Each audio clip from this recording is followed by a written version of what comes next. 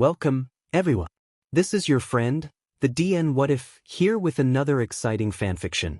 Today, we're diving into the story of What If Deku Never Came Back from the Rooftop? If you enjoy this video, don't forget to hit that like button and subscribe for more fanfiction content just like this. Now, let's get started with the fanfic. Chapter 8, Repercussions, Part 1. Notes. Inko and Izuku have a fallout. Shouta's there for his kid, protecting him from his own mother. Bakugo has his meeting with the principal and All Might. Bakugo gets beach slapped. Mitsuki is a bad beach and she said. Next chapter will have a great bean ultimate breakdown. Hold on to your butts. Curse Shouta's luck. Curse it. Shouta hadn't been asleep on the floor for longer than 30 minutes before he began to hear raised voices coming from the dining room. That was definitely not comforting. Sobbing sure. He could still hear them crying. But the raised voices were definitely arguing.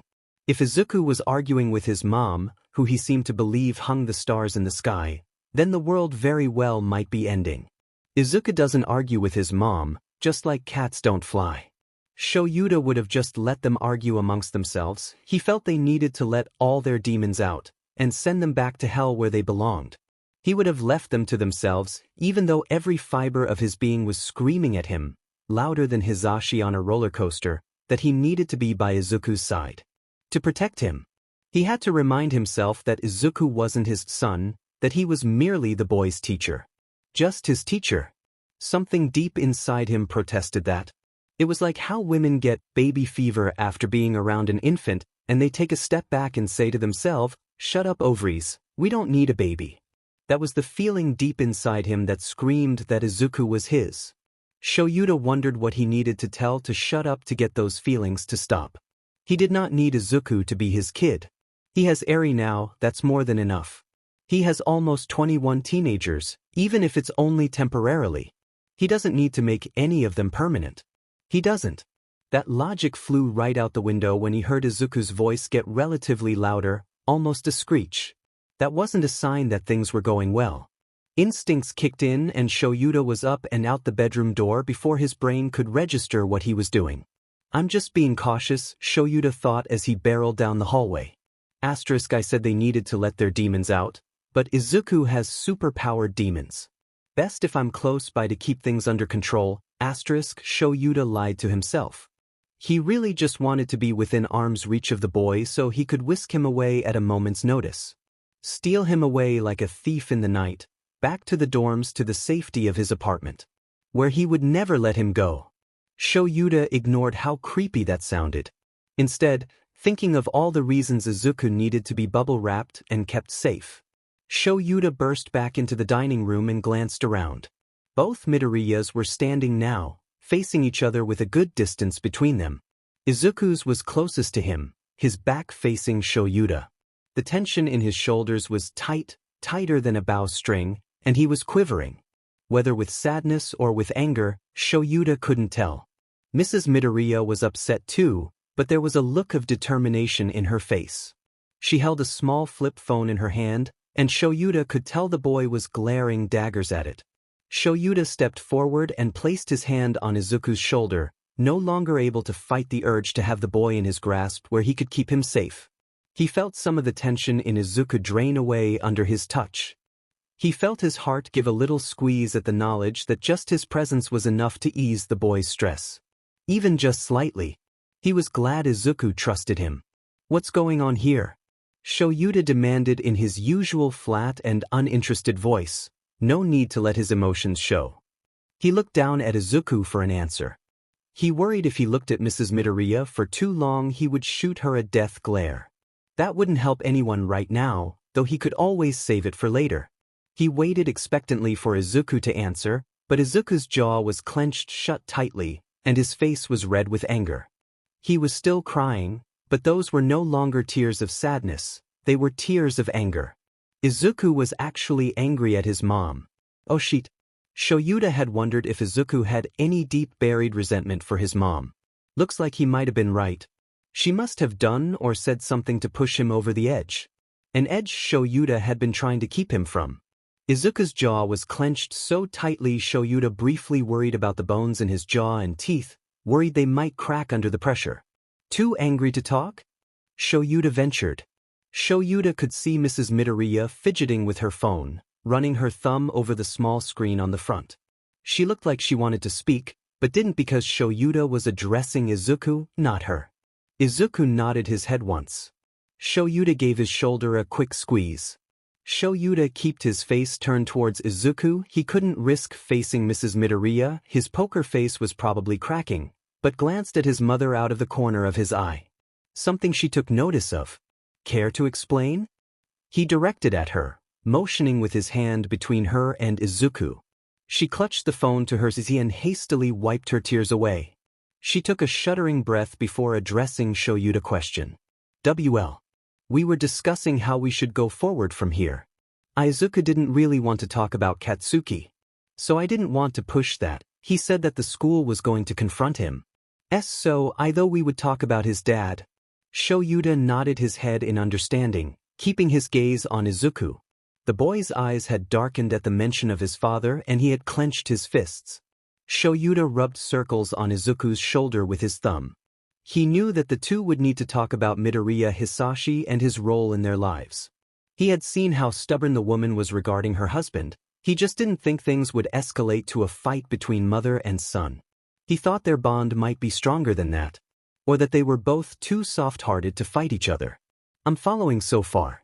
But I don't see how that would cause a yelling match. Shouta said. They were soft-spoken Midoriyas, not the loud aggressive Bakugos. Shouta didn't doubt that Mrs. Midoriya's stubbornness was the cause. She nodded her head and continued. I wanted us to call Hisashi and talk about this. Have Izuku talk to him. I'm sure this can be easily resolved. It's not good for Izuku to hate his dad. His dad loves him. Shouta really did roll his eyes at that. The only one who believed that was Mrs. Midoriya. He had heard what Izuku said the man said about having a quirkless son. That wasn't love. You don't just stop loving someone because of something they can't control. If they do, then it was never love in the first place. Shouta was about to give his opinion on that but Izuku interrupted him. I don't want to talk to that man. Izuku hissed. You can't make me. Izuku sweetie. Mrs. Midoriya sighed exasperatedly. You just need to talk to him, so he can reassure you that you are loved and important to him. Hisashi isn't as emotional as we are. He can be a bit distant. But he does love you. There was a desperate note to her voice, like she needed Izuku to believe this. Or maybe she was still trying to convince herself. Izuku was shaking his head back and forth. Shouta stepped closer to him so that they were side by side. Mrs. Midoriya saw how close they were and how protective Shouta seemed of her son. She bit her lip but she didn't say anything about it. She turned her attention back to Izuku. Shouta looked at her suspiciously for a moment. It seemed like she didn't like how close he was to Izuku. Odd, what could she possibly have against him trying to comfort her son? This isn't up for discussion. She stated harshly. Shouta stiffened. You can't force a child to talk to someone when they clearly didn't want it. Even therapists let patients talk when they were ready, and work to earn their patients' trust first. Hisashi had not earned Izuku's trust, he had broken it. Mrs. Midoriya was willing to take away Izuku's free will, not out of malice but misplaced loyalty, just to make herself feel better. This wasn't something she was doing for Izuku, it was all for her. Everyone knew not to push things like this. It only made the person being pushed fight back harder. She clearly didn't want to face reality and clung to the fantasy of the kind of person she thought her husband was. That she had a good marriage. That Hisashi was a good father. She needed therapy more than Izuku, it seemed. How had people missed how misguided she was? Missed the unhealthy way she treated her son and worshipped her husband. This isn't something I'll let you fight me on, Izuku. She continued, standing up straighter and smoothing her cardigan. You're upset with him. I know you're sad that he's not here. We both are. But he really does love you. He's just very busy and absent-minded. You take after your dad when it comes to being absent-minded. Shouta felt Izuku stiffen next to him. Shouta rested his hand on Izuku's shoulder again, giving a comforting squeeze while trying to keep them both grounded. And people who are emotionally closed off don't always realize they are hurting others. Your dad doesn't realize he's upset you. He's not my effing dad. Izuku screeched. Both Shouta and Mrs. Midoriya jumped a little. Izuku cursing was very unexpected. Hell, Shouta didn't think he had it in him to use profanity. Mr. Aizawa doesn't show much emotions either, but I've never doubted that he cared about me. He's just my teacher, but he's been more caring and concerned about me than Hisashi has ever been. And Mr. Aizawa has only known me for a year and he's done more for me than Hisashi ever has. Izuku raged. Shouta was proud that Izuku was standing up for himself.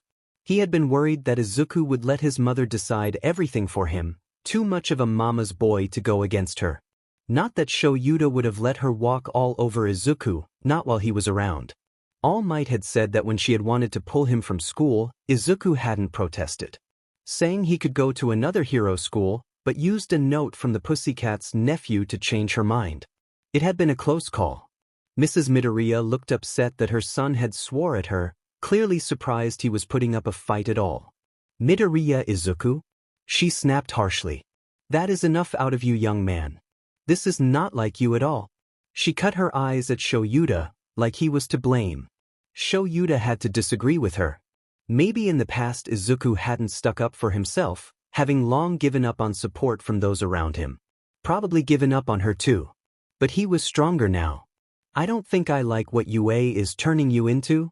There was a steely resolve in her voice, and it worried Shouta. She didn't like what the top hero school was doing for her son.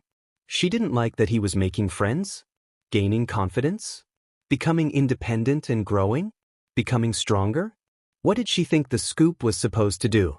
Stick Izuku in a padded classroom, put a bib on him and baby him? They were teaching him to become a capable hero. Is it so wrong that her son was growing up? That he didn't need her like he once did? Izuku grabbed onto Shuta's side, griping his shirt tightly and clinging to him like a lifeline. Shouta looked away from Mrs. Midoriya and looked down at his student who was peering up at him. His face was no longer angry, hopelessness and a touch of fear had replaced it. Shouta hated that look. I don't want to talk to Hisashi, he'll just say what she wants to hear. I don't want her to take me out of school. That's what she has in mind. You can't let her take me away. I'll never become a hero then. Mr. Aizawa, please. Izuku whispered, his voice breaking as he begged for Shouta to intervene. Shuta's heart broke. He had never heard his student sound so hopeless and helpless. Not when facing the League of Villains or the 8 Precepts of Death. He had stood tall, even when it looked like all hope was lost. Now he looked like someone drowning and only held a glimmer of hope of being saved. Izuku had realized that even though his mother deeply loved him, she was unwilling to listen to reason. Unwilling to listen to him. She was desperate to hold on to a marriage, to a husband who had left her and her son. She held so tightly to the dream of a loving husband, Shouta doubted that even All Might back in his prime could pry it from her. She held to it that tightly. She was hiding in her delusions and away from reality. How long had she been like this? Had it been immediate after her husband left, or did it happen after a few weeks, months, years when the pain became too much? How long has Izuku had to suffer in silence, unable to turn to the one person who was supposed to be there for him above all others? Shouta wouldn't let Izuku be drowned in her delusions. Not any longer.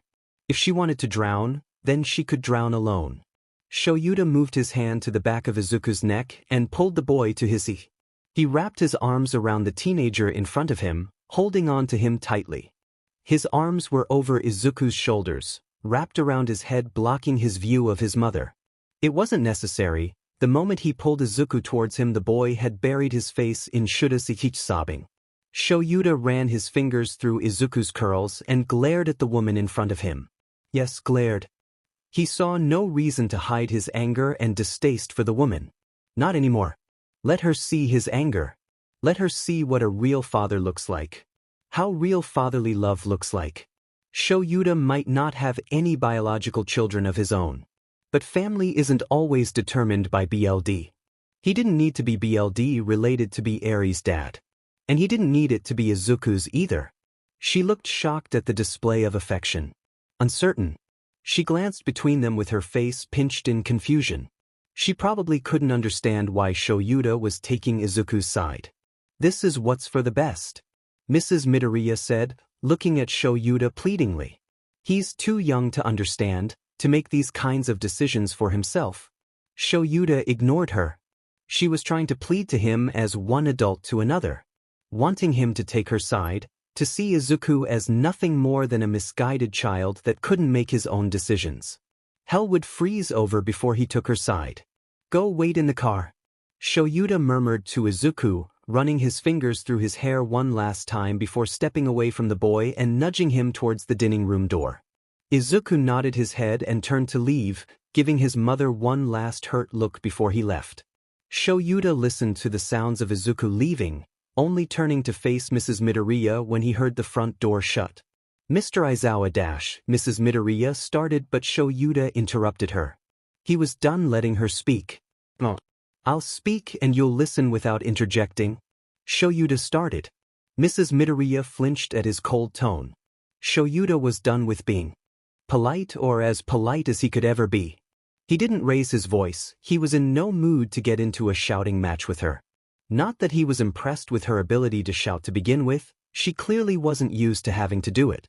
So he knew he would win that match. But it was unnecessary. He was going to get this over with and go to Izuku. He wasn't going to argue with her delusions. You can't argue with insanity. And her views on her husband were insane and illogical. She was looking at him with a mixture of hurt and disbelief, twisting the phone in her hand around over and over and nervously shifting from foot to foot. "Here's what's going to happen," he said tiredly. This day was taking its toll on him. He needed to get this over with as professionally and calmly as he could. He could feel the control on his anger fading. When you agreed to let Izuku stay in the dorms on UA's premises, you agreed to let the teachers have temporary guardianship over him, which gives us the right to make decisions for him in your place.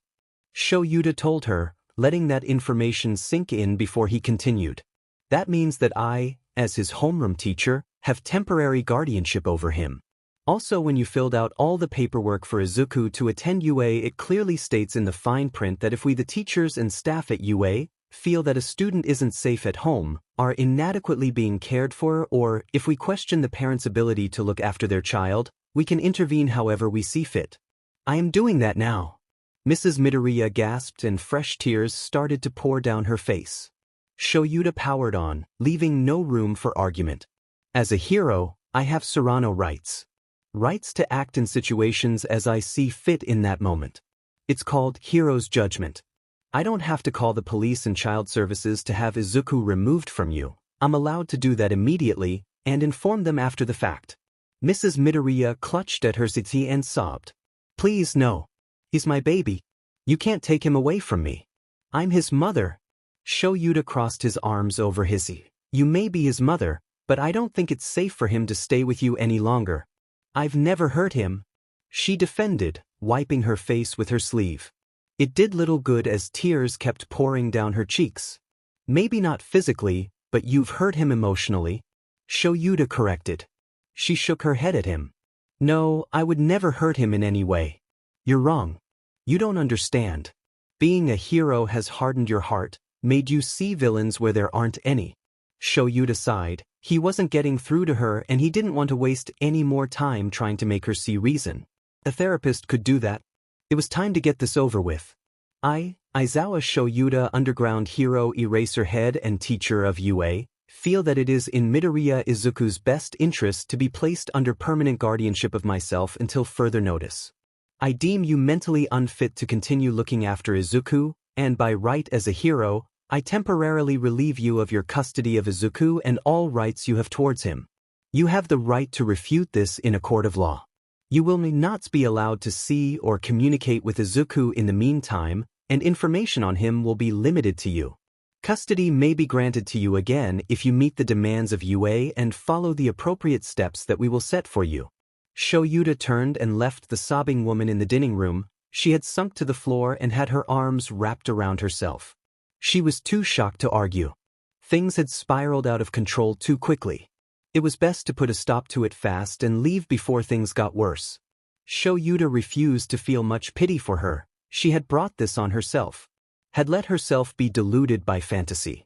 Her relationship with her husband was unhealthy and was affecting her son's mental health. Her treatment of him was affecting his mental health. The fact that she wouldn't acknowledge it and was even trying to bring Izuku into her delusions was clear that the woman needed help. But his first priority was Izuku. Someone else could help her. His focus was on the boy who needed him now more than ever. Shouta made his way to the front door, slipping on his shoes and exited the apartment. Once outside, he paused to lean against the door and ripped his hair out of its bun. He could feel the beginnings of a headache. He took a deep breath to calm himself and thought over everything that had happened. Maybe the way he had acted wasn't the most rational, but damn it, she was screwing Izuku up. She wanted her husband to convince Izuku that everything was okay. Maybe he could have just informed child services and had them come and butts the situation. Given that Shouta was his teacher and he was already a foster parent, he didn't doubt that Izuku would be placed in his custody. But that would have involved waiting for police to arrive with a child protective services agent. During that time, she could have forced Izuku back inside and kicked Shouta out. He could ignore that, but it would probably have made things worse. Getting Izuku out and away from her control quickly was the logical thing to do. Shouta didn't doubt that if she called her husband, Hisashi would lie to her and make false promises in order to continue stringing her along, telling her he loved her and her son to keep her complacent. If Hisashi hadn't divorced her yet, then he wasn't going to. Probably holding on to her as a security net if he ever had to move back to Japan. And the way she viewed Izuku, as someone helpless who couldn't think or do for themselves, it wasn't healthy for the boy. All because he had been quirkless. She apparently still saw Izuku as incapable, even after all the times he has proved that he was very capable. The kid was on his way to being the next All Might. Maybe Shouta could convince Hisashi to do a segment on his radio show about quirkless people, and them being just as capable as those with quirks. People listened to Present Mike. The man had a huge fan base, and not all of it was because he was a pro. Some people just liked him for his personality. Sighing, Shouta pushed himself off the door and made his way down the staircase from the car. He would need to find out exactly how Izuku's mother treated him. The police would need to know, even if Shouta didn't press charges against her. He needed them to have all the information they needed to make sure she couldn't get custody back. At least not until Shouta saw her fit enough to resume responsibility. Although he wasn't going to push Izuku for information right away. He could spare the boy a day or two to calm down. Mrs. Midoriya wouldn't be able to do anything right away. It took time to overrule a hero's decision, and it was no easy feat. He reached to his front pocket and pulled a small black clip, no bigger than his index finger, off of his pocket where it had been hooked, barely peeking out from under his shirt. To most, it looked like a short rectangular pen, but it was actually a recording device. Shouta pressed a little button on the side, turning it off before he placed it inside his pocket. Shouta pretty much knew what to expect in the car, and he wasn't looking forward to it. He was also not looking forward to telling the kid that he had taken custody of him away from his mother. He hoped Izuku would understand. He might not like it, but hopefully he would understand. Shouta continued down the staircase. Today had turned to sheet and it wasn't even 8 o'clock in the morning yet. He could only hope things were going better on Ned's end. Hope the creature was luckier than him. Katsuki sat in the teacher's lounge waiting on his parents to arrive. He wasn't sure why they were coming. Ectoplasm had come to the dorms around 5 o'clock that morning and told him to get dressed and come with him. Bakugo had grumbled and slammed his bedroom door in the teacher's face. Getting dressed quickly in a pair of jeans and black shirt with a red skull on the front. Once finished, he opened his bedroom and was led down to the common room. Some of his annoying classmates had been awake and hanging out on the couch, still half asleep. Shiro had called out to him, asking where he was off to so bright and early. Katsuki had kindly told him to mind his own DMN business. It's not like Katsuki knew either, although he wasn't about to let duct tape know that. Once out of the dorms, he looked to his teacher and had demanded to know what was going on and where the hell they were going. The stoic teacher had simply replied with the teacher's lounge and something about a parent/student meeting with Nedzu. Now, Katsuki was sitting on the couch in the lounge, waiting on his parents and racking his brain for a reason for the sudden meeting. He hadn't gotten into any trouble recently. The last thing he had gotten in trouble for had been that fight with Deku after curfew. So he couldn't be in trouble. Maybe Nedzu was impressed with him. That had to be it, Katsuki though smugly, settling more comfortably on the couch. Katsuki was steadily improving in class, had many special moves and finally had his hero provisional license. The rat was probably impressed with how well he was doing and wanted to discuss his future. Might even want to bump him up a grade. Katsuki smirked to himself. He was such a badass. Katsuki's head whipped forward as something smacked into the back of it. He jumped to his feet and spun around to face the idiot that dared hit him, palms crackling with his quirk. His mom stood behind the couch, glaring at him. He stopped popping sparks in his hands and shoved them into his jeans pockets and glared back at the woman.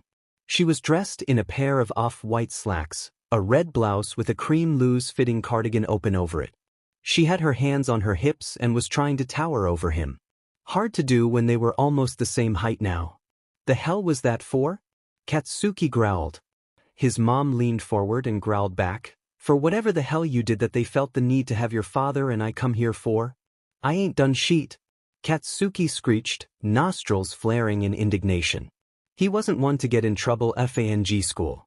He had a clean record, except for the little blight on it from his fight with Deku. His mom looked disbelieving. Katsuki's dad, who had been standing by the door, walked forward and placed a gentle hand on his wife's shoulder. Mitsuki, he said softly. I'm sure everything is fine. The principal never said Katsuki was in trouble when he called. Just that he would like to sit down with us to discuss our son. He smiled softly at Katsuki, trying to bring peace between mother and son. His mom relaxed a bit at his dad's words, or at least as much as the hag could ever relax. She turned back to Katsuki and grinned at him. So they see how awesome my son is, huh? Not hard to see. Katsuki said pompously, smirking at his mom. His mom laughed, leaning into her husband's side and grinning ruthlessly at Katsuki. Yeah, well maybe they can work on your shitty personality while we're there. Whose personality is shitty, hag? Katsuki growled at her, making her laugh. His dad didn't even bat an eye at their antics, just smiled softly with his hand on his wife's lower back. He had been dealing with his wife and son arguing since Katsuki had first learned to speak. The door to the teacher's lounge opened and ectoplasm ushered them out and to Principal Nedzu's office. He opened the door for them, and once they had all entered he quietly shut the door behind them. Katsuki, who was sandwiched between both his parents, looked around in surprise. It wasn't the room that surprised him. The room was simple but nicely furnished. A large mahogany desk sat to the back of the room in front of two large and wide windows that overlooked the front grounds of the school. There were 3 matching mahogany chairs with plush blue upholstery lined up in front of the desk. Bookcases brimming with thick LTHR-bound books covered one wall, while the other had a simple kitchenette with a cabinet over the top, filled with a variety of teacups. No, what surprised him was to see All Might in his weakened form, standing next to the rodent principal, who was seated in a high-rise Elter swivel chair. There was another man beside him, but Katsuki didn't recognize him. He was a plain-looking man with dark brown hair, dark eyes, and a light brown trench coat. What was All Might doing here? Was he in on this? Was he the one who had been impressed by Katsuki? Katsuki was about to start demanding answers when the principal spoke. Mrs. and Mr. Bakugo, welcome. Please have a seat, everyone. I'm sure you're all anxious to begin, Nedzu said in his squeaky voice.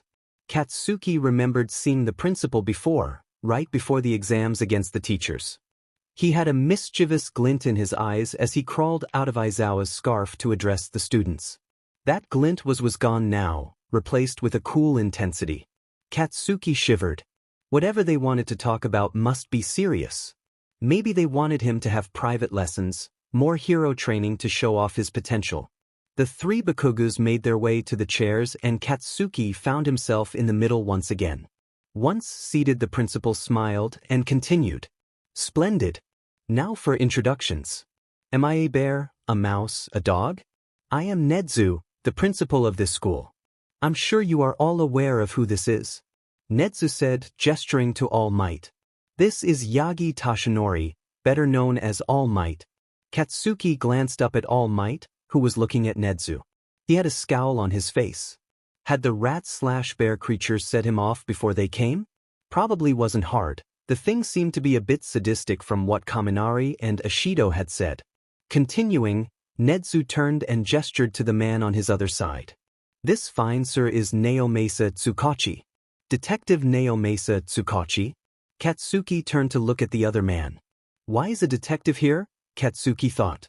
He has no interest in detectives or detective work, snooping around for bits of information.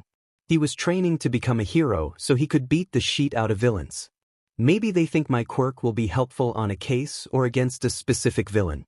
Katsuki hadn't had the opportunity to intern with any agencies since he had gotten his license.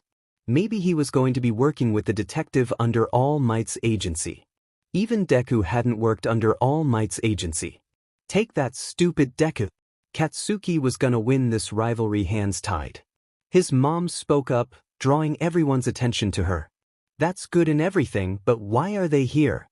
Good question, Katsuki wanted to know too. Nedzu smiled darkly, revealing some of his sharpened teeth. Katsuki shivered again. The demon animal freaked him out. I'm glad you asked, the principal said sweetly.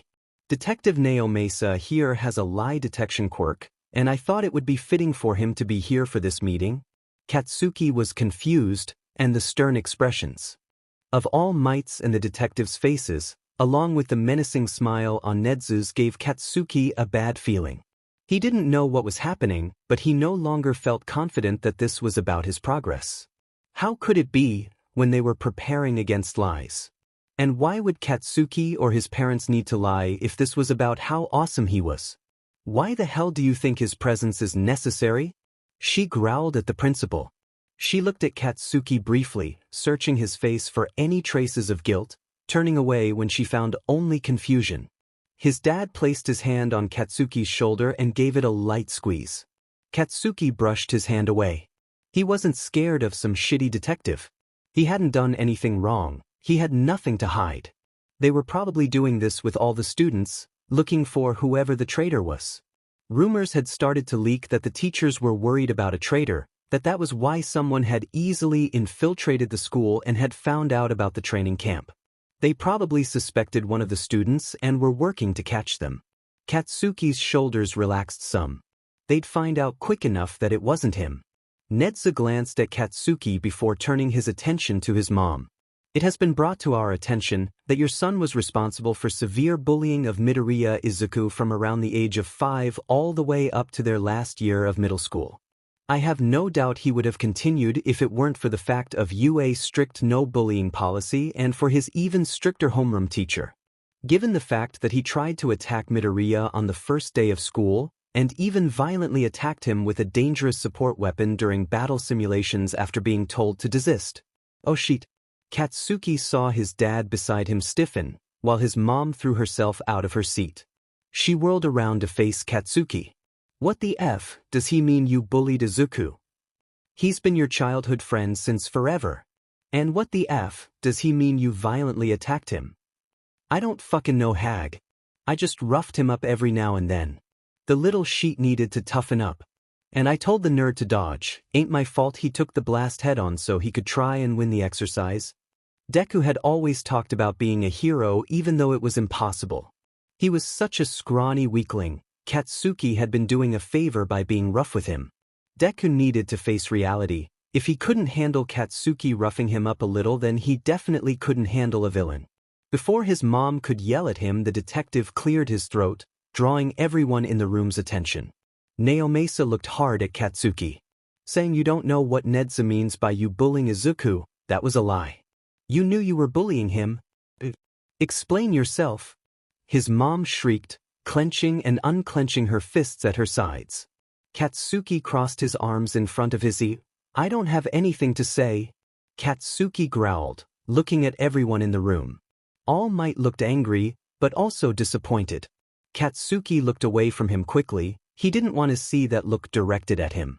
What do they know? They weren't there? They can't judge him for keeping the butt wipe in his place. Just because they knew Katsuki had bullied Deku didn't mean shit. He was fine. The twerp would never squeal about how much Katsuki had done. They had put the past behind them. Deku wouldn't betray him. He was too FNG local to Katsuki. He might not follow Katsuki around like a lost puppy anymore, But he still had his back. Nedzu smiled at him. Katsuki really hated that smile and wanted to wipe it off his face. How about I shed some light on things? Nedzu offered sweetly. Mrs. Bakugo, please resume your seat. His mom sat down in a huff, shooting him one last glare before turning her attention back to Nedzu. His dad glanced over to his mom worriedly before focusing back on the principal. Now, before I begin, I would like to mention that this is your only opportunity, Katsuki, to be open and reveal everything on your own free will. Nedzu said calmly. Katsuki didn't say anything and glared at the floor. He had no clue how much they knew, so he'd be dead if he spilled anything himself. Not like they could do anything anyways. With no physical evidence to go by and the fact that it had been almost a year ago since the last time he had bullied Deku, the law couldn't touch him. He had been 14 at the time, a minor. They only had the word of whoever had ratted him out. Words without proof wouldn't do much good. Deku better not have been the one to squeal or Katsuki would beat his butt into oblivion. Nedzu sighed before continuing. The night before last the sensors went off at the dorms, alerting Mr. Aizawa that a student was on the roof after curfew. Katsuki stiffened. No F&O. When Aizawa went to investigate, he found a very distraught Midoriya sitting on the edge of the roof. Nedzu paused to let this sink in, looking pointedly at Katsuki. The tension in the room was suffocating. Katsuki didn't see the rat looking at him, he was staring down at the floor with wide eyes. Both of his Barneys were stiff as boards, looking at Nedzu in horror. Deku wouldn't jump. Everything was fine now with them. The nerd had a quirk now. Hang All Might's quirk, and Katsuki knew he hadn't jumped. For eyes had gone around telling everyone bright and early that Izuku had just been suffering from exhaustion and that Aizawa was taking him to Recovery Girl. Apparently that had been a lie from the teacher, but 4 eyes had seen Deku. Deku was fine. That was fine. Deku wasn't up there to jump, was he? His mom let out a sob, clearly having jumped to conclusions. His dad was shaking, clearly thinking the same thing. That Deku had jumped. Katsuki scowled. Let the rat finish before you write the nerd off as dead. Don't worry. Nedzu reassured them. Midoriya is quiet all right. Fearing the worst, Aizawa acted quickly and used his capture weapon to lasso Midoriya and drag him away from the edge. Everyone breathed a collective sigh of relief. Even Katsuki, though he knew the nerd was fine. It was reassuring to know that his teacher had acted fast, whether the nerd was going to jump or not. Once Aizawa safely had him inside, Nedzu resumed. Midoriya had a bit of a breakdown. He was very visibly upset over a matter that has nothing to do with your son, Nedzu said, pointing out that Izuku's stress at that moment had nothing to do with Katsuki. Katsuki clicked his tongue, speaking without thinking. Nerd was probably stressed about being away from home on his parents' anniversary. Auntie always gets upset around times like that. And her stress stresses him out. All eyes in the room to turn to look at Katsuki, who resumed glaring at the floor, blushing a little at his slip-up. Katsuki remembered that info from when they were younger and were still close. Izuku had always gotten sad around certain times of the year, and when Katsuki had demanded to know why, Izuku had told him about his dad. How his mom missed his dad desperately on an special event. That he knew his dad didn't like him, and that he was probably why his dad never came home. Katsuki thought that was fed up. Even if he personally bought Deku was useless, his dad shouldn't have. Parents were supposed to think their kids were great, even when they weren't. Katsuki had told him with all the bravado that a 7-year-old had, that Izuku's dad was a BSRD and he shouldn't care about. Someone that didn't care about them. And being the genius that Katsuki is, it hadn't taken him long to figure out the days of the year that the Midoriya struggled with, and made sure to leave Deku alone on those days. He wasn't completely a jackass after all. Nedzu nodded his head, a look of surprise in his eyes. Yes, Midoriya informed Aizawa that was the case and explained that he had been on the roof to merely unwind and stargaze. Katsuki nodded his head, relieved. Stargazing. He could deal with that. Demon nerd was causing so much trouble and had Katsuki's nerves on edge. He crossed his ankles and snuck glances at his parents. His mom looked upset knowing that the nerd and his mom were hurting. Auntie never complained too much about her husband being gone. Sure, she said she missed him, but she always told his mom how proud she was of him. Working hard to support his family. Auntie thought the world of Hisashi, so his mom thought he was a good guy too. She thought Katsuki's dislike of him was just childishness, not understanding the man's need to work and take care of his family. His dad was upset too. Although Katsuki knew that Masaru didn't think much of Hisashi either, but chose to keep his opinions to himself and away from his wife. He actually listened when Katsuki had told him that Deku was angry with his dad, seeing it as justified. He knew Hisashi never came home to visit and didn't condone it. Workaholic or not coming home once to see your family was something that Masaru couldn't agree on. As I was saying before, Midoriya had a bit of a breakdown in Aizawa's apartment, and Aizawa didn't have much trouble in getting some information out of him. He discovered some rather shocking information. Care to wager a guess at what it was? Nedzu asked him, his polite tone dripping with hidden venom. Katsuki kept his mouth shut. With that detective around, Katsuki had to be careful with what he said and how he said it. He didn't want to get himself into more hot water than he was already in. Better to just stay quiet. He informed Aizawa and later present Mike about your bullying of him and what you told him to do. Nedzu revealed.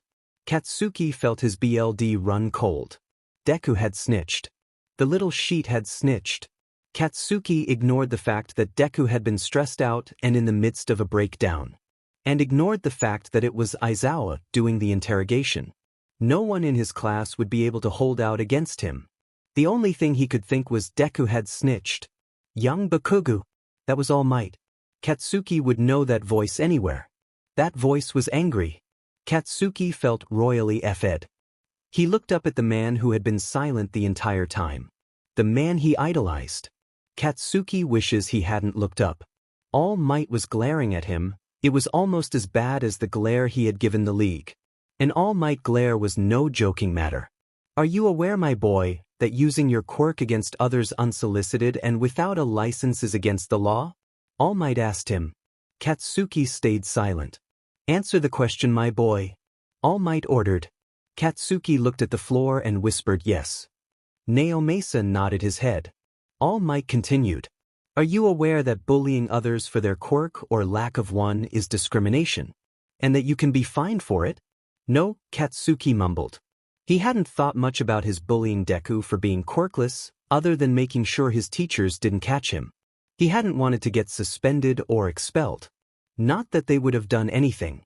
He knew discrimination towards quirks was bad, but he didn't think the law included quirkless. They weren't really taken into account in the laws, being deemed harmless. Useless. Young Bakugo, I would appreciate it if you would look up at me when I'm speaking to you. You may hang your head in shame once I am done. All Might said sternly. Katsuki ground his teeth and looked up at All Might definitely. He wasn't about to let All Might cow him. All Might looked ready to Texas smash him out the window. Katsuki fought the urge to shrink back in his seat. He was Bakugo if ing Katsuki, no one was allowed to intimidate him. Bakugo my boy dash. Katsuki cut him off. Stop if calling me my boy. Katsuki screeched. Save that sheet for Deku. I don't need it. Katsuki hated it. Hated hearing All Might call him that with such an angry tone. On a good day that phrase set him off. He'd heard All Might call Deku that one too many times for it to want to hear it addressed to him. Katsuki. His dad said sternly. Katsuki froze. His dad was never stern. He was endlessly patient and used soft words and tones with Katsuki and his mom. His mom was the stern one. Looking back at his dad, he could see the disappointment and betrayal in him. Katsuki whipped back around to face All Might, blinking quickly to keep the tears away. He would not cry, damn it. He would get through this and deal with whatever half-butted punishment they gave him. They couldn't expel him. He hadn't bullied anyone since coming to UA. Sure, they had high standards and didn't allow people with a record of bullying to attend, but Katsuki didn't have a record. All the teachers had turned a blind eye to his insults and explosions. Katsuki was going to be a hero, they didn't want to interfere with that. And if Katsuki ever decided to get physical, he made sure to do it away from their prying eyes. And it's not like the other kids were going to say anything or stop him. Most of them were guilty too. Not that Katsuki was guilty. He was doing it for Deku's own good. Yue couldn't do shit. They had already accepted him. Expelling him now for their slight would only bring more bad attention towards them. Not that Katsuki would attack the school. They had enough shit to deal with. And he had to stay here anyway. He, along with the rest of his classmates, were targets for the villains. He glared at All Might. He should be with Deku, not harassing Katsuki. All Might continued. Did you know that suicide baiting is against the law? Yeah. Katsuki grumbled. No point in lying with detective lie detector around. Not that he would lie to begin with. He slumped in his seat slightly. Couldn't they hurry up and get this over with? All Might crossed the room towards him, hands fisted at his sides. Katsuki flinched. All Might wouldn't hit him, would he? The room was quiet except for All Might. Things mentioned. Bakugo Katsuki? All Might spat each word at him. The raw anger flowing off of him made Katsuki want to run. To run back to his room and act like this day never happened. Like his favorite hero didn't hate his guts. Katsuki wished the floor would open up and swallow him. Being in hell had to be better than being in this room. He was sure everyone present, maybe except his dad, wanted to kill him. Well, if he was going to hell, then he was going to take others with him. Yeah, I did. I didn't if you mean it. Deku knew that. I wasn't the only one bullying the nerd either. The whole class fucking was. Hell, the whole school was. Even the teachers got in on it. Or they pretended they didn't see it. A teacher even told Deku one day that if Auntie had any sense she would have sent him away. Out of sight, out of mind. That maybe with him not around her husband would come back to her. Deku was 10 at the time. He spent the rest of the day hiding in the restrooms. None of the teachers even bothered to go find him. Everyone gasped when he said that. Katsuki continued. Deku always knew when I meant something I said or not. Freak could read me like a book. Katsuki didn't mention that he could read Deku just as well. He was so obsessed with quirks, he freaking went looking for hero fights so he could take notes. Like a stalker. He thought he could be a hero. He needed the sense beat into him. He was gonna get himself killed. I had to teach him his place. He was a useless weakling. A Deku. If he died trying to be a hero, then Auntie would be all alone. I thought he was looking down on me, that he thought he was better than me. That I needed saving, like I was weak. He was the weak one. He was always rushing in to help people, only to get his butt beat every time. He was a liability. I couldn't let him tag along with me anymore. He couldn't keep up. But he wouldn't stop, so I couldn't stop beating him back down. At least I taught him how to properly run away, not that he would when it mattered. Katsuki was breathing hard, and everyone was looking at him silently. His mom recovered first, and slapped him across his face. His head reared back from the impact. He could taste BLD in his mouth and a few tears slipped down his face, that he was quick to brush away. His mom never slapped him. Hit him upside the head, sure, but she had never slapped him before. All Might grabbed her before she could do it again. She was crying. You effing idiot. She screamed. That's not how you protect someone. What gave you the right to decide his life? What made you so dmed important that you thought you had to put him in his place? Katsuki screamed back. I effing know that now. But this sheet is all in the past. Deku and I put it behind us. All Might handed his mom over to his dad, who had gotten up from his seat to go to his wife. They stood off to the side. His mom was holding on to his dad with her face buried in his shoulder. All Might loomed over him, and Katsuki shrunk down in his seat. Bakugo. But he didn't say young Bakugo. You are in very serious trouble. Do you have any idea that the effect that your bullying personally has had on young Midoriya? Katsuki challenged. The nerd is fine. What can you do about something I did in the past? You can't do anything. I haven't broken any rules while here. You can't punish me for something I did a year ago at another school. And I wasn't the only one. You are the main culprit. And the only one that goes to this school. All Might roared. Katsuki flinched and the others gasped. All Might rarely yelled at villains, much less a student. He dealt with things with a smile. Katsuki wanted to throw up. Does All Might see me as worse than a villain? People rallied to you because of your strength and followed your lead. All Might continued. And as for if the school has the right or not, well, do you not remember at the beginning of the year how Aizawa had threatened to expel anyone who came in last place? UA prides itself in its free-form teaching and the fact that the teachers may do whatever they see fit. That means expelling students for any reason necessary. Whenever necessary. Aizawa has never needed much of a reason to expel a student. And you have given him many. Bakugo felt his stomach drop to his feet and felt a sob escape him. They can't expel him. They can't. You can't expel me. I want go. All I've ever wanted was to be a hero. And the villains have come after me once. If they find out I've been expelled, they might do it again. Katsuki tried to jump up, but All Might pushed him back to his seat. Sheet. Katsuki blinked away the tears in his eyes. No crying. And why should Aizawa not expel you? Having such a bully who has no remorse would only disgrace the school's name. We are not training villains. And you could always be placed in protective custody at another school. All Might challenged. Katsuki grabbed at his hair and tugged. This couldn't be happening. Because I have potential. And I'm not a villain. He yelled at them. And I do feel fucking remorse. Katsuki whispered the last part. But All Might had heard him. Care to elaborate? Katsuki let go of his hair and shoved his hands into his pockets. He really wanted to let loose an explosion. After I told the nerd to jump off the roof, I fucking freaked whenever he actually was on one. I've had nightmares about the nerd actually going through with it. Katsuki was starting to feel exhausted. He was tired of talking. Couldn't they just lay it all on him at once so he could fight it and be done? Naomasa had been quiet for a while, but he spoke to Katsuki now. Have you ever apologized to him? I don't apologize for shit, Katsuki said. Besides, an apology wouldn't make it better, so why bother? Sorries don't fix shit. And the DMN nerd's always forgiven me for everything I do anyway. I don't want to frickin' hear him say, it's okay Kaken, I forgive you with that DMN bright smile. I don't need his forgiveness. Nerd needs to learn to get set off more. I see. Naomasa said. Really? Do you really, Mr. The lie detector test has determined that that was a lie? Bet the beach but detective's life was like a freakin' Maury show. So what are y'all gonna do, huh? I'm getting the feeling that it's not important to you that I never bullied anyone while here. Or that Deku and I are on better terms.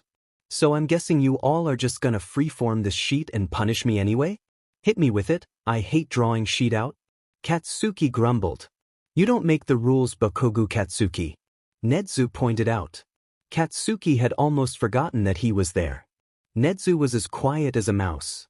If I have to fucking have All Might yell at me any longer, then I'm going to explode in more ways than one.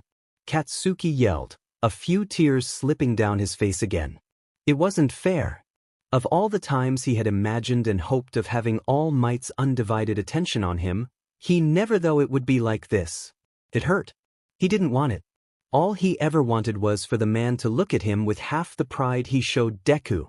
All Might looked at Deku like he was the moon. A light in the darkness, something amazing and wonderful. And sure, All Might looked at Katsuki too, but like he was the sun. Squinting his eyes at him in annoyance with a frown on his face, too bright to look at directly. Complaining about him more than complimenting him. Katsuki like being a star, sure, but the moon always got more attention. No one ever complained about the moon. Were always more fascinated with it, wanted to reach it. No one could get near the sun. They complained that it was too hot, too bright. Took it for granted, forgot that without it there would never be any light. That the moon couldn't shine without it.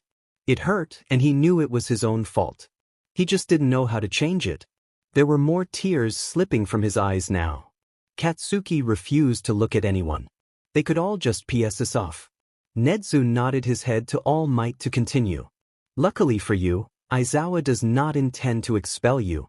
All Might said. Katsuki's head shot up at that. All Might was looking at him. He still looked angry, but his face had softened some. Katsuki didn't know how it made him feel. What was worse, All Might's anger or his pity? Katsuki looked back down. This whole experience felt soul-crushing. All Might continued. Aizawa sees your potential, and young Midoriya pleaded your case. He heard his mom murmur to his father that her demon brat doesn't deserve that sweet little cabbage. You will remain a student of UA, but there will be some expectations of you. Things you will have to do to get back in our good graces. Failure to follow through with any of them will result in your expulsion. You will be on a probationary PRD, and there will be punishments. Katsuki nodded his head, but kept his eyes trained on the floor. He was so tired. All Might proceeded. You will have a mark on your school record, marking you as a bully. You will receive a mark on your hero license. You will not be allowed to perform hero duty until it is updated. Have no fear. Endeavor has many marks on his license and is still an active hero. That made Katsuki feel worse. Endeavor was a BSTRD, and he did not want to be compared to him. Not after what he had heard Todoroki say about him. You will be suspended for 2 weeks. Shit. And during that time you will be on house arrest at home with your parents? All Might said. Kill me now. The hag would send him back to school in a body bag. He could feel her eyes boring into his back. Hopefully his dad still held enough love for him that he would keep his wife from completely killing him. Masaru, deal with your wife. Does she have freaking laser vision? Katsuki felt like his back was on fire from his mother's glare. You will have mandatory anger management classes and will attend emotional therapy that you are required to take until you graduate. These will be provided by the school. You're killing me, All Might. Katsuki doesn't do feelings. Anger, yeah, but now he's gonna have to talk about how he feels? Talking about feelings. Maybe he could PSS present mic off enough for him to burst Katsuki's eardrums. Across campus at Aizawa's apartment, Hisashi felt a moment of dark euphoria that he couldn't explain. All Might continued, oblivious to Katsuki's internal crisis. You will be moved to a different seat in class, away from young Midoriya. Your interactions with him will be stopped until it is deemed by a therapist that you can safely interact with him, and Midoriya personally allows you back into his life. Katsuki could deal with that. He didn't see the point though. They had been getting along fine since their fight. They could even have decent conversations. But whatever. Your hero training will be put on pause while you get acclimated to your therapists, and you will not be allowed to work with Midoriya in hero training until a therapist says it is safe for you to do so. Katsuki pulled his hands from his pockets and slammed his fists down onto the armrests of the chair. What the hell? I can't skip out on Dash. All Might brought his own fist down on Nedzu's desk, shaking the sturdy thing. The rodent didn't even flinch, everyone else did. You have no choice. All Might boomed. You are being handed a gift. And you should take it without complaint. It is the only thing standing between you and expulsion. Be grateful. Not many people feel you deserve it. Katsuki shut his mouth. And finally, All Might concluded. Aizawa demands a handwritten apology to young Midoriya. Katsuki nodded his head and slumped back in his chair. He could do that, didn't want to, but he could do it. He really was getting off lightly, even if everything still set him off. Nedzu clapped his hands together. Very good. Now your suspension begins immediately. I had one of the teachers go and pack your bags. They are in the teacher's lounge waiting for you, he said to Katsuki. Turning to his parents, Nedzu addressed them. I am terribly sorry for not informing you on our plans for your son. But being as this was all very sudden, we felt the need to act quickly. I felt that it was too chancy to let any outside parties know of the circumstances, being as both boys live in the same dorm. Katsuki's dad spoke up. We understand. At his wife's grumble, he changed paces. I understand. But I am curious, you want to limit my son's interaction with Izuku. How will you do that when they live in the same dorm? Katsuki wanted to know that too. Were they kicking him out of the dorms? Nedzu smiled and nodded his head in understanding. Yes. Aizawa felt that having them under the same roof while they were both dealing with the fallout of all this would be asking for trouble. He was also worried Midoriya's classmates would overwhelm him. So he requested a small home be made for himself, where Midoriya and Aizawa's foster daughter can live with him. Cement toss and power loader have just finished construction of the house. Katsuki's mom took a step forward. What does Inko have to say about that? About all of this? Katsuki knew that whenever something happened with Deku or him, the women would call each other to check in. It was an old habit from when Katsuki and Deku were small and still good friends. If Auntie hadn't called yet, that meant she didn't know, Or was just finding out like them? Nedza shook his head, smile still in place. I don't know. Aizawa and Midoriya should be with Mrs. Midoriya now, having left fairly early this morning. His mom nodded her head. She was probably going to call Auntie as soon as she could. Well then, thank you for your time, Nedza said, dismissing them. As they were leaving, All Might caught him by the shoulder. Looking up, he stared into his hero's face. Do not do this again, my boy. Katsuki flinched. I can't and won't forgive this a second time. Katsuki nodded and followed behind his parents. Does that mean All Might had forgiven him? Katsuki could only hope. This was going to be a shitty 2 weeks. Hopefully he'd survive. Chapter 9. Panic in the car. Notes. Descriptions of panic attacks. Anxious and depressed thoughts. Mouth-to-mouth resuscitation. Shouta and Izuku being little sheets trolling and embarrassing each other. Shouta just wants to be a father figure for Izuku. Izuku was sitting in the car, waiting, sobbing. He was a sobbing mess. Mr. Aizawa had pulled him close and held him as Izuku sobbed into the man's shirt. He faintly remembers the feeling of a strong hand running through his mop of green curls. Izuku can't remember the last time he felt so safe, felt like he was able to just let everything out, to show his pain without it being dismissed in one way or another. He could never cry like this around his mom. She wouldn't understand because she refused to see. Mr. Aizawa saw, and he understood. Mr. Aizawa had told him to go wait in the car. Izuku had went without question. His nerves were too shot to protest. Not that he had wanted to. His mother had been insistent that calling his father would make everything better. That his father could fix everything. How could he fix something when he was the problem? Izuku didn't really want to admit that his mom was a part of the problem too. He didn't want her to leave him like Hisashi had. How could she not see that Hisashi was no husband, was no father? The word father tasted bitter in his mouth. Izuku had to swallow against the bile rising in his throat. He would not throw up in the car. He would not. Curling in on himself, he sobbed harder. It hurt and his throat felt raw. He knew he was probably a sight to see, and was probably being very loud. He was wailing after all. But he couldn't seem to stop. Trying to hold it in only caused it to erupt from him, louder than before. He had his legs pulled all the way up to his tea, head bowed forward to press into the tops of his knees, and hands curled protectively over the top of his head. He looked very much like the picture of someone cowering in fear. And he was afraid of the steely voice of his mother saying she didn't like what UA was turning him into. Turning him into? He just knew that she was considering pulling him from the school. Every time something happened at school, she hinted that she didn't feel safe that he was going there. She didn't feel safe. Why won't she listen to me?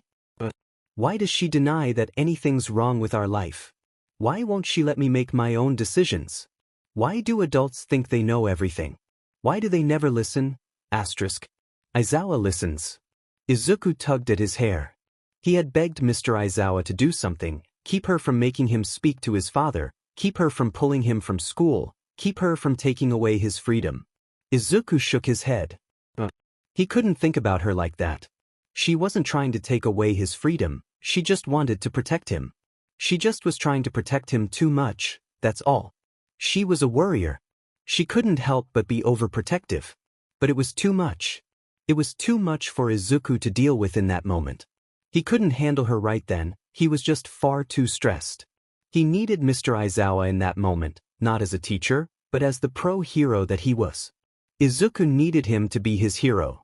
But he couldn't for the life of him think of a way for his teacher to do that. He didn't know how his teacher could save him. Mr. Aizawa didn't know what he needed saving from. So what could the man even do? And that scared him more. Not knowing if his teacher was going to even be able to help him was terrifying. If Mr. Aizawa failed, then there was no way his mom would let him go back to school. Not after the show he had just put on. Time seemed to shut down for Izuku. His panic clouding his perception of time. How long had he been waiting on Mr. Aizawa? 3 minutes? An hour? He didn't know. Izuku couldn't even remember making his way to the car and getting in. He had been so distraught at the time. He really hoped that he had gotten in the right car. Was he in the right car? Had there even been any other cars around? He couldn't remember. Where was Mr. Aizawa? What was taking so long? What could they be talking about? Izuku wanted to look up and check, see if he saw any sign of his teacher approaching, but he couldn't. He couldn't find the strength or the courage to look up. What if he did and Mr. Aizawa wasn't there? What if he did and saw his mom? He didn't want to see his mom. He closed his eyes tightly. He felt so guilty for thinking that. Asterisk, what kind of son doesn't want to see his mom? He wanted Mr. Aizawa. Where was Mr. Aizawa? Izuku dug his fingernails into his scalp in frustration. Asterisk, what is wrong with me? I can't even be by myself for a few minutes without needing my teacher to hold my hand. Asterisk, Izuku sobbed harder. Stupid, worthless Deku, Izuku thought bitterly. Asterisk, should have kept my mouth shut and just talked to the BS30. Shouldn't have yelled. Shouldn't have caused a scene. Should have just went along with her. Stupid. Worthless. Deku asterisk. Izuku's sobbing was becoming more erratic. He was sure he was close to hyperventilating, but couldn't figure out how to make it stop. He could faintly remember the breathing technique that Mr. Aizawa had done with him, but he couldn't focus long enough to recollect it. He can't focus at all. His internal self-deprecating screaming drowning out everything. His only focus was his anxiety. And that wasn't good. Asterisk, where is he? I need help. I need him. Asterisk. Izuku wanted to get up, to leave the car and find his teacher, but he just couldn't. He was so tightly locked into his panic attack that he couldn't move. He couldn't move. Good, his depression whispered in his ear, sounding very much like himself. Asterisk, you would only be bothering him. He's probably getting sick of your pathetic crying. Asterisk. It was getting harder for Izuku to breathe, and no matter how hard he tried to take deep breaths, he just couldn't. His breaths coming in short gasps when the snot and saliva wasn't choking him. He wiped his face on the shoulder of his shirt. It helped some, but the tears wouldn't stop and soon his cheeks were soaked again. Asterisk, my sisti hurts. Why does my sisti hurt? Asterisk, Izuku pulled his hands from his head and pressed them to his ear. He could feel how fast his heart was beating. It felt too fast, slamming against his sternum like it was trying to escape. There was something making sounds, but he couldn't focus enough to listen. He couldn't hear properly. It was like he was underwater. And he was cold. So cold. Cold and numb. He couldn't feel his fingers or his face. He couldn't feel anything. It hurts. Izuku sobbed. He couldn't catch his breath. He tried, but it wasn't working. He could feel the oxygen leaving his lungs, but he couldn't figure out how to get it back in. His throat felt tight. Asterisk, I'm dying. Oh God. I'm dying. Where is he? Where is Aizawa? I'm going to die alone. I'm going to die alone. Asterisk. Izuku pulled at the collar of his shirt around his neck. As if the fabric was the reason he couldn't breathe. He couldn't breathe. Good, the dark, depressing Izuku thought. Another wail ripped through him. Asterisk, I can't breathe. I breath. Asterisk. Izuku knew, in the back of his mind, that he was having a panic attack. That it was the reason he couldn't breathe. He remembers having them as a child, after he had been diagnosed as quirkless. But he had never had one this bad. It didn't feel like an attack. It felt like death was gripping his heart and trying to rip it out. Izuku felt like he was dying and his mind screamed at him that he was. Even if he knew better. Fear overruled logic. Asterisk, why does everything always happen to me? What did I do to deserve this? Did I kick a puppy in my past life? How much can one person take? I can't take this. Izuku wanted to scream. But his fear of drawing attention to himself was too great, so he clamped his mouth shut. It's not like he could breathe properly anyway at the moment. Asterisk, if I make a scene it will embarrass Mr. Aizawa. Then he'll leave me too. I don't want him to leave me. I don't. I don't want that. Asterisk, Izuku's thoughts were growing sluggish and foggy. He was so upset and afraid. He was so tired. So very tired. Izuku's whole body shook, multiple times. Asterisk, I'm so worthless. Can't even go a day without falling apart. I should just give up. Asterisk. Izuku's body shook again. Asterisk, Aizawa. Where is he? I need him.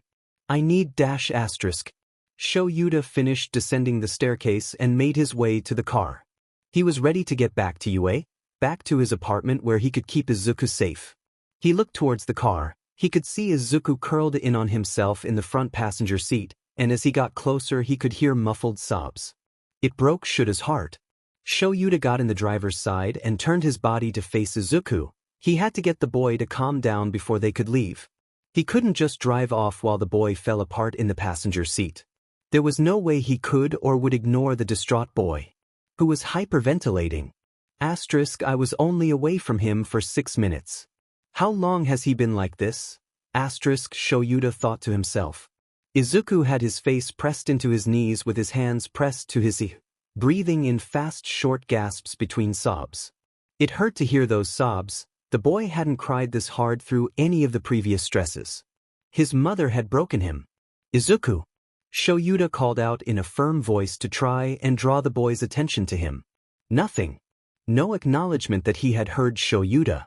Shouta reached out and placed his hand firmly on Izuku's shoulder and tried again. Izuku, I need you to focus on my voice. I need you to dash. That hurts. Izuku whimpered between sobs. Shouta paused to see if the boy would continue, but Izuku must not have realized he had said anything. He didn't seem to realize Shouta was even in the car with him. The boy was trying and failing to catch his breath, pulling at the collar of his shirt. Shouta tried to pull the boy out of his cramped position, trying to push his legs back into the floorboard and straighten his torso out, but the boy was so stiffly locked in place that Shouta couldn't budge him. Izuku! Shouta called out again, a little bit louder. The volume of his own voice in the closed-in space of the car made his ears ring. Aizawa! Izuku gasped out. Shouta couldn't tell if the boy realized he was there, or was just calling out for him in desperation. The latter was confirmed when Izuku wailed out about dying alone. The poor child thought he was dying. Dying alone and wanting Shouta to be there for him. Shouta was there, but he couldn't get the boy to calm down and realize it. Can't breath. Izuku whimpered out. Shouta moved to where he was straddling the center console, his back facing the windshield. Reaching out, he cupped Izuku's face in both of his hands, turning the boy's face towards him. Izuku had his eyes closed tightly. His face was streaked with tears. Izuku! Shouta almost shouted. He tried to force Izuku's eyes open, but the boy refused, struggling to hide his face back in his knees. He clearly had no clue what was going on around him. Completely lost in his panic. Izuku started to let out a loud wail, but stopped suddenly, mouth clamping shut tightly to cut off the sound. Shouta had hoped that if Izuku was aware enough to quieten himself from his loud wails, then maybe Shouda's attempts at gaining Izuku's attention were working. That was his line of thought until he saw Izuku's lips turning blue. He was holding his breath. Probably not on purpose, just trying to keep quiet. The fact that his breathing had already been labred did not help the situation. Shouta needed to work quickly. Needed to figure out what to do for someone who was holding their breath. Breath problem, child? Shouta growled out, pulling Izuku forward and slamming the palm of his hand on Izuku's back. The force made the boy rock forward. Shouta had hoped that it would make the boy gasp for air. It didn't work. His lips were quickly turning an even darker shade of blue and his face was turning from bright red to purple. Shouta slammed his palm on his back twice more. Nothing. Shouta grabbed Izuku's jaw and his thumbs in the boy's mouth to try and pry it open, but his teeth were firmly locked in place. Shouta was growing desperate and Izuku's struggles weren't helping. The boy was close to passing out and Shouta was desperate to get him to breath. Shouta placed his hand over Izuku's mouth firmly to seal his lips closed, and tilted the boy's head back forcefully with his other hand fisted in his curls. Leaning forward and taking a deep breath, Shouta placed his mouth over the boy's nose and blew all the air in his own lungs down Izuku's airway. He felt Izuku's cheeks puff out from the air, and tightened his hold over the boy's mouth to keep the air from escaping. Izuku tried to push him away, but his struggles were weak. Leaning back, he saw the boy's lips were still blue and his face was still purple. He wasn't breathing still. Taking another deep breath, Shouta started to repeat the process. Shouta was blowing more air into Izuku's lungs when he felt the boy go lax in his grip. He had passed out. Shouta reached around Izuku and pulled the lever to recline the seat. Izuku's lips were still blue and face still purple, but he was relaxed from being unconscious. That made things easier for Shouta, though he would have preferred Izuku being conscious and breathing on his own. Prying Izuku's mouth open, finally Shouta pinched the boy's nose closed and covered Izuku's mouth with his own, breathing a deep lungful of air into the oxygen-deprived lungs. He repeated this a few more times, reveling in how the blue faded away and Izuku's normal color, although slightly pale now, started to return. Shouta nearly cried with relief when he felt Izuku start to breathe on his own again, no longer needing him to do it for him. Most people who passed out from holding their breath for too long tended to start to breathing on their own once they passed out, the body naturally knowing what to do. Only some needed help jump-starting their breathing, the body needing reminding of what it was supposed to be doing. Izuku had needed that jump-start. Shouta brushed sweaty curls from Izuku's face and wiped away the tears that clung to the boy's eyelashes and face. He took in a moment to just look at the unconscious boy's face, reassuring himself that Izuku was breathing now and was going to be fine. Izuku was going to be fine now. Shouta shakily crawled back over the console and into the driver's seat. Leaning forward and pressing his face to the steering wheel, Shouta took a few deep breaths to calm himself and slow his heart rate. Seeing his students battle villains was awful, but he knew how capable they were and was there to throw himself between them if need be. But seeing his student battle himself for air, and losing that battle, that was a different awful. Shouta couldn't throw himself in front of that. That wasn't an enemy he could fight. And it hurt. Shouta had been unable to get between Izuku and Izuku's own panic. Wasn't able to protect him from whatever demons the boy had been fighting alone in the car. Shouta felt like a failure. He knew that he had done all that he could do in the small car and in the short amount of time that Izuku's panic had spiraled out of control. He got Izuku breathing again. That was what was important. He had gotten Izuku away from his mother. That was also important. Things might be hard now, and Izuku was going to fall apart again when he woke up, but he knew that in the long run, things would get better. That while he didn't feel that in this moments that he had helped Izuku all that much, he knew deep down that that wasn't true. Izuku was going to be getting the help he needed, and in a healthy environment, with Shouta to look over him. Shouta knew Izuku was out of danger, he was breathing and was just unconscious. He decided to leave the boy unconscious. Trying to smack him awake wasn't a good idea. Sure, he could try a sternum rub, those things were painful and would probably wake the boy up. But then what? Would he throw himself into another fit? Would he ask questions while Shouta drove to school? Would he freak out in the car if Shouta answered them? Would he freak if Shouta didn't? It was probably best if the boy stayed unconscious until they got back to school. A good long nap wouldn't hurt him. Wasn't the first time the kid had lost consciousness and wouldn't be the last. It wouldn't hurt him to remain that way for a while. Shouta started the car and pulled away from the apartment, heading back to the school. He didn't care if he never had to go back to that med apartment again. He really didn't want Izuku going back, at least not anytime soon. Shouta pulled his phone out of his pocket and dialed Recovery Girl, switching the phone to speaker before placing it on the phone clip on the dash. The phone rang a couple times before the call connected and the youthful heroine answered. Aizawa? What can I do for you? Shizenji asked on the other line. Shouta sighed. Can you set up a private room at the school for Izuku? There was silence on the other end for a moment before Shizenji said harshly, Shouta flinched. First name, said Recovery Girl was never a good thing. Shouta couldn't fathom how All Might could deal with being on her bad side all the time. The one time he had gotten on it when he was a student was enough for him. He had gotten rope burns on his neck and hands while learning to use his capture weapon, and had tried treating it himself, determined to build a resistance to the friction that scarf caused. Bad decision. Nobody hides injuries from RG and gets away with it. Said Recovery Girl was not to be trifled with. That's why he made sure to keep his students in as best condition as he could, or as best condition as he could keep troublesome heroes in training in. Go plus ultra. Go beyond plus ultra. Just don't go so far that he has to send you to Recovery Girl in a bucket. He likes to keep trips to the infirmary to a minimum with injuries being a minimum, and tries to avoid repeat visits like the plague. which is why he tried to keep Izuku from breaking his bones as much as possible. He couldn't be blamed for what Izuku did when he was out of Shouta's reach. He couldn't. It's one of the reasons he himself avoids going to her unless absolutely necessary. Better to recover slowly in the safety of his home and avoid any scoldings. He didn't hide injuries from her, he knew better. He always told her if he was hurt, but never told her how he was hurt. Just said he would rather heal on his own, build resistance. He also didn't want to rely on her quirk too much. As much as he hated thinking about it, Shizenji wasn't young anymore and one day wouldn't be around to take care of him. It was best to heal naturally and only rely on her if absolutely necessary. Thankfully she understood his reasons. Shouta started to cover his tracks quickly to avoid an angry recovery girl. He hadn't done anything wrong, but that never mattered to Shizenji. She would rip you a new one just because she could. Let me explain.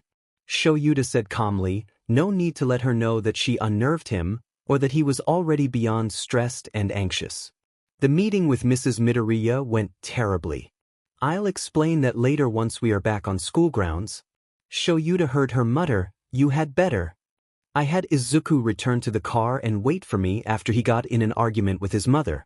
She was upsetting him, and I thought it would be better to address her without him present. I was only away from him for 5 or 6 minutes at the most, but in the time that I was away from him, Izuku had managed to work himself into a panic attack. Shouta paused to let her process the fact that his mother upsetting him had led to the panic attack. He switched lanes, speeding up to bypass a slower car before switching back to his original lane. Shouta wishes he had reassured the boy in some way before sending him to the car, then maybe it would have staved off the panic attack. Maybe. Or maybe not. The kid was a worrier and probably would have had one anyway.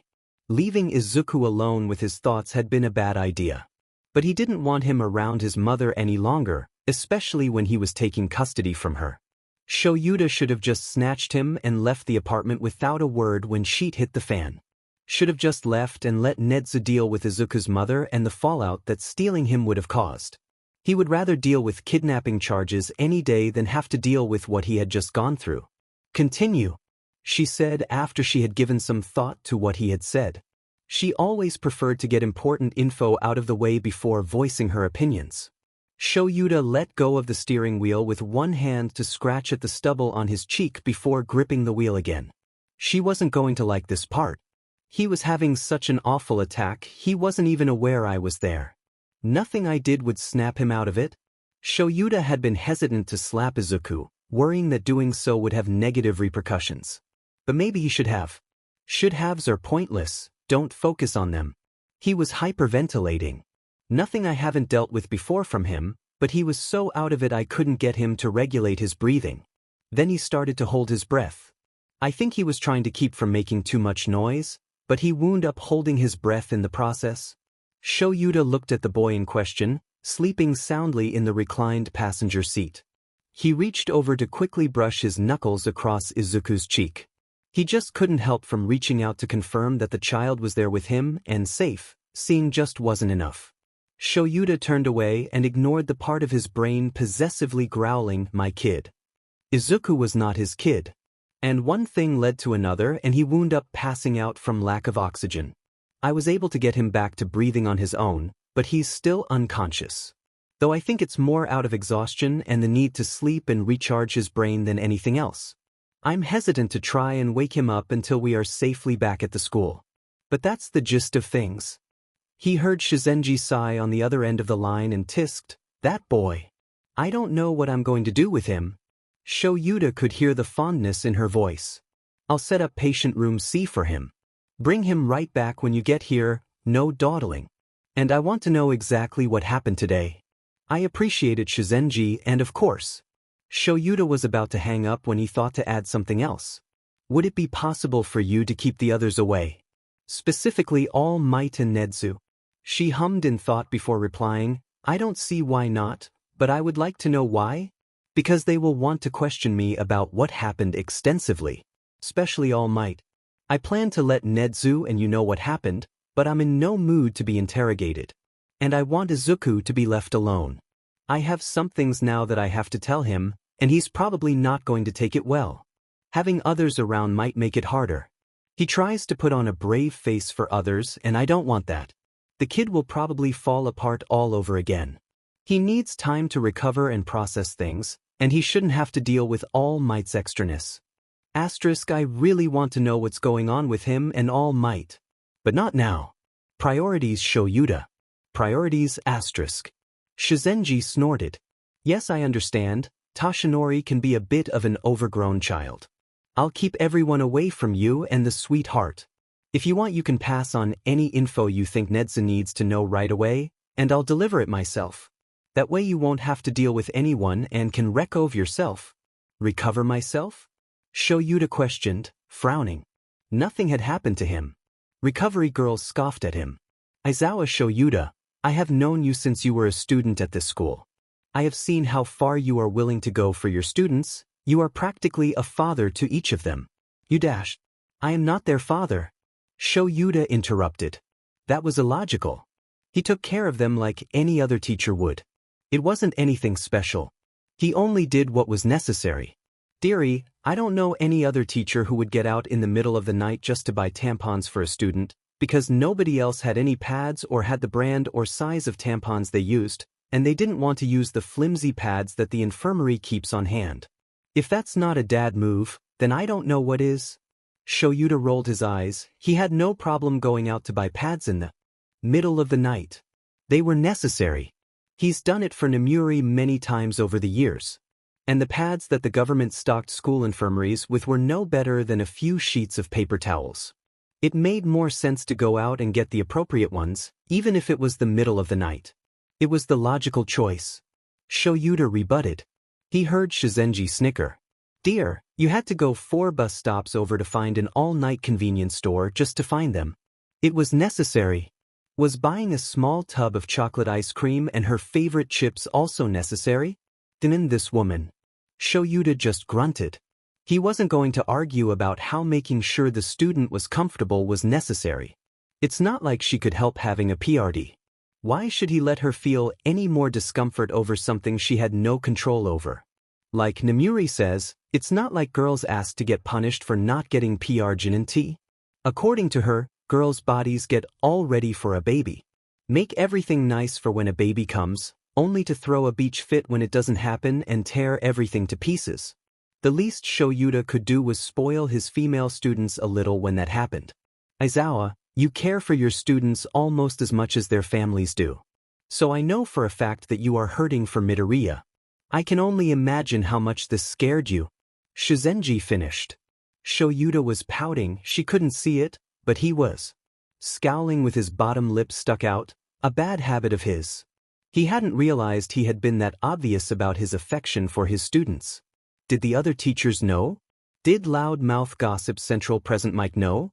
He'd never hear the end of this. Did the students know? They would make him suffer for all eternity if they knew. He was going to have to expel somebody just to get his reputation back. He cast a quick glance at Izuku again, the boy who was going to be living with him indefinitely now. 2 people, he was going to have to expel 2 people.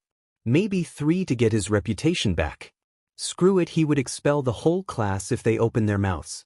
Are you finished knocking me off my pedestal of badassery, or would you like to add more? Shouta snapped. I've heard students whispering the name Dadzawa recently, she said quickly before hanging up on him.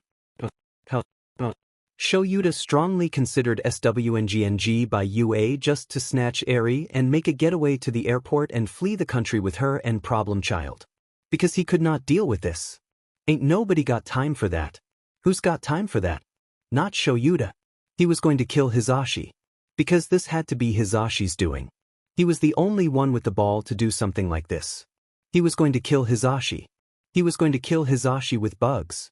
Then he would flee Japan with his 2 kids, one kid and tag along problem magnet teenager. Shouta needed a nap. And alcohol. He needed an alcohol-induced nap.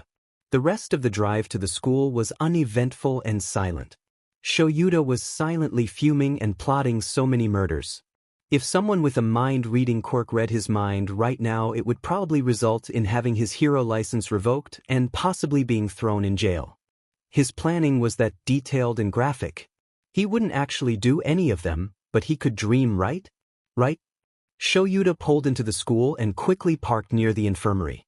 Getting out, he made his way over to the passenger side as fast as he could without drawing attention to himself. He didn't think any of the students would be loitering around here on a Saturday, but he didn't think Ida would have been up so early this morning either. So Shouta worked nimbly, getting Izuku out of the car and carrying him bridal style into the school to the designated room. He glanced around intermediately, checking that no mosey students were around.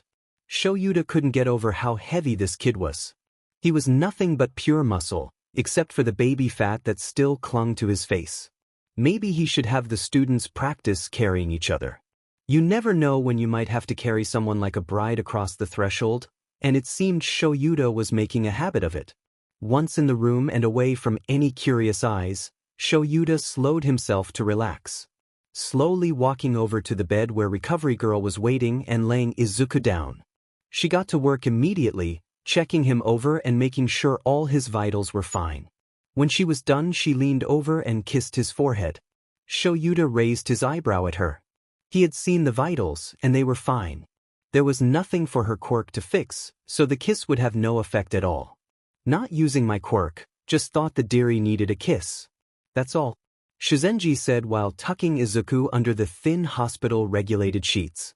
Shouta nodded his head in understanding. Forehead kisses were like magic. Even Shouta, Mr. Logical, could admit that. Every time he visits Hisashi's parents, Mrs. Yamada, Haru as he calls her now, kisses him on his forehead. The first time she had done it, it felt as if everything was right in the world. He felt safe and loved in a way he wasn't used to. 31 years old, and he still felt the same whenever she kisses his head, though he has to bend down for her to do so now. So yeah, there was magic behind a loving forehead kiss. Shizenji walked over to one of the chairs at the back wall that had a large window that thankfully had the shades drawn, and patted the chair next to her. Once Shouta was seated beside her, she looked at him expectantly. So Shouta made his way over and sat down, spilling the morning's events to her. Detailing how Izuku's mother treated him before he manifested his quirk, how she couldn't seem to break the habit of treating him like an infant even though he had a quirk. Even though he was 16 years old and had his hero professional license. Shizenji scowled at this. She was an avid protester of quirk discrimination. No one should be defined by their quirk or lack of one. She was able to become a rescue hero with her quirk. People tended to forget that that meant that she had to train just like everyone else in the hero course and take all the same tests.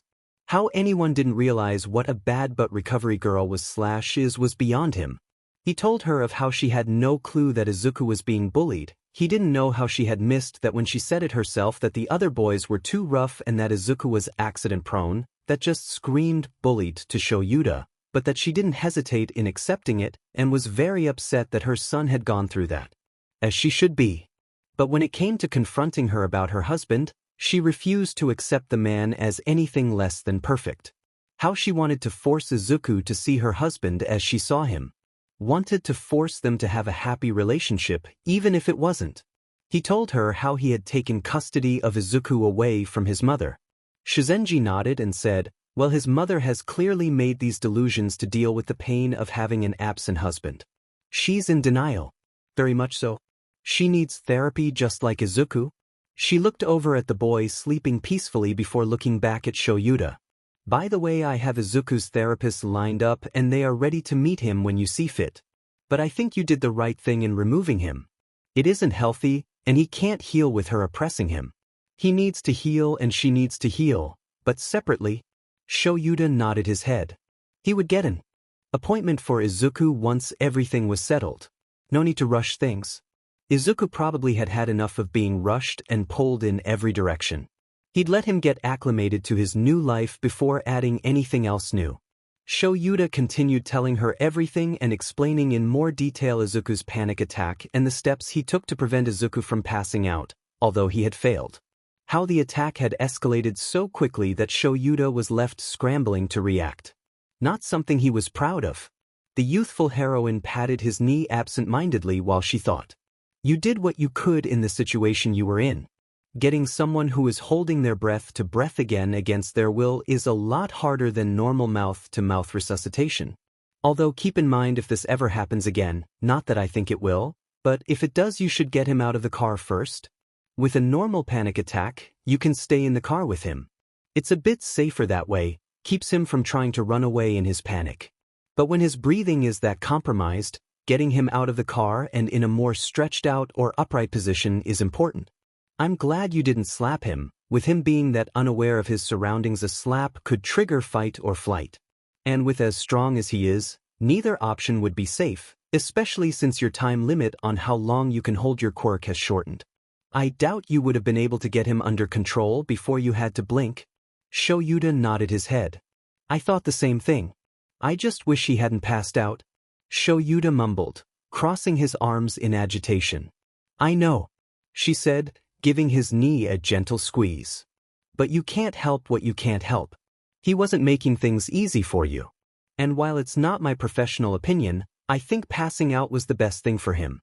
He was too stressed and most likely wouldn't have calmed down anytime soon, and you weren't in the best position to comfort him and get him back to the school.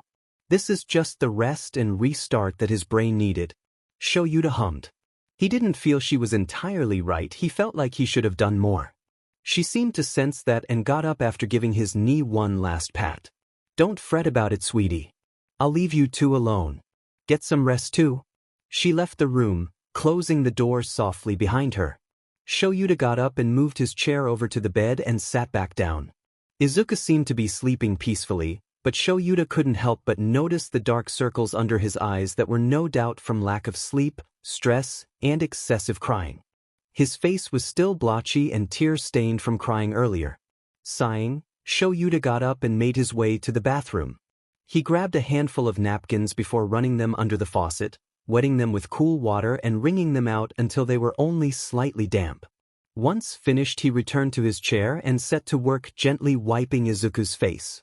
He hadn't intended to wake the boy, but the cold of the napkins must have been enough to rouse him back to consciousness. Shouta was just dragging the napkins across Izuku's face when the boy's eyes fluttered and slowly opened. Shouta stilled his hand, not wanting to do anything to wake the boy up even more in case he would rather stay asleep a while longer. Izuku seemed to struggle for a moment to focus his eyes, but when he did they locked on to Shouta. He seemed confused for a moment before his earlier panic started to rise. Shouta could see the panic in his eyes and began to rise from his seat, but before he could say or do anything Izuku had bolted upright and threw himself into Shouta's arms. The impact sent Shouta back in his seat hard, Izuku mostly coming along with him. The boy was half laying on the bed and half in Shouta's arms. Izuku had his arms around Shouta in a death grip and his face pressed into the crook of his neck.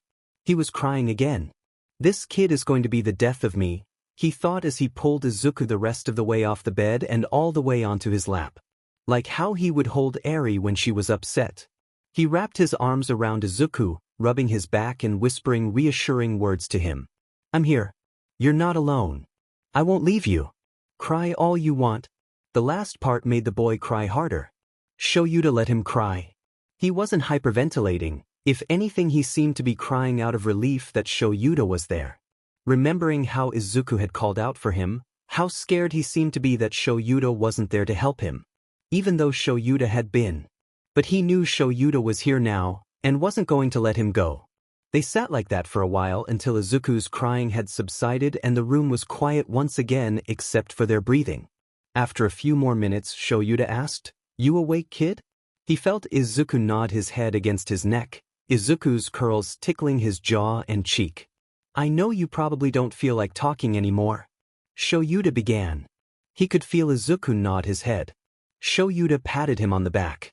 He felt Izuku move to get up, probably to protest and ask if they had to do this now. Or maybe his embarrassment over being held like a child was taking over. Shouta tightened his grip around Izuku's waist, holding him firmly against his seat. No escaping, brat, I wasn't finished. Shouta chuckled. You'll probably end up back on my lap anyway, so just chill here for now. Izuku groaned in embarrassment and Shouta just patted his back again. This obviously makes you feel better, don't deny it. And apparently I'm getting used to this because it's making me feel better too. Holding you close enough that I can feel that you're okay, that you're safe. Being able to feel Izuku breath was easing the earlier stress of seeing Izuku not breath. They could both cuddle in embarrassment. No shame here. We die like awkward idiots. Izuku settled back down, tucking his face back into Shouda's neck. Shouta could feel the heat coming from Izuku's face and knew the boy was blushing. Honestly, this kid has cried on me 150 million times. I've held him 6350 million times. And carried him bridal style more times than most brides get carried. And he still has the nerve to blush, As Hizashi would say, son, we's family now. Deal with it. Shouta continued. As I was trying to say earlier before you tried to escape my loving and caring affection, Shouta deadpanned. Namuri called it his flat and emotionless voice, his dead voice, because he sounded like he was dead inside. Izuku snorted. Someone who appreciates my humor. I was trying to tell you that you don't have to talk, I just need you to listen. Shouta waited, and Izuku nodded his head for him to continue. Let's start with you having a panic attack in the car and passing out. Shouta suggested. Izuku nodded his head, so Shouta told him about how he found him in the car. How Izuku didn't realize he was there, and Shouda's attempts at getting Izuku to breath again after he had passed out. Shouta had expected Izuku to begin apologizing for the attack, something he had no control over. Or to even ask if he was okay and if there was any damage from holding his breath until he passed out. What he did not expect was Izuku covering his face in his hands and groaning, I can't believe my first kiss was with my male teacher. What?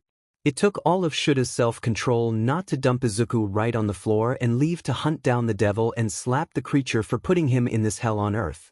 Shouta used every ounce of self-control and patience he had, and probably borrowed some from the other teachers at the school too.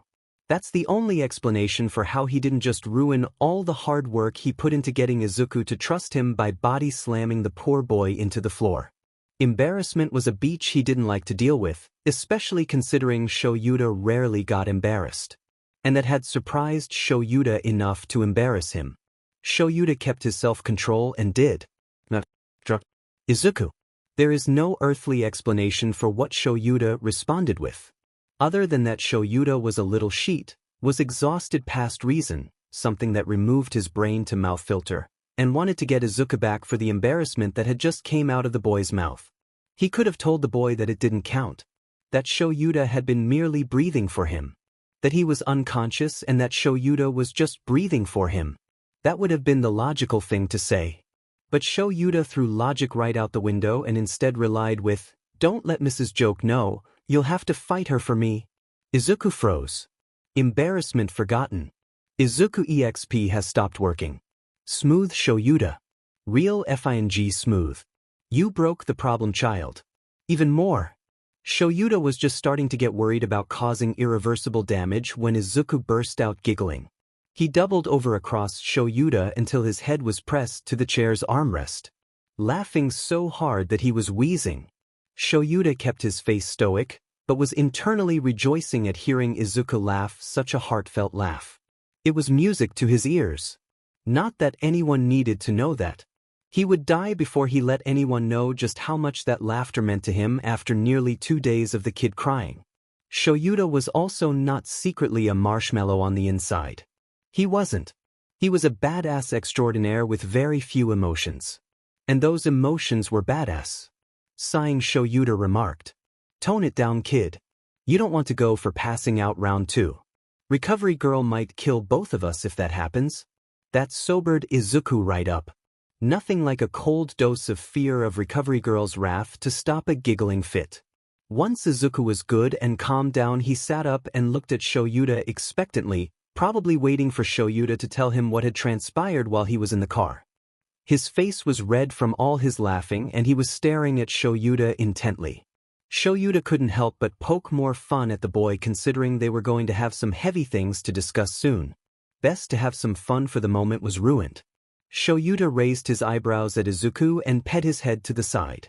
What are you straining at me so hard for? Ready to kiss me again so soon? Shouta couldn't help attack Izuku's earlier embarrassment. Like he said earlier, when he was tired his filter disappeared. That's why he was joking so openly with Izuku. He had caught Shouta off guard with his statement and had slightly embarrassed Shouta himself.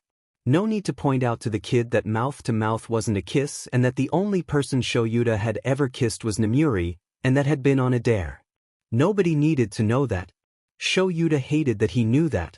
So why not tease the hell out of the kid? Most people didn't know, but Shouta actually could make jokes. But because of his seriousness, it tended to go over their heads, or came off as him actually being mean. Oh well, his friends knew he was funny. Apparently Izuku was secretly a little sheet too. He got an evil glint in his eye, and with a smug face he looked at Shouta and said saucily, "You know it?" Shouta was not expecting that, and did dump Izuku on the floor that time. Izuku hit the floor with a smack and looked at Shouta with a stunned face which quickly turned mischievous at the sight of his teacher's wide eyes and blush. Damn, that sassy kid and his quick wit. He'd managed to embarrass Shouta again. Shouta snorted, trying to hide his embarrassment. "You got me, kid. You win." Izuku sat up on the floor and laughed. Shouta helped Izuku to his feet and motioned for him to sit down on the bed. Izuku could tell the conversation was turning serious and he wished he could joke around with his teacher some more, but all good things must come to an end. "Izuku," Shouta began. "When I sent you out to the car, I had a bit of a one-sided discussion with your mom." Shouta rubbed the back of his neck. He didn't know how to say this. How do you tell a kid you're taking them away from their mom? Sniffling drew his attention. Izuku was crying again, probably afraid of what Shouta was going to tell him. Shouta didn't reach out to him. He would probably turn against Shouta when he found out that his life was going to be turned upside down more than it already was. Shouta started to explain when Izuku interrupted him. "Kid was good at doing that. She's pulling me from you, isn't she?" "No, kid. She's not pulling you from you." Izuku looked at him in shock, which slowly turned to hope. "She's not?" Izuku whispered, as if he asked it too loud his hope would be snatched away. Shouta shook his head. "Here comes the hard part. She's not. I'm pulling you from her." Izuku stared at Shouta for a long time before he whimpered, "I don't understand." Shouta rubbed at his face. "Look, kid, I'll be blunt. The way your mom has treated you was not healthy for you. She loves you, that's true, but the way she treated you for being quirkless was not healthy. You're just as capable as any quirked person and you shouldn't have been treated like you weren't. Even now that you do have a quirk, she wants to baby you. Although I'm not entirely convinced you are telling me the truth about how your quirk manifested or how All Might fits into this. I still trust you. I know you wouldn't lie for just any reason. All Might probably told you to lie. He probably didn't know how much you suck at lying though. And while I really want to know what's going on with that, I'll respect your secret for now. Though I feel I've earned your trust enough to at least get a half-truth or a hint. But that's not important now. The fact is your mom needs help. You know her delusions aren't healthy. It's not healthy to force them on you either. So until she gets help and makes the appropriate choices to getting better and proves that she is mentally stable enough to take care of you, you will be my problem. You won't be able to see your mom for a while, or talk to her. You will be in my custody and staying with me here at school like Eri wants. I also feel there's more that you aren't telling me regarding your mom, and from what I've seen, I think I might know what it is. It's important for you to confirm my suspicions, but I won't push you for now. There's time for that. We will be around each other a lot more from now on." Shouta paused, his confidence wavering slightly. "Unless you resent me too much right now for taking you away from you, Mom, I know how much you love her and how much she means to you, so you might not want to stay with me. I'll understand if that's the case, and we'll see if one of the other teachers will take you. Hisashi would probably love to have you living with him. And I can try and get Eri to understand. She'll be sad, but what's important is that you are comfortable where you are living." Shouta wasn't looking at Izuku anymore but down at his feet. He didn't want to see Izuku looking at him with anger or hate. Sure, he's had plenty of students look at him that way over the years, but it would hurt to see Izuku looking at him like that. It was going to be crushed if Izuku chose not to live with them. Shouta had even been looking forward to it too, wanting to help Izuku's confidence in himself grow more. Shouta had secretly been hoping to somewhat fill the role that Izuku's father had abandoned. He couldn't deny the fact that he wanted to be the one to show Izuku what a father was supposed to be like. to help further mold Izuku into the young man he was becoming. "I don't resent you, Mr. Aizawa," Izuku whispered. Shouta looked up in surprise. He was sure Izuku would be angry, would be hurt, would want nothing more to do with him. Izuku had a sad smile, but his eyes held a fire within them. A determination that surprised Shouta. "You don't?" Shouta asked dumbly. Izuku shook his head. His smile left his face, but he still held the determination in his eyes. "You've been more of a father figure to me than my own father has ever been. You are like that with everyone, I know, but it's always meant a lot to me. And the last couple of days, you've been more like a dad to me. Protective. Comforting. Joking." Izuku looked back at Shouta and smiled. "I can't resent you or be mad at doing what you think is right." "What is right?" "I know she needs help, I just never knew how or what help she needed. That's probably why I'm always mad at myself for not being able to make her happy. Because it's not something I can do. I mean, you can't love someone's mental illness away. I know I've tried. And I think that's what it is. I think she has some kind of mental illness. I don't know if it was always there, or if Hisashi leaving caused it." Izuku sighed. "I never really realized that my life wasn't normal until I started living in the dorms. Saw and heard how everyone else was used to living.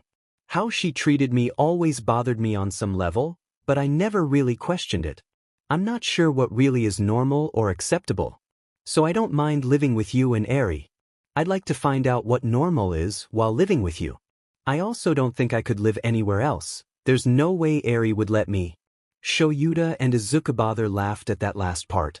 Shouta didn't like hearing that Izuku wasn't sure how a normal life was supposed to go, wasn't sure how a parent was supposed to raise their kid. Luckily Izuku had gotten used to living in the dorms, so he knew how to get by on his own. He would just have to get used to Shouta being a more constant presence. Get used to Shouta being more of a parent than a teacher. "Things aren't going to be easy," Shouta said. Izuku looked at Shouta and tilted his head to the side in confusion. "I don't think your mother is going to let this go easily. I've encroached on her territory and stolen her child from her. She's going to want you back. Will probably want to take you back with a fight. So don't be surprised if she ends up taking me to court." Izuku looked horrified at the thought but didn't argue Shouda's reasoning.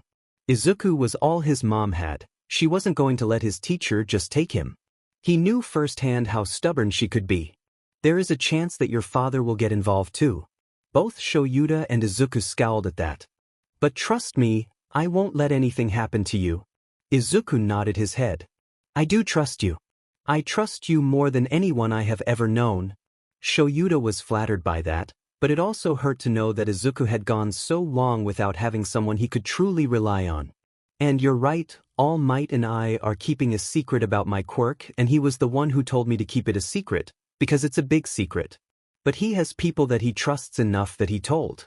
And I think I know I trust you enough to keep the secret too. It's a bit of a long story, but I want you to know it." Shouta was shocked. He didn't think he would be told about the secret so soon. He didn't think Izuku would be the one willing to tell him. Izuku was loyal to All Might to a fault, and Izuku was clearly going against what All Might said just to tell Shouta. Honestly, Shouta had thought he would have to beat it out of All Might's skeleton, but Izuku was willing to tell him. Shouta looked at the boy, who was clearly nervous. But he was also looking at Shouta with his dark green eyes, filled with trust, and Shouta felt his heart fill with pride at being trusted by such an honest and caring child. He would never break that trust. So leaning forward, Shouta said with his own determination in his voice, "Tell me everything." Chapter 10. You should have told me sooner. Notes. Not much has changed in this chapter except some info on Izuku's quirk. Shouta sat and listened quietly as Izuku told his secret, but on the inside he was screaming. Screaming of the injustice. The danger. So much danger. White-hot fury was coiled deep inside Shouta. He felt that if anyone were to touch him in this moment, their hands would surely melt away. He was that mad. On the outside, however, he looked impassive. He was too stunned by Izuku's story and by his own feelings to show any outward emotions. So luckily, he looked like his normal stoic, couldn't care less self. Thank goodness for resting beach face. The boy in front of him shifted on the bed, nerves making it impossible to sit still, while Shouta on the other hand was as still as a statue. Leaning back with his arms crossed over his ihi and legs stretched out, crossed at the ankles as he listened to his student. Izuku's secret was something he had never expected. Sure, the special training from All Might was something he had been expecting. Izuku had said himself that All Might had agreed to train him. Their quirks were so similar, it made sense that All Might was secretly training the boy. Shouta just hadn't known how similar their quirks were. Shouta mentally face-palmed. He should have realized that there was more going on. Things just didn't seem to add up concerning those two. But never in his wildest dreams would he have suspected that All Might could transfer his quirk. That he had transferred his quirk to Izuku. All Might was training the boy as his successor, to be the next symbol of peace. He knew the kid had it in him, but that was a lot of responsibility to put on a teenager. He knew there had been a special reason for the man to agree to teach at UA, but Shouta had just assumed that it was because of his decreasing time limit. As did the other teachers. Nedzu had hinted that that was the reason when he had introduced All Might as a new member of the staff. Shouta could not have known that the man had planned to give his dangerous quirk to a student. A dangerous quirk and a huge target to go on their back and a villain mastermind to go after it. Shouta doesn't give a DMN if Toshinori thought that All for One was dead. The man was still powerful enough to have followers after death. And Toshinori had put Izuku through all of this. Before the boy was even in high school. Without his mother's consent. Shouta doesn't know if she would have agreed or not, but that's not the point. Izuku was 14 going on 15 when he met All Might. That is way too young to be allowed to decide something that life-changing on his own. And Toshinori hadn't even divulged all the information at the time. Had only told Izuku about All for One's relation to One for All after the boy had received the quirk, and only after it became apparent that AFO was possibly still alive. Izuku should have been told all of that from the beginning. That's a very big and important detail to just leave out. If you're going to reveal one huge secret, then reveal them all. The fact that Izuku had such a hard time learning how to control his quirk, a quirk he had only gotten the day of the entrance exams, was another thing to add fuel to Shouda's fire. What the F do you expect to happen when you give a kid a overpowered quirk and send them off to fight robots without any quirk training or any knowledge on how to actually use it? Because broken bones seems like the obvious conclusion. Shouta was one step away from becoming a raging inferno. Think dumb but All Might. Shouta he held all his rage in. Flipping out in front of his student would do no good. Izuku was fidgeting nervously while Shouta processed everything. And Shouta had needed that time to process. He actually felt like he needed years to process everything, but unfortunately he didn't have that time. Shouta got up from his seat. It took almost all his strength, but he managed. Taking the couple of steps over to the bed, Shouta reached out and ruffled Izuku's soft curly green hair. "I'm very proud of you, Izuku," Shouta said. He ruffled Izuku's hair a few more times before removing his hand and crossing his arms again. Izuku looked up at Shouta with shock. "You are?" the teen whispered disbelievingly. Shouta rolled his eyes. The boy never could take a compliment, and Shouta knew why now. Knew that the boy had never received much praise. And the praise he did get from his mother was bittersweet, as she compared him to the father he hated. "Yeah, problem child. You have overcome so many obstacles in your life. Most people would have given up, but you persevered." Izuku started to cry. He had stayed dry-eyed while telling his secret, but was crying because Shouta was proud of him. Asterisk, how can this kid keep crying? Asterisk, Shouta was seriously considering hooking Izuku up to an IV bag to keep the kid from dehydrating. Shouta pulled his chair up until he was right in front of Izuku, and sat back down. Izuku had his arms covering his face to hide his crying. Shouta gave him a moment before he reached out and tapped the boy on the side of his knee to draw his attention. Izuku sniffled a few times before removing his arms from in front of his face and looked at Shouta. "Ready to hear some of my thoughts on the matter?" Shouta asked. Izuku flinched and looked away from Shouta. "Only as long as it's a few," Izuku mumbled. Shouta chuckled a little. Izuku was probably expecting a long-winded lecture and yelling. Shouta had a lecture and yelling planned, but not for Izuku. It's only a few. Shouta promised, fighting a smirk. First, I would like to say that I wish that I had been the one to save you from the sludge villain instead of All Might. Izuku looked at Shouta, bewildered. Why? Izuku asked. If I hadn't have been saved by All Might, then I never would have gotten the chance to talk to him. I wouldn't have saved Kaken, and All Might wouldn't have known I existed and would never have made me his successor. Shouta nodded his head. It sounded mean of Shouta when Izuku said it that way, but Shouta had a point to make. If I had found you and saved you from the sludge villain, would you have asked me if you could be a hero? Izuku thought about it for a moment before he nodded his head. I had always planned to ask a pro hero that if I ever got the chance. Shouta nodded his head in understanding. I can understand why you would want to ask a hero, wanting validation for your dreams when nobody else would give you that. But All Might didn't give you that at first. He told you no to give up. That was cruel. Izuku began to panic, waving his hands in front of himself back and forth. He was just looking out for my safety. I was just a skinny quirkless kid who could get himself killed. Even All Might, as strong as he was, got hurt irreversibly. Shouta nodded his head. Of course All Might would compare himself to a kid, showing Izuku everything that he lacked compared to himself. Shouta sighed.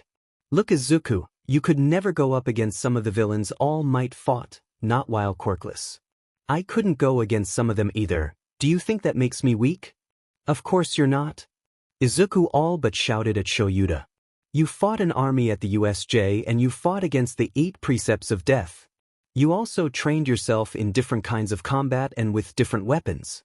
You trained your body to make up for where your quirk lacked. Shouta smiled. Izuku was slipping into his fanboy mode while defending Shuta's honor as a hero. Izuku was helping make Shuta's point without even realizing it. You're right, Shouta said, and Izuku relaxed some. I did do those things. It took a lot of hard work and dedication to get to where I'm at. I basically fight quirkless all the time.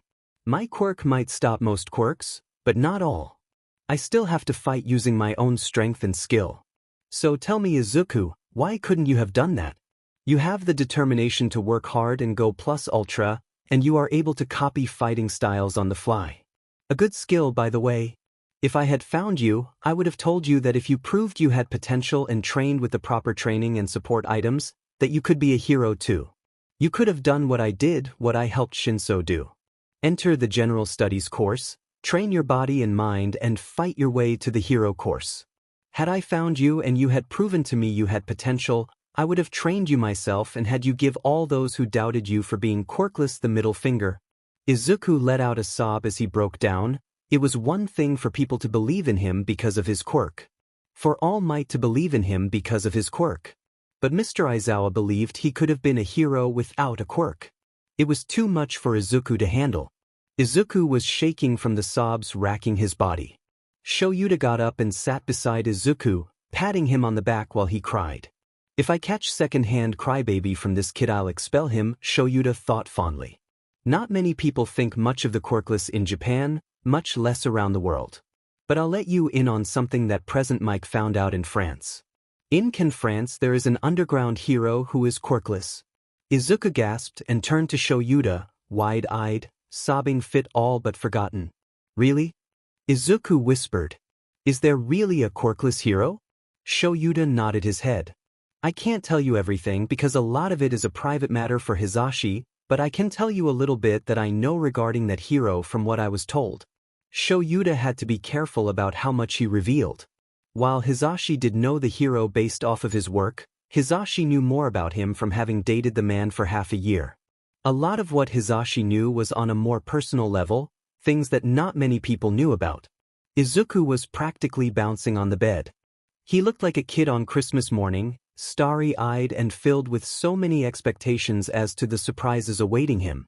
This kid's adorableness could be used as a weapon that gave Shouta so many ideas on how to use Izuku against the other teachers. So, Shouta began. Hizashi went to France when we were 23, for half a year to work internationally. The agency he was working for in France stationed him in Can because they were having issues with villains escaping in speedboats out to the ocean and to Isle Saints, Marguerite. There were many heroes in the area with water-based quirks, but it's very hard to go after boats that are small and built for speed. Sound travels fast, faster than those boats, so that was where Hizashi had been working.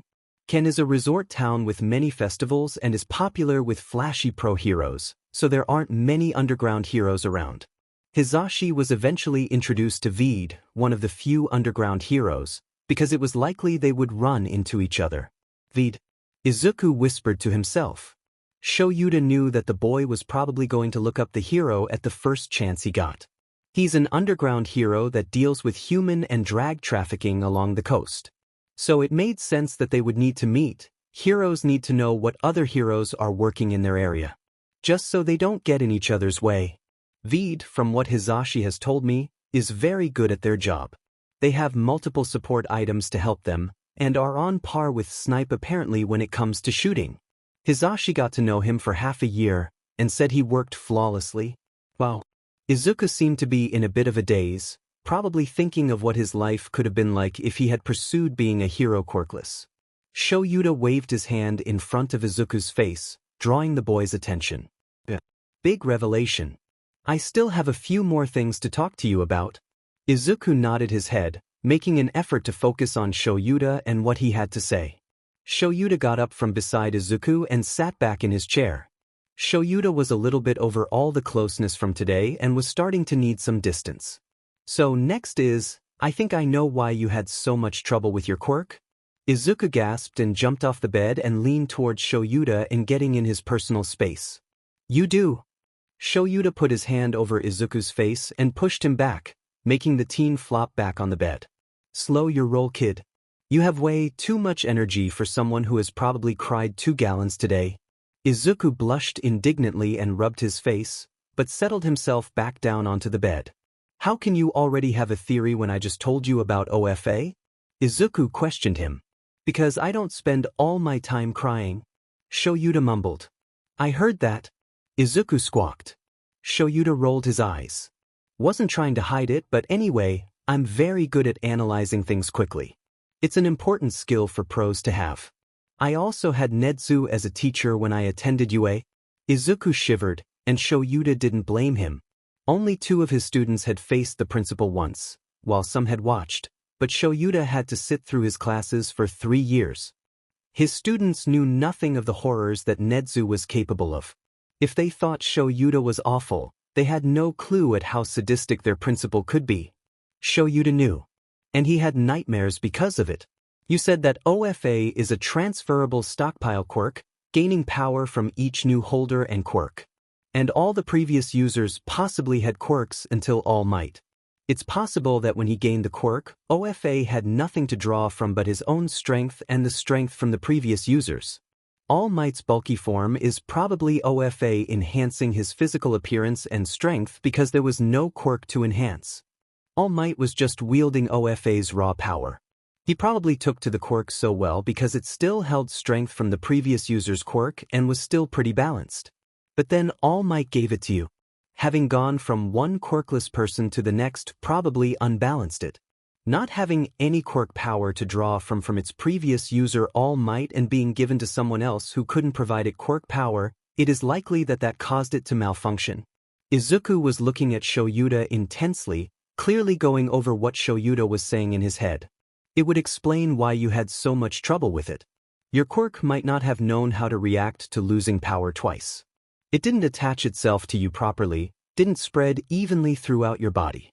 That's probably why you have to force it to spread evenly, unlike how it did it naturally with All Might. And there is also the fact that All Might had much more time to train his body and make it a proper vessel. Your training was rushed. You were not given enough time to prepare your body, you rushed to put on muscle. And then you had no time to grow accustomed to the quirk, to grow with it and learn your limits. You were thrown into a school with a new volatile quirk, and told to use it with no idea how. If I had known that you had no clue how to control your quirk, I would have never pushed you to use it and let you learn slowly. I thought it was just a painful drawback from your quirk if you used too much power. Like how I get dry eye, Hizashi gets a sore throat, or Kaminari short-circuits his brain. Some quirks can have negative side effects. I didn't know it was because you didn't know how to control it. That is something important I should have been told. I don't care how or what lie was used to tell it, but I should have been told. I could have prevented you from destroying your arms. You could have participated in exercises without you quirk. You already proved you could do that many times. You only used it as a last resort, but those last resorts had devastating consequences. I could have been helping you this entire time to learn how to control it and get used to it. Izuku was a little ashamed.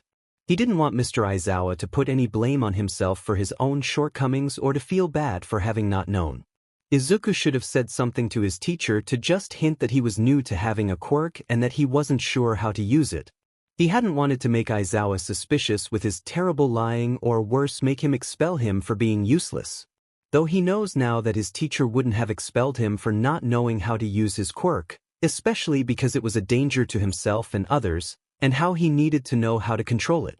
He should have said something, but he was too worried about accidentally exposing All Might's secret.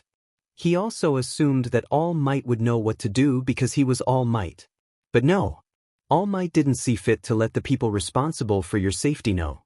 The man couldn't even train you himself and a retired pro had to help you. Whoever this Gran Torino is, I need to send the man a gift basket. He did more in a couple days than All Might had done the entire time he's known you. And now that you're becoming more in tune with your quirk, you are unlocking secrets from the previous holders.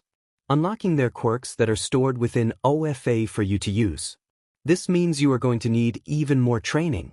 Carefully thought out training that will have to be adapted to each quirk. One of the holders said you will gain 6 quirks. We'll have to train each. And maybe see if you can freely interact with these phantom holders and if they can advise you. This quirk of yours is an anomaly. You should have been getting extra training from the beginning. Aizawa finished. Izuku hung his head. I'm sorry I disappointed you, Mr. Aizawa. Izuku mumbled. Shouta sighed and rubbed the back of his neck. Izuku, look at me. Izuku slowly lifted his head. The boy looked like a kicked puppy. Definitely going to use him against the other teachers. I am not disappointed in you. I am upset with All Might, but not you. Izuku frowned at the part about him being mad at All Might. I really wish you would have told me sooner, but this is a big secret, so I understand needing to be careful. And you're just a kid and can't be expected to come to the same conclusions an adult would. Izuku sighed. I'm still sorry though. And Kaken said I was an idiot for telling him and dragging him into it. But he was so upset and thought I dash. Shouta interrupted Izuku by jumping up and smacking the boy on the top of his head. Bakugo knows. When? Why would you tell him? Why, never mind. I don't want to know what possessed you to tell him. But when no. Don't even want to know when. Shouta fell back into his seat and covered his face with his hands. This kid is going to be the death of me. Death by stress, courtesy of problem child. Asterisk, I'm so going to have Nemuri take me drinking. And I will drink all night long until I'm PSS drunk and black out. Don't care if she draws perverted sheet on my face. I need the oblivion of alcohol asterisk. Izuku sat silently while his teacher spiraled in self-pity with his face covered, groaning about needing to get drunk. Izuku was starting to worry he had broken his teacher after a few minutes of the man just sitting with his face covered, not moving. He wasn't even groaning anymore. Izuku was fixing to lean forward to poke his teacher when the man in question spoke from behind his hands, startling Izuku. Third bout of business, then we're done. Izuku couldn't even say anything to agree before Shouta was speaking again. A small house has been set up for you, me and Eri. It's right behind your dorms so I can be close to your problem class. So you can still hang out with them whenever you want. In the dorms. You will not bring any of those hellions into my house. I need my space and they are not allowed in my space. They tend to break things. Izuku couldn't argue that. So far Kaken had blown up 2 doors. Mineta had gotten the couch permanently stuck to the floor. Kaminari had short-circuited 1 TV, the microwave, and caused 3 lights in the hallway to blow a fuse. Ashido had melted 4 doorknobs and left an acid stain on the carpet. Uraraka and Tsu had broken the chandelier. He doesn't know how. Siro had broken, then taped up a window. Izuku had tripped and punched a hole in his bedroom wall and had pulled his door off its hinges. Aoyama had broken a mirror. and Kuta's bunny had chewed up 3 pillows. Ida was very disappointed in all of them. Shouta continued when he didn't hear any protests. All of your things have been moved to the house by Midnight and Hound Dog. And since I haven't gotten any texts from Midnight, it's safe to say that you didn't have anything inappropriate in your room. Asterisk, thank goodness. I think the world would end if Izuku was involved in anything inappropriate. The universe would just have a resounding nope, not my green bean, and end itself asterisk.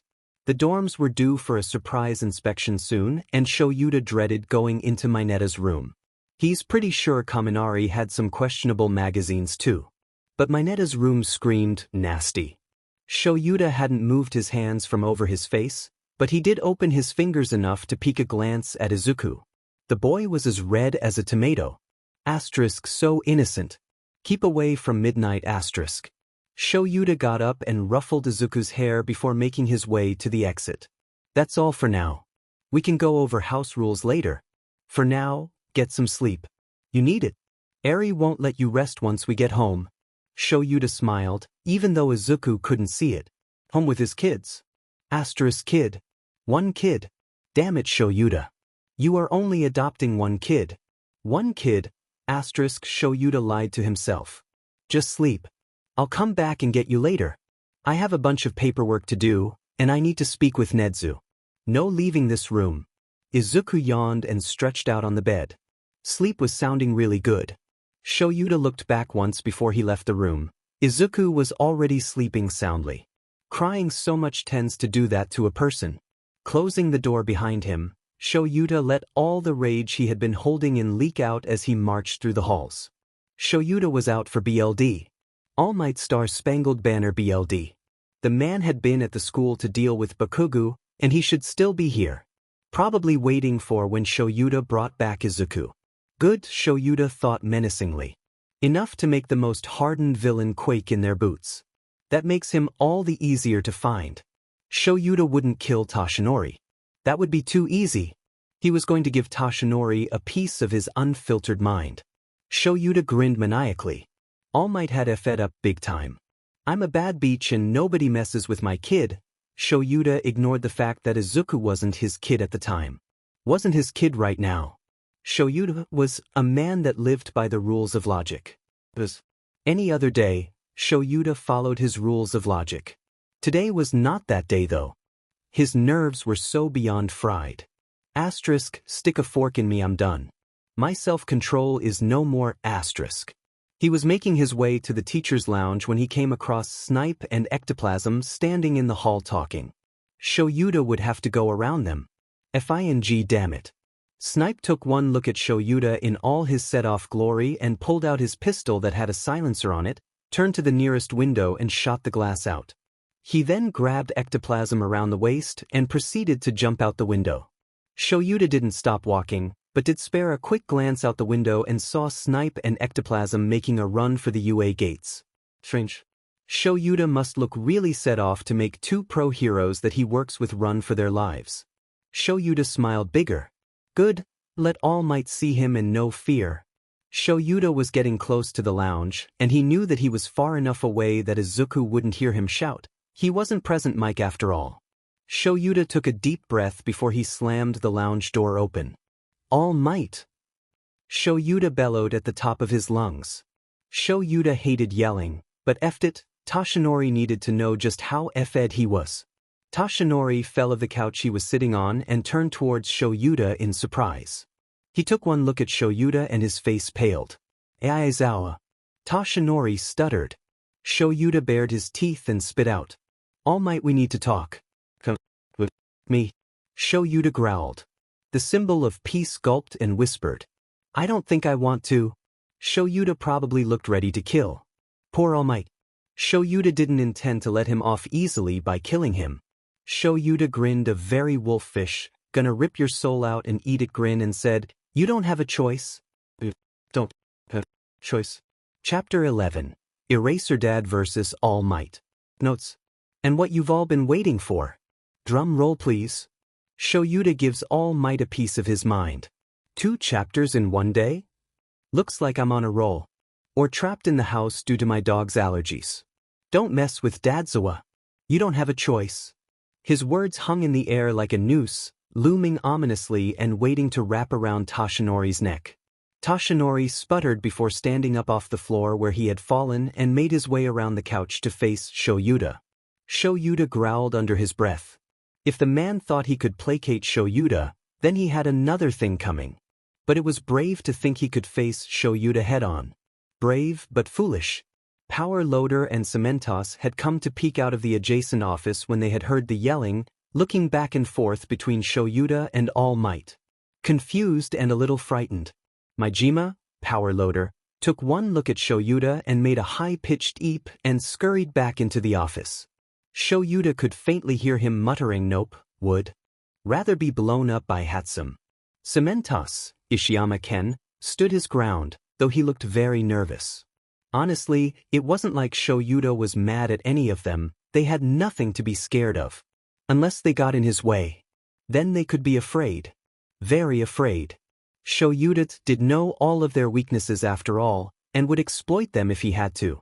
Aizawa, Toshinori began. Let's talk like rational adults here.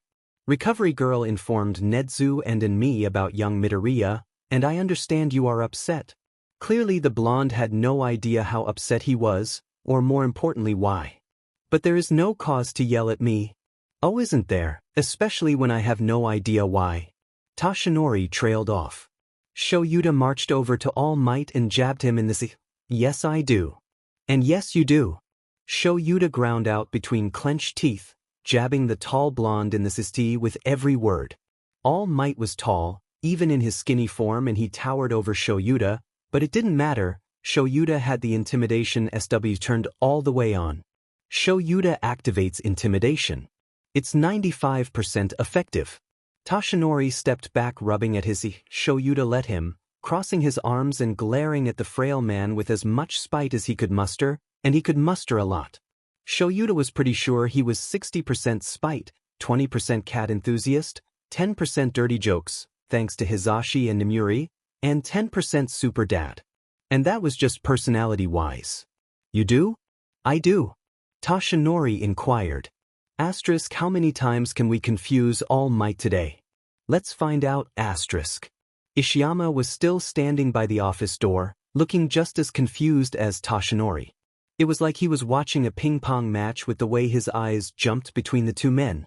Shouta nodded his head. Yes, and you are going to come with me, now, and I'll gladly explain everything. Shouta said darkly, moving forward towards Toshinori again. Ishiyama took a hesitant step forward. He didn't seem like he wanted to interrupt them, just be close by in case he needed to pull Shouta off of All Might. Shouta wanted to laugh. The number one hero needed protecting from Shouta. You would think that Shouta was a villain with the way everyone was reacting. Toshinori reversed until he bumped into the back of the couch, panicking and waving his arms around in front of him as if to ward Shouta off.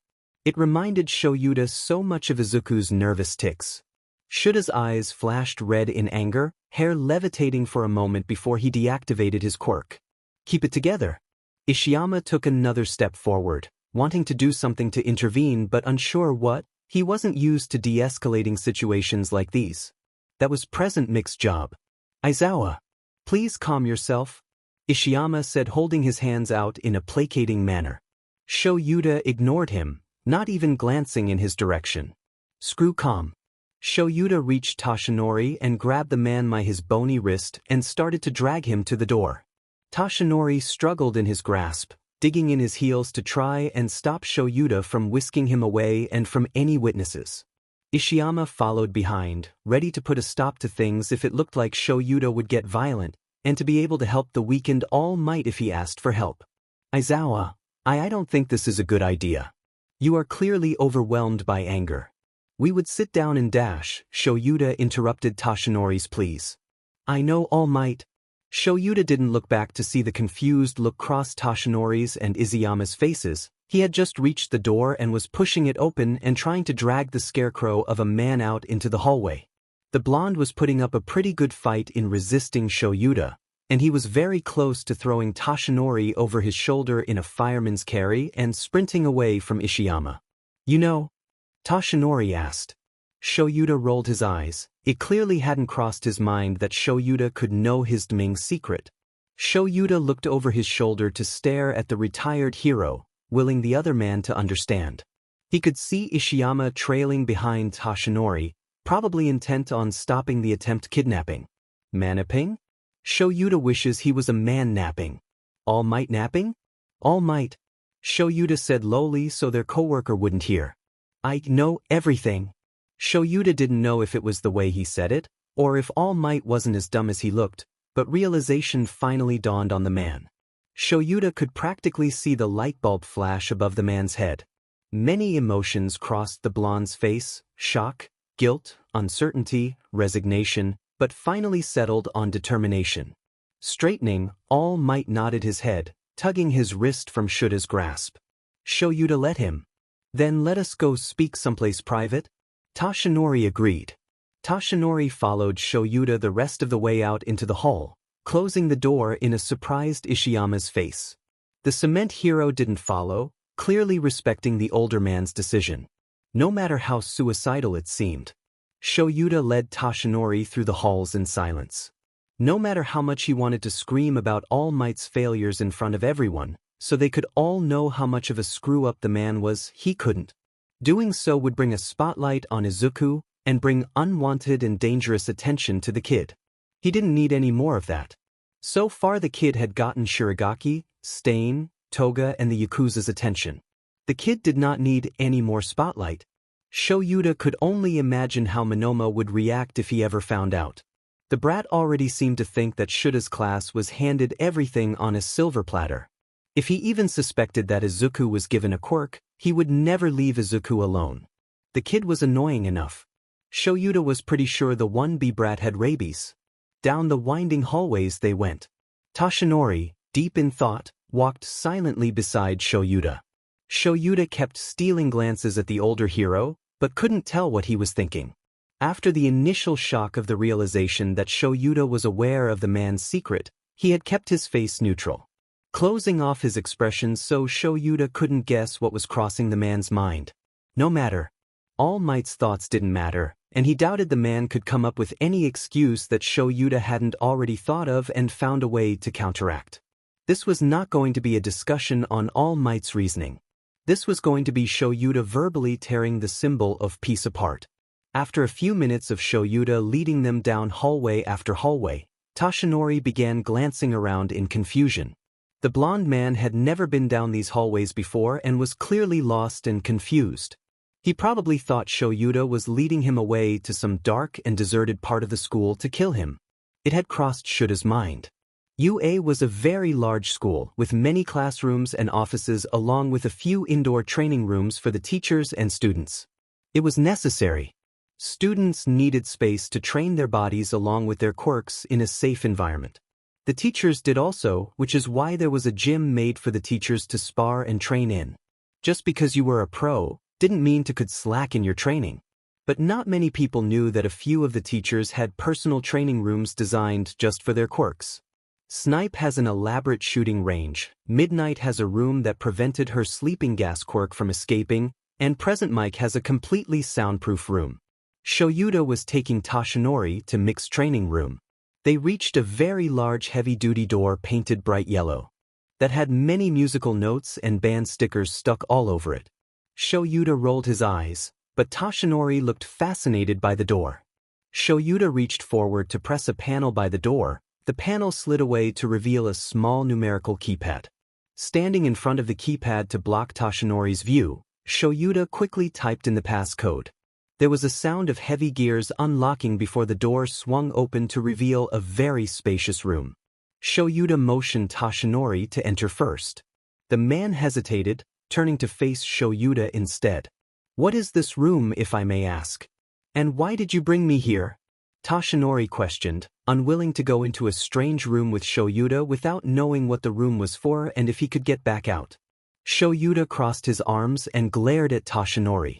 Being cautious was a good thing, but right now it was just pissing Shouta off. It was ridiculous. Shouta was a poor hero and a teacher, he wasn't going to do anything villainous. It's present mixed training room. It's soundproof, so no one will overhear us. And so no one will be able to hear your screams went unsaid, not that Shouta was going to hurt the man. He just wanted to talk. Toshinori still looked apprehensive and didn't make any move to enter the room. Shouta sighed. Did he seriously think Shouta was going to kill him, or was he being difficult because he wanted to avoid their conversation for as long as he could? It was probably both. Look, All Might, the sooner we get this over with the better. I don't want to be stuck in a room with you any longer than I have to be. And if you're worried about being locked in a room with me, then don't be. The door is easily opened from the inside. Toshinori's shoulders relaxed some. He must have been worried about not being able to escape Shuta's wrath. Sighing, the blonde turned and entered the room. Shouta followed, shutting the door behind them, the sounds of the gears turning once again to lock in place. The room was very spacious, around the size of a basketball court with a very high ceiling. There was a stainless steel table at the far side of the room, and along one of the side walls were a multitude of cabinets that had been soundproofed. Shouta had helped Hisashi train in here multiple times and knew that in the cabinets there were a variety of glass cups and figurines of different densities. Hisashi used these to practice pitch control to find what volumes affected which glass. Hisashi had practiced his quirk for years, more so once he had become a teacher of UA and had been given the room to safely practice in, to learn the ins and outs of his quirk. It was necessary when your quirk made you loud enough to shatter glass, burst eardrums and topple buildings. Now, Hisashi knew how to pitch his voice so that he could safely incapacitate a villain, without shattering any glass objects around him. Hisashi knew his quirk could cause property damage, and instead of just shrugging it off and letting his agency deal with the repercussions, he had made sure that he could safely use his quirk with the help of his directional speaker, to only affect his targets. No busted eardrums of civilians, and no shattered windows. That's a lot more than many other heroes were willing to do. More than Endeavor was willing to do. Of course he needed to know the right pitch to use that would affect a villain but not the glass, and being the good friend that Shouta was, volunteered to be the guinea pig/test subject. The room was pretty plain, except for the band posters that littered the walls. No chairs or other furniture except for the lone table at the back and the cabinets. Toshinori was looking around curiously, having forgotten his nervousness and the reason for it. Shouta quietly took a deep breath before yelling, "You are the biggest fool it has ever been my displeasure to know." Startled, Toshinori jumped and spun to face Shouta. "Aizawa, let me explain," the man said, trying to force a reassuring smile on his face. He wasn't doing a good job, and Shouta wasn't going to humor him. Let him defend himself to someone else. Shouta didn't want to hear it. "Shut the hell up. I don't want to hear any of your excuses, because that's all they are." "Excuses?" Shouta yelled. His hands were fists at his sides, and it was taking all of his self-control to just deck the man one good time. Just to shut him up. Toshinori either didn't sense the danger he was in or was trying to be brave, because he stepped towards Shouta with a look of determination. Not backing down from Shouta. "No, Aizawa, I think it's only fair that I explain myself," Toshinori said, crossing his arms and looking down at Shouta, frowning. This fool of a man was going to need divine intervention, because he was challenging Shouta. Challenging Shouta in dad mode. The angels better get ready to carry this man off, because he clearly had a death wish. Can't really throw Shouta in jail for granting that symbol of peace his wish. And if someone tries, he could probably bribe the principal to find a loophole for him. Or he could just refuse to go to jail.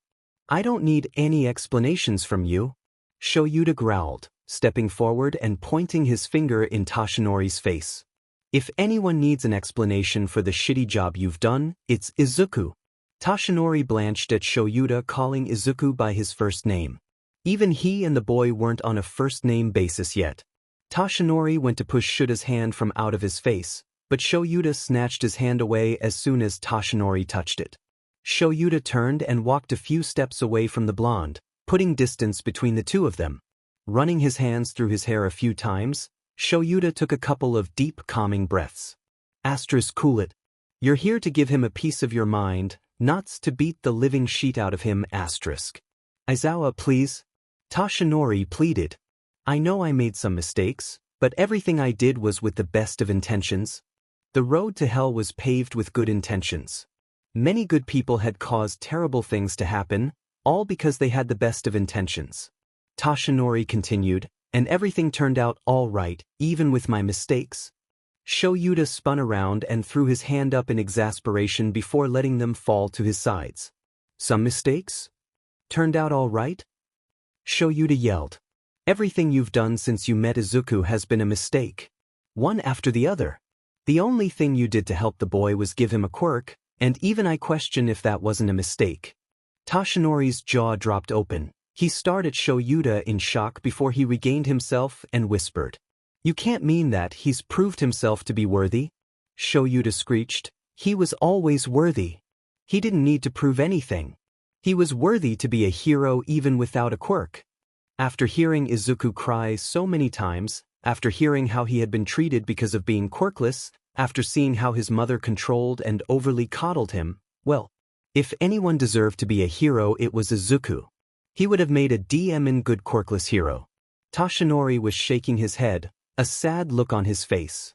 He couldn't have been a hero without a quirk Aizawa. You know that. Being a hero is too dangerous, he would have gotten himself killed. You've seen the damage I took, even with the power I had. Being a quirkless hero just isn't possible. He was too weak. Too weak? All because he was quirkless. Quirkless? Why did it always come back to that? Why can't people look past the end of their own nose to see that quirks weren't infallible? Shouta lunged forward and punched All Might in the jaw. The retired hero fell backwards and onto the floor from the impact. Cradling his jaw, he looked up at Shouta with wide, unbelieving eyes. Shouta was shocked himself, but recovered quickly and stepped away from the fallen hero, glaring at the man on the ground the whole time. Oh shit. I just punched All Might. Hell yeah. You're a hypocrite. You were quirkless yourself, and still fought to be a hero. Toshinori went to protest, probably to say that he couldn't have been one if Nana hadn't given him her quirk, but Shouta cut him off. You knew the pain of being quirkless and yet you still crushed the boy's hope. You didn't even give him a chance. Just tossed his dreams aside. Toshinori flinched, but he was making no move to stand back up. He probably assumed that Shouta would knock him back down, and Shouta wasn't so sure that he wouldn't. You didn't know him. Didn't know what he might be capable of. You didn't know how amazing he is at analysis. Didn't know how talented he is at incorporating fighting styles and making them his own. You saw his quirklessness and took that to mean weak. Useless in the hero world. And it's sick. It's sick because you know what it's like to be quirkless. You know how people see them. If you had stopped to think, you would have realized that he was put down every day of his life and told he didn't have what it takes. You knew it and you still crushed him. Crushed him and left him on a roof. Shouta dug his fingers into his scalp, using the pain to ground himself. He could have died that day, All Might. And not because of the villain, but because of two people throwing around harsh words carelessly. The day you saved him, Bakugo told him to jump off the school's roof and pray for a quirk in the next life. Toshinori inhaled sharply in shock. Then this broken boy lays his heart out for you and you break it without a second thought. You never stopped to think how your words might affect him. How much he was clinging to hope. You didn't think about him, not really. You were thinking about yourself. Comparing him to you, and thinking the great All Might can be hurt. This kid doesn't stand a chance. Your words could have been the final push that day. A final push off a roof that you left him on. Toshinori looked close to throwing up. His face was pale and he had a look of horror and regret. Realizing that he had come close to losing his successor. That he would have been the reason a bright light was outed too soon. Shouta removed his hands from his head and shoved his hands into his pockets, ignoring the little bit of BLD under his fingernails. All Might, I'm gonna tell you something that I thought you knew. Toshinori looked at Shouta quizzically, unsure what Shouta was going to tell him. All Might, not everyone can be you. Not everyone can have flashy quirks and fight the most dangerous of villains. But that doesn't mean they can't be a hero. Midnight, her quirk is somnambulist. Not useful if a villain has a filtration mask, but she can still fight using her WHP and her agility. Ectoplasm, missing a leg, his quirk is clones. It's just clones of himself that he can manipulate. Power Loader, Iron Claws, helps him dig underground. Still a hero, and is a genius when it comes to creating hero costumes.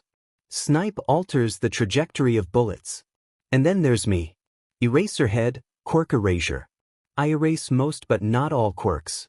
I render most violains quirkless. I fight them quirkless. And for the ones whose quirks I can't erase, I still fight them.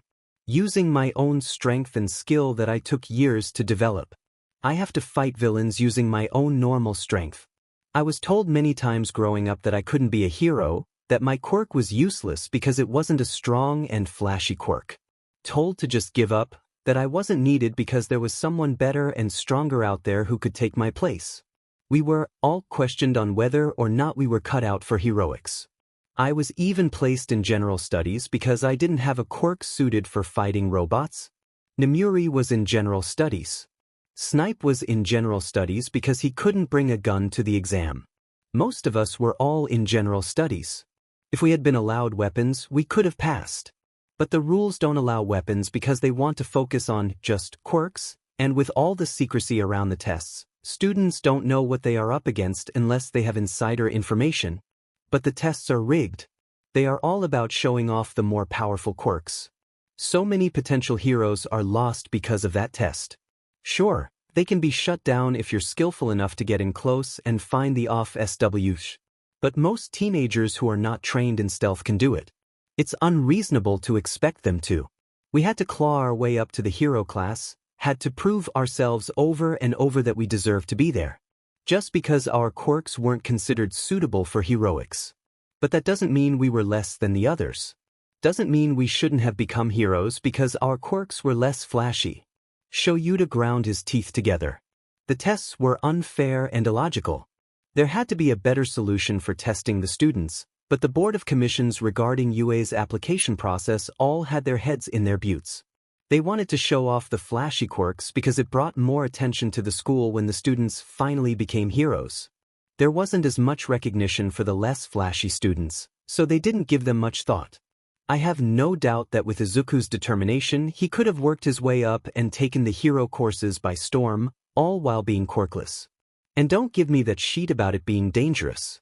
It's dangerous for all people who choose it, no matter the quirk. Being a hero is an occupational hazard, for everyone. I got my face smashed in at the USJ, does that mean that I should never have been a hero? Toshinori wasn't looking at Shouta anymore, he was staring at the ground, his face still pale. A bruise was starting to show itself on his jawbone. Toshinori didn't know how much some of the other heroes had struggled to become heroes. It had been a breeze for him, he never gave it much thought that not everyone had found it easy. Shouta sighed and rubbed his neck. He wasn't done, it would be a while before he was done, but that didn't stop him from wishing he could curl up in his sleeping bag and pretend that All Might wasn't his problem to deal with. I, along with many others, proved ourselves at school that we had what it takes. If we didn't, then the teachers could have sent us packing, but they at least allowed us to prove ourselves. We had potential, so we got to stay. You knew nothing about Izuku other than he was quirkless. You didn't give him a chance to prove himself before you told him no. You didn't know if the boy had any skills, or anything he could offer the hero world. You saw the label quirkless and you treated it like a liability. Hypocrite. Quirks should not define us, but unfortunately they do. And those more privileged in the quirk department tend to reap the benefits of having a powerful quirk. They get praised all their lives and told they can accomplish anything, even if the only potential they have is being powerful. Being powerful doesn't make you a good hero, just look at Endeavor. Toshinori frowned.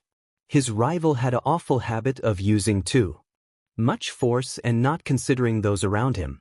Sure, Izuku got caught by a villain, but Bakugo got caught by the same villain and no one told him he couldn't be a hero because of it.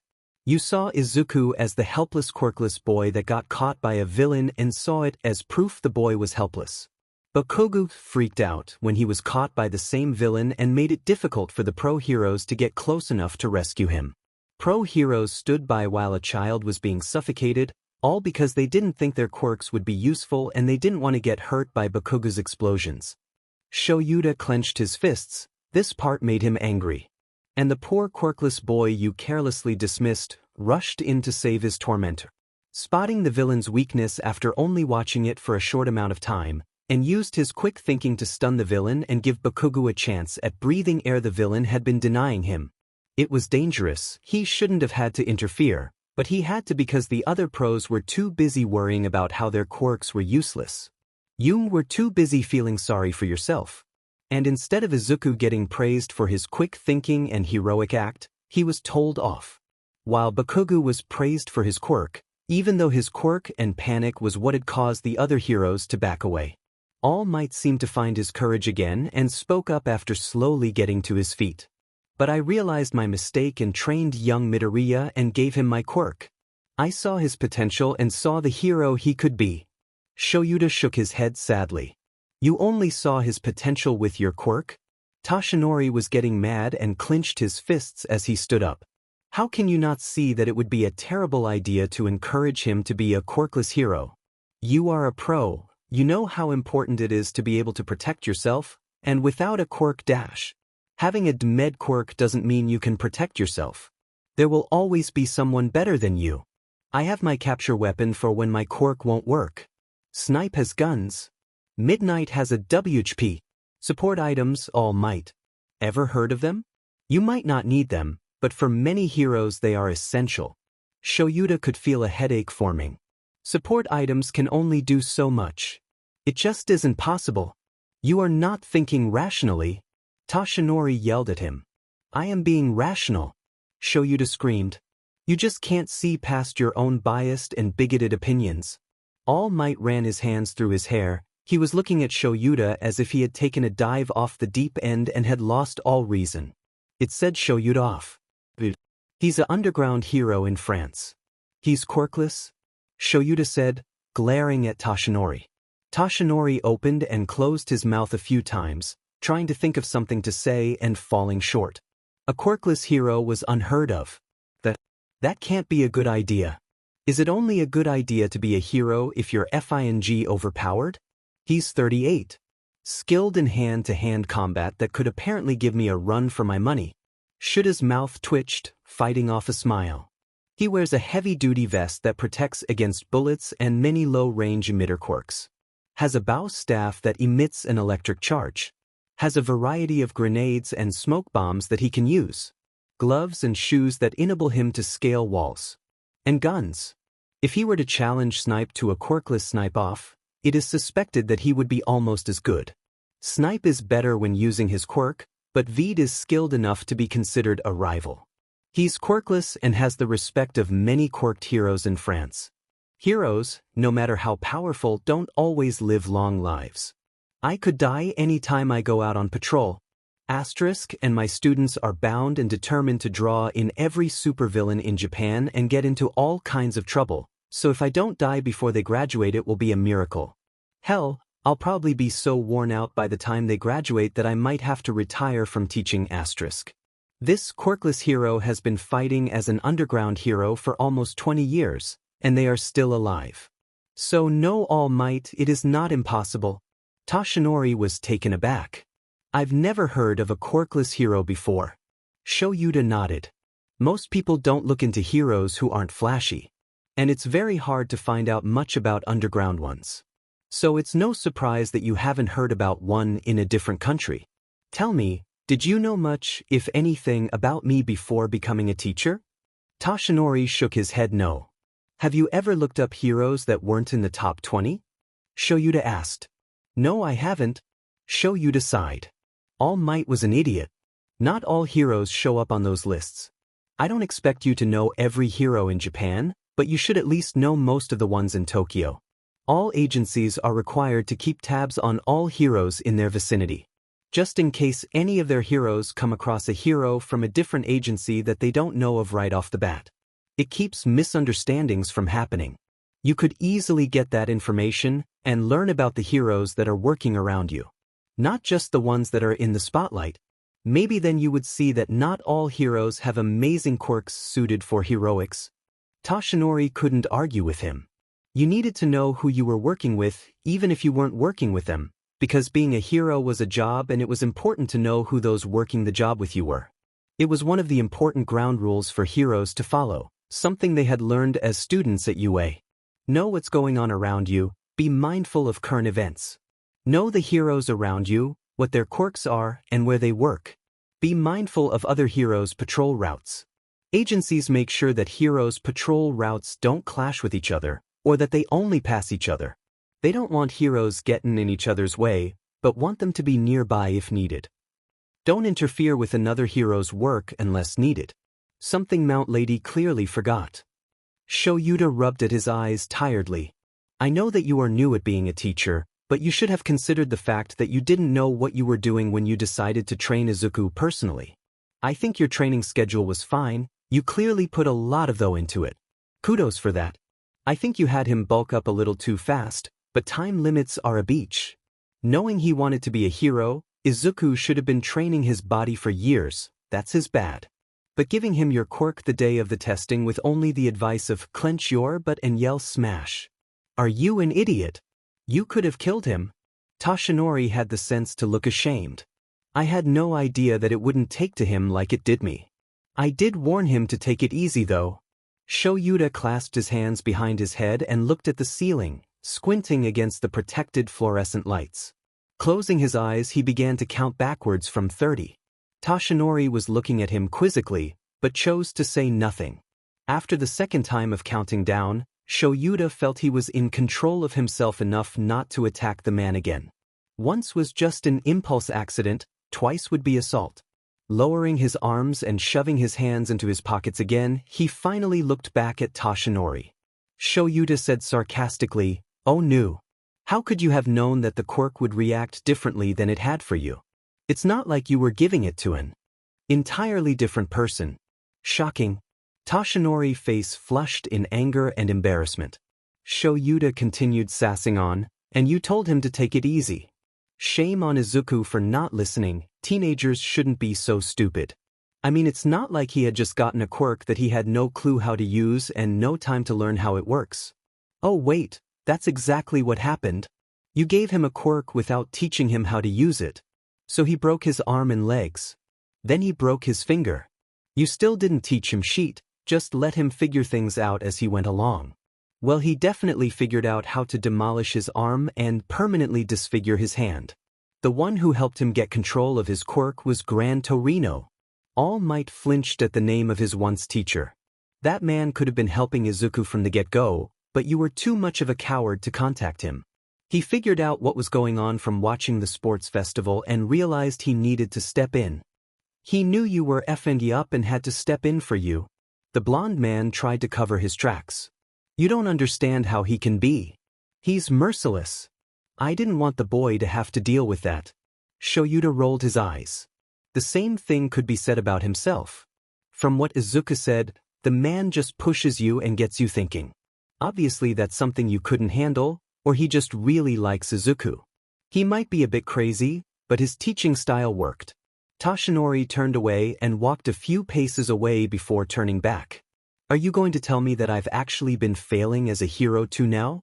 Oh, cry me a river. No, All Might, you have never failed at being a hero. Failed at being a teacher and mentor, but you've always been a good hero. I can't fault you that.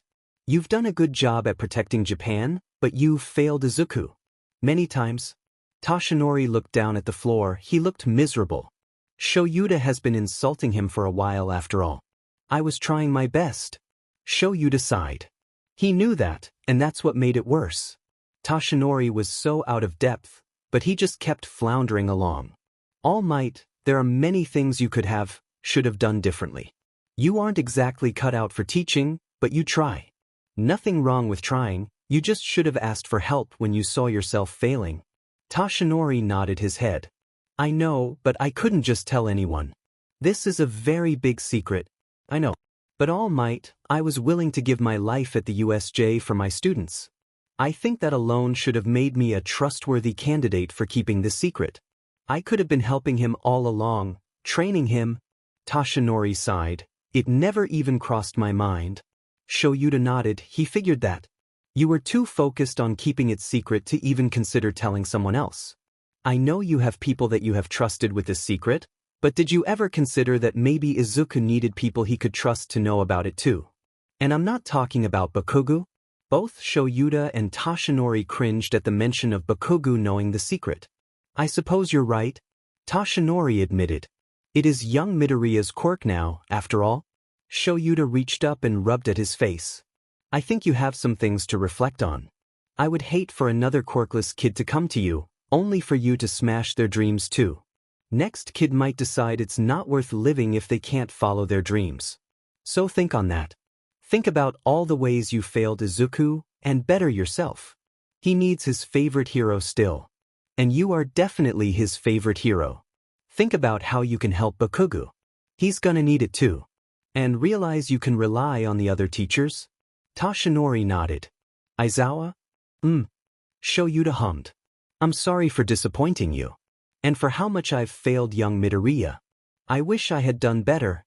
Why is everyone worried about disappointing me? Toshinori looked like someone had just told him his dog had been run over. He looked like he was on the verge of tears. Don't worry, All Might. You were never my favorite person to begin with. Toshinori sputtered and started to spit BLD, but quickly covered his mouth with his hands to keep it from spraying out. It was too easy to pick on the Scarecrow man. Look, don't apologize to me. I don't want it or need it. And don't apologize to Izuku. You tend to do enough of that and it will probably make him feel worse. You hurting hurts him? Toshinori chuckled and muttered fondly, "Cry baby." And don't ask him any questions. If he wants to talk about things, then let him come to you. The whole deal with his mother is hurting him, even if he's taking it well now. They both frowned at that. It hurt to know that the sweet green bean had such a hard time at home. Toshinori cleared his throat and hesitantly looked at Shouta. Anything else? Shouta thought for a minute before nodding his head. Toshinori paled a little more. If Mike goes missing, then say you saw me in my sleeping bag in the teacher's office at the time it happened. Got it? Toshinori nodded his head quickly before rubbing his jaw. Whatever Yamada had done, Toshinori wasn't going to get in the way of Shouta's revenge. Being punched once on his bony jaw was enough. You were definitely asleep when he went missing. Poor present Mike, don't know who got him, but it definitely wasn't you. Shouta smirked and Toshinori took a few steps back. That's right. Shouta sang. Toshinori looked at Shouta like he was possessed. Might be he was, who knows? Shouta was too tired to care. Shouta turned away from Toshinori and made his way to the door and opened it. Before Shouta left, he looked over his shoulder and called out to All Might one last time. Oh, and All Might, never diss me off like this again, no more secrets. And there better not be any more arch nemesis hiding in the shadows. I won't go so easy on you a second time. Shouta walked out the door after that. Before the door closed he heard Toshinori whisper, "What about all this was easy?" Shouta made his way tiredly back to the teacher's lounge, where he found Ishiyama and Maijima conversing worriedly with Nemuri. Maijima saw Shouta first and saw that All Might wasn't with him. The little red-headed man shrieked, "Oh F no! He's killed All Might?" He then turned around and ran back into the office and slammed the door. Shouta could hear him pushing things against it to barricade himself inside. Ishiyama looked at him worriedly while Nemuri just raised an eyebrow and asked, "Do I need to help you get rid of a body? This is the kind of support I need in my life." Shouta shook his head no. He knew Nemuri was just joking and knew he hadn't actually killed All Might. Shouta's too clever to get caught that easily after all. But he would let Ishiyama worry a little longer, deciding if his "no" meant that "no, I didn't kill All Mights" or "no, I don't need help hiding the body." Honestly, Shouta didn't give a flying F at the moment. I give 0 FS and I have 0 chill in me. Shouta might have lost his mind from all the stress. Well, he's definitely lost what little filter he had, not that he really cared about that. Shouta walks the rest of the way in the room and over to Nemuri. Ishiyama scrambles backwards a few feet, getting out of Shouta's striking range. Not that Shouta would hit Ishiyama. He's not dumb enough to hit FING cement. But Ishiyama was too afraid to realize that. Shouta, a hero that terrifies all other heroes, great. Asterisk might not have to expel anyone to save.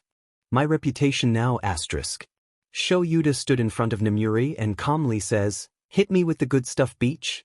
The last thing Shouta sees before somnambulist hits him is Nemuri's wicked grin. Asterisk sheet. That's not good asterisk. Chapter 12, Repercussions, Part 2. Notes. Not much changed with this chapter. Bakugo Katsuki. The car ride back home was a silent affair. Katsuki's parents barely sparring him a glance in the back seat. He could feel the rage pouring out of his mom from the passenger side, but she remained silent. A silent Bakugo Mitsuki was like the calm before the storm. Katsuki had stood outside once before a storm hit as a child. It had still been a good distance away, and he could only faintly hear the sounds of thunder as lightning spiderwebbed across the sky. The air had been heavy, and he could feel the hair on his arms stand up from the static that the lighting was causing. Even far off like it was. Katsuki had ignored his dad calling him into the house. The storm was far enough away. He would be fine. The static in the air seemed to keep increasing, even though the storm had barely budged. The sudden flash of lightning overhead and the deafening roll of thunder had him making a mad dash inside. This is how the car ride felt. His mom's silent anger making the hair on his arms stand on end. A signal that danger was near. Only, Katsuki had no place to run to this time. The safety of his home would not keep him safe from the storm that was his mother. Katsuki was screwed. They pulled up to the house, and Katsuki lunged out of the car before his father could even put it in park, running like mad to the front door. He heard his mom shout after him, but he ignored her. He already had his key out and was unlocking the front door before his mom had even gotten out of the car. He threw the front door open, not bothering to close it behind him, and ran to the stairs, vaulting up them two at a time until he had reached his room. Slamming the door behind him, Katsuki locked his door and threw himself onto his bed. For the moment, Katsuki waited for the sounds of his mom's approach, knowing that she would be after him as soon as she entered the house. Screaming and beating on his door, demanding he come out and fight her like a man. As if any man could take her on in a fight, as if Katsuki could. He was pretty sure the hag was rabid. It explained why she fought like she was batshit crazy. Katsuki sat on his bed waiting for her. But she never came after him. Not like Katsuki would open the door for her anyway. He would have just yelled at her through the door like he always does, until he sneaks out for food or to use the bathroom and gets cornered by her. But the aggressive woman never showed up. Katsuki was starting to panic. She wouldn't burn the house down with him in it, would she? Would she? Katsuki heard the stairs squeak, and heard the soft footsteps of his dad make their way to his door. His dad usually only showed up after Katsuki's scream off with his mom, acting as peacemaker, or softly telling Katsuki what he had done wrong and telling him why it wasn't acceptable. The tension that Katsuki had been holding eased up some. His mom must be too sad to even yell at him. Scary, but Katsuki could deal with that as long as he was safely locked in his room. Katsuki was waiting for the soft but firm reprimand that his father usually gave him, but the only sound he got was a loud bzzzt of a handheld drill. Katsuki jumped to his feet, unsure of what to do. He couldn't open the door, that would be walking into the hands of the enemy. He couldn't leave out the window, he was on house arrest. He would not yell at his dad. Masaru had never once raised his voice at Katsuki, and Katsuki couldn't find it in himself to shout at the soft-spoken man. So Katsuki just stood silently in his room and waited. One by one the hinges on his door fell to the floor, and then slowly his door was removed from its frame and placed against the wall of his room. His dad stood where his door had been. He looked angry, that much was obvious, but there was a deep sadness underneath all that. And it hurt Katsuki more than any slap his mom could muster. Quietly, his dad came into his room and made his way over to his computer. He unplugged it before removing all of the cords attached to it. He unplugged Katsuki's small clock radio and tucked it under his arm. He turned to Katsuki and held out his hand. "Give me your cell phone, Katsuki," his dad said softly. Katsuki took a step back. "No way. How the F am I supposed to keep up to date with hero news if you take all my sheet away?" Katsuki asked. His dad shook his head. "You're not. You're under house arrest, so you don't need to be able to keep up with the hero news." Katsuki crossed his arms and glared at his dad, not making any move to fish his phone out of his pocket. "I have a right to know what's going on. There are too many villains with a grudge against the school. I deserve to be in the loop and know if they make any moves. The thought of not knowing if his classmates were safe or if any of the troublesome villains had been spotted made Katsuki sick. Besides, Katsuki added, I tutor most of those DMN nerds. If I don't have my cell phone, then how am I supposed to help them and keep them from flunking? His dad sighed and rubbed his hand through his light brown hair. Katsuki, you don't have the right to know what's going on. Not anymore. Your actions against Izuku lost you that right. Going to UA and being a hero is not a right, it's a privilege. Nobody has the right to something, only the privilege. And right now you have lost that privilege. Even if it's only temporary. So that means you are losing all of your other privileges. The privilege of having free information, of keeping in contact with your friends, and of any activities that you enjoy. Katsuki gaped at his dad.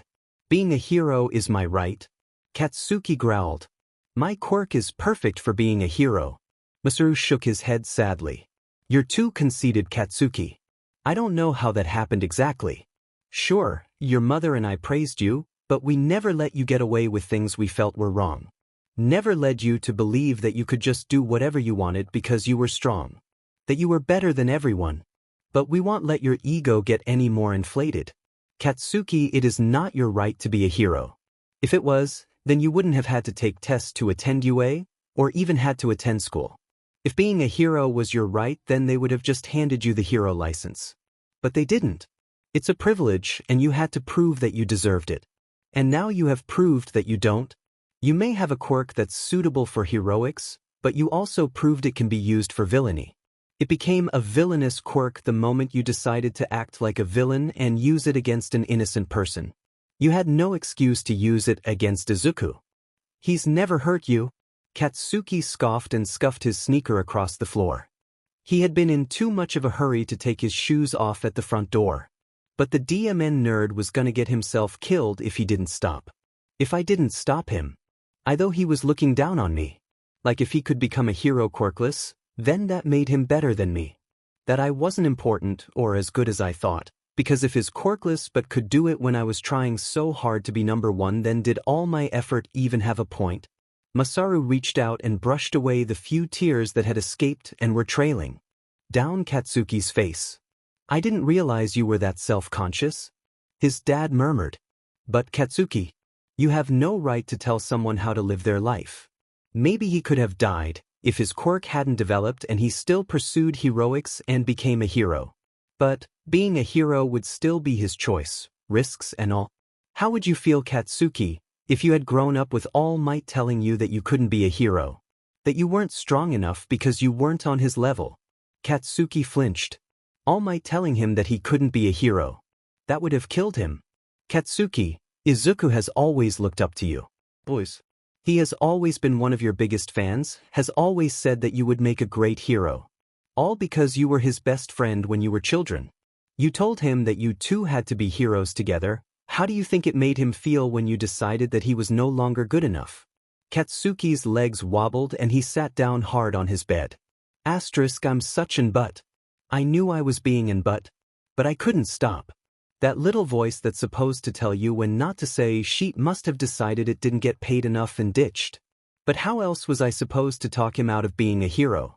He just wouldn't see how weak and vulnerable he was. A strong breeze knocked him on his but once. What kind of hero would I be if I just let him run headfirst into danger? How could I ever face Auntie if I let her only son die? I had to show him. Asterisk the weak fall. That's how it always is. I couldn't let him fall. I fucking told him to fall. I didn't mean it. Still told him. If he hadn't have been such a weak but beach, I wouldn't have need to be so hard on him. Right? Am I really no better than a villain? I was acting out of the best intentions. Is that what I was doing? Or did bullying him make me feel better about myself? Stronger? What the hell was I doing? I don't know. Asterisk. Katsuki reached into his pocket and ripped his phone out and tossed it to his dad, who had to scramble to keep it from falling to the floor. I want to be alone now. Katsuki grumbled. He heard his dad sigh and walked to his door. Asterisk can't even close my fucking door now. The hag is gonna have a field day with that asterisk. Katsuki, try to make the best of the next 2 weeks. This isn't a vacation, and not going to be fun for you. I plan on making you a doctor's appointment for tomorrow, his dad said. Katsuki's head shot up at that. Why the F are you setting me up a doctor's appointment when I'll be dealing with DMN therapists soon? His dad sighed. Language, Katsuki. I'm setting you up with the doctor tomorrow, because I have an idea for why you might be like this, and the sooner we deal with it the better. Masaru tuned around so he could face his son. Katsuki growled, What do you mean, why I'm like this? Masaru rubbed at his arm nervously with his free hand. He had all of Katsuki's electronics in the other. You've heard me and your mother talk about my estranged brother? Katsuki nodded his head. He was about 10 years older than me. He had moments when we were growing up where he would suddenly lash out over anything. He would be verbally violent towards me and my mother, and sometimes even physically violent. Especially when I got older and wouldn't let him treat us that way. He had times where he was very depressed and would become withdrawn. He had an ego as big as yours. He couldn't keep to a schedule and his emotions would be all over the place. We knew that he had a habit of stealing from us, and after he moved out it got worse. He would spend all of his money and then would come and steal from us. I was still in high school at the time. We tried to get him into therapy, but he refused. When we refused to let him keep stealing from us, he went into a rage and broke into our house and tried to fight me, saying I was the reason our mother didn't love him anymore. My mother called the police and had a restraining order put on him. We haven't seen him since, and I have no idea how he is. Katsuki was confused. What the F has that got to do with me and going to the doctor? I don't steal shit from you and Mom. His dad nodded his head. I know. But I can't help but see some similarities between you two. The aggression. Snapping over anything, even if it's minor. Erratic emotions that are almost manic sometimes. The ego. How you are easily depressed when you feel that you've failed or have been outdone. How you act as if you can't control yourself when you're angry. You just give in to your anger and throw caution to the wind. My brother was bipolar. And I think you might be too, just not as severe as him. Katsuki jumped to his feet. I'm not fucking bipolar. I'm not. There is nothing wrong with me. Katsuki's voice broke. Was there something wrong with him? Masaru really wanted to go and comfort his son, but knew that any affection from him right now wouldn't be taken well. Turning and leaving the bedroom, he called over his shoulder. When you feel a little better, come downstairs. We need to go over some new rules and talk about your punishment. Suspension is not all you're getting out of this. Your mother and I are very angry and disappointed in you, but know that we still love you.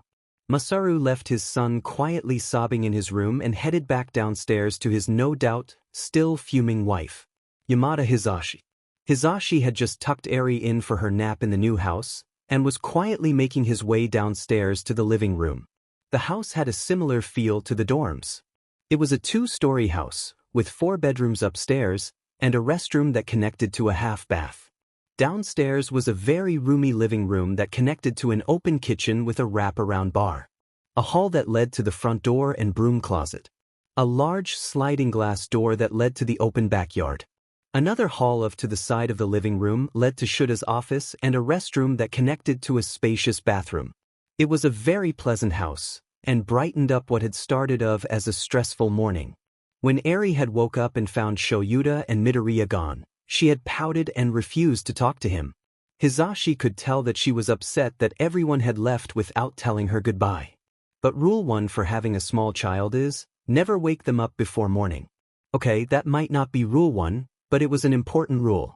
Wake a kid up too early and you will have a little grumpy demon on your hands. She had refused breakfast at first, but one loud rumble of her tummy had her agreeing to French toast and bacon. It had taken 30 minutes for Hisashi to get her out of her slump and giggling madly at his antics. Hisashi is a kid at heart. Entertaining kids comes easy. Hisashi had changed into an old gray pair of Shouta's sweat breathes and big t-shirt with a kitten in a coffee cup on the front. The breathes were huge on Hisashi and he kept having to retie the drawstring.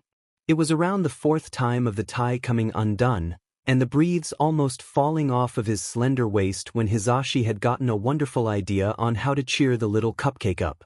Crouching down and pulling the extremely stretchy elastic waist of the baggy breathes up and over his shoulders, Hisashi placed his hands in the back of the breathes and made pinching claw-like motions.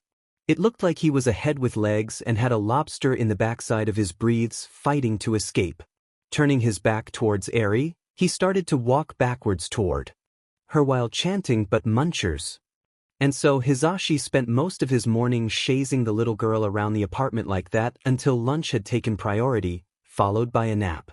Now, Hisashi was reclined on the couch with his feet propped up on the table.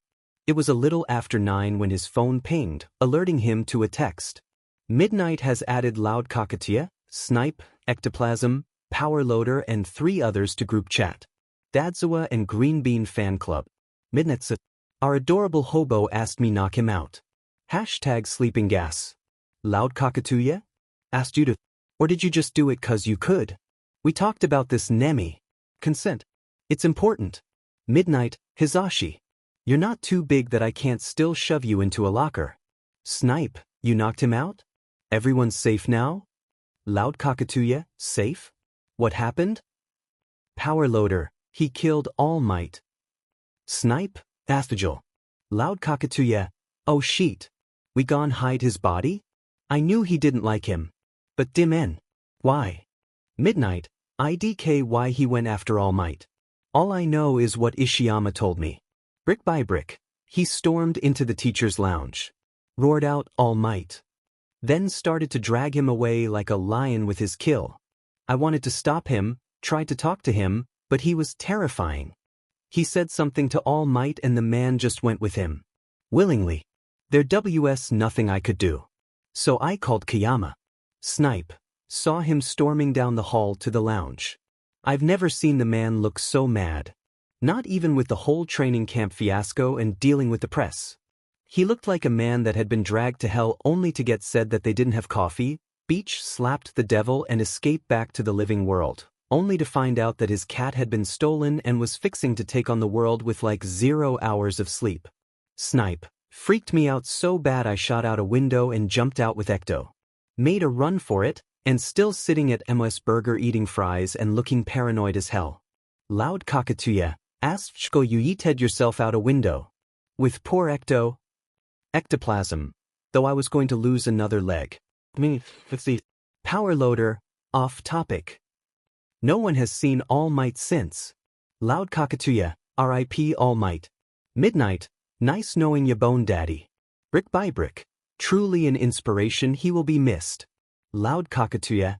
He is an O Jack Skellington. Snipe. Better him that us. Ectoplasm. Same. Nedzu. Very frightening indeed. Rest in peace All Might. Loud Cockatuya. Use a buncha chicken tenders. Midnight. Snipe. The hell. Loud Cockatuya. Fuck. Power Loader. I told you. Brick by brick. Oh my. King of Blood.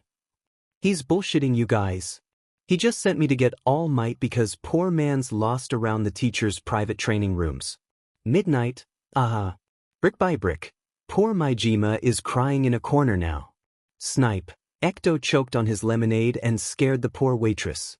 Snipe. I got it on video. Gonna post it to his fan page. Loud Cockatuya. Okay. Heart attacks aside. Mr. All-Knowing Fuzzy Wuzzy Genius Principal, what the fiddly F is going on? Nedzu, I can't reveal much. But the meeting with Mrs. Midoriya did not go well. Aizawa found a few things concerning regarding of how Izuku was viewed and treated, but was going to give the woman the benefit of the doubt for Izuku's sake. He stepped away to let them have a moment together, but that quickly turned into a very loud argument between Izuku and his mother. Nedzu, after getting between the fight, he began to question Mrs. Midoriya's sanity. She appeared to be a bit delusional concerning her husband, and she was trying to force Izuku to see things her way. Aizawa decided that her unhealthy views were toxic to Izuku and part of the problem with Izuku's willingness to forgive Bakugo's abuse.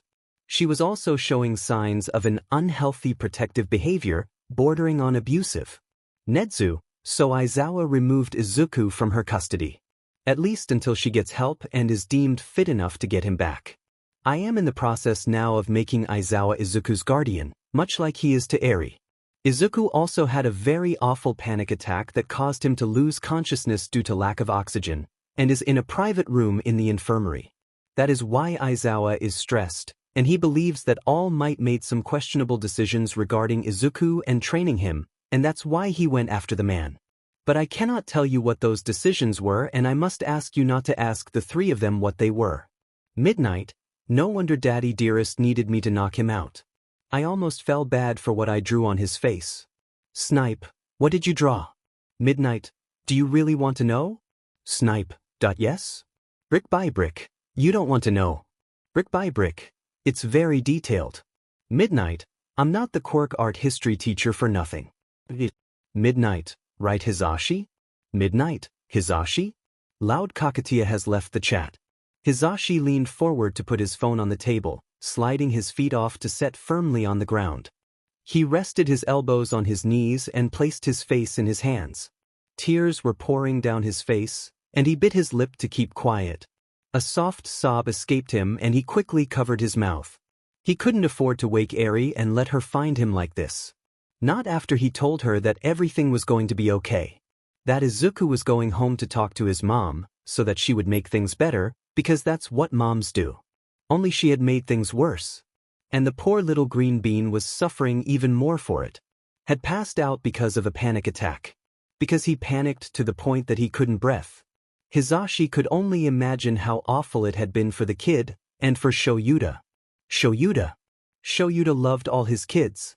He must feel like shit for not being able to protect his student from the one person who he shouldn't have to protect him from. What was wrong with that woman? Hizashi had a mind to go shake Shouta awake and demand a detailed explanation. But he couldn't do that. Shouta needed the sleep that Namuri had provided. Needed a momentary break. But Dimen. Things were supposed to be getting better. Not worse. Hizashi took a deep, steadying breath. He had to keep calm, keep his composure. Not just for Eri, sleeping blissfully in the next room, but for Shouta and Midoriya Izuku. Izuku deserved so much better than that last name. Hizashi took another deep breath. He would stay strong for them. Shouta and Izuku needed to be able to come home to peace and happiness. Hizashi would give them that.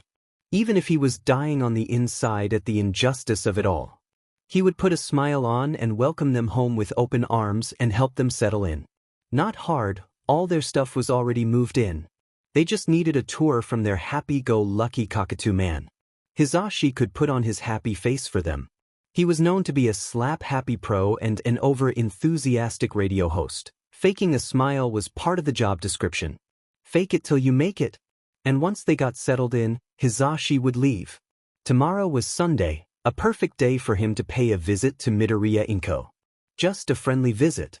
And maybe Monday, after school, he would grab the new little Aizawa family and pay a visit to his parents. Shouta was definitely in need of one of his mom's forehead kisses. And she had been bugging Hizashi to bring his brother over one day so she could see Hert's granddaughter again. She was going to flip when they show up, and Shouta has 2 kids now. Asterisk Izuku, should as your dad now. Get used to it asterisk. Hopefully Hizashi could avoid any awkward questions. About when he was going to bless them with grandkids. Honestly, not everyone could adopt kids out of the blue like Shouta can. But Monday would be a good day spent at the Yamada household. Hizashi would make sure of it. But for now, Hizashi had to pull himself together and make sure to shower Izuku in all the love his uncle Zashi could muster.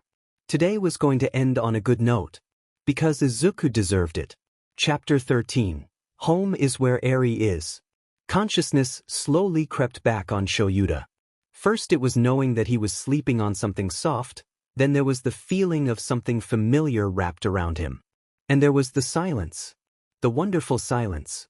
Shouta basked in the silence as he slowly woke up. Shouta stretched his arms over his head and arched his back, sighing happily when it popped in all the right places. He fell back into a more comfortable position, but left his hands stretched out over his head. Lying there comfortably for a few moments before he cracked open an eyelid to look around him curiously. He was still in the teacher's lounge, but instead of the floor where he had collapsed, he was now on the couch. The familiar thing that he felt dropped across him was his spare sleeping bag that he kept stashed in the office. Shouta grumbled appreciatively at the kind gesture. It was probably Namuri. Not many people had the guts to move Shouta when he's sleeping. Or touch his sleeping bag. Somnambulist-induced sleep or not, people were still cautious of him. Shouta felt more rested than he had in days. He could stay like this for hours, but Shouta knew that wasn't an option. He needed to go and check on Izuku.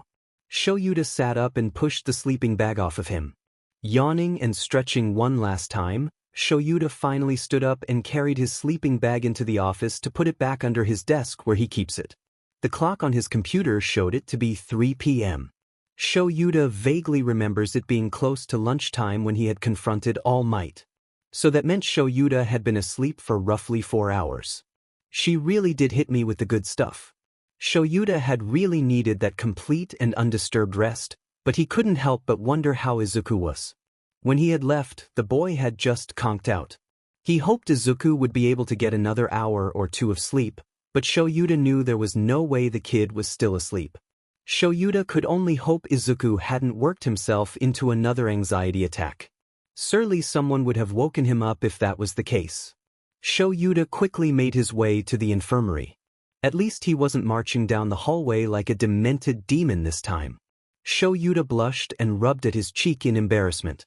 Now that he was no longer angry and less stressed due to his well-needed nap, Shouta could admit that he had been acting a bit irrationally and out of character.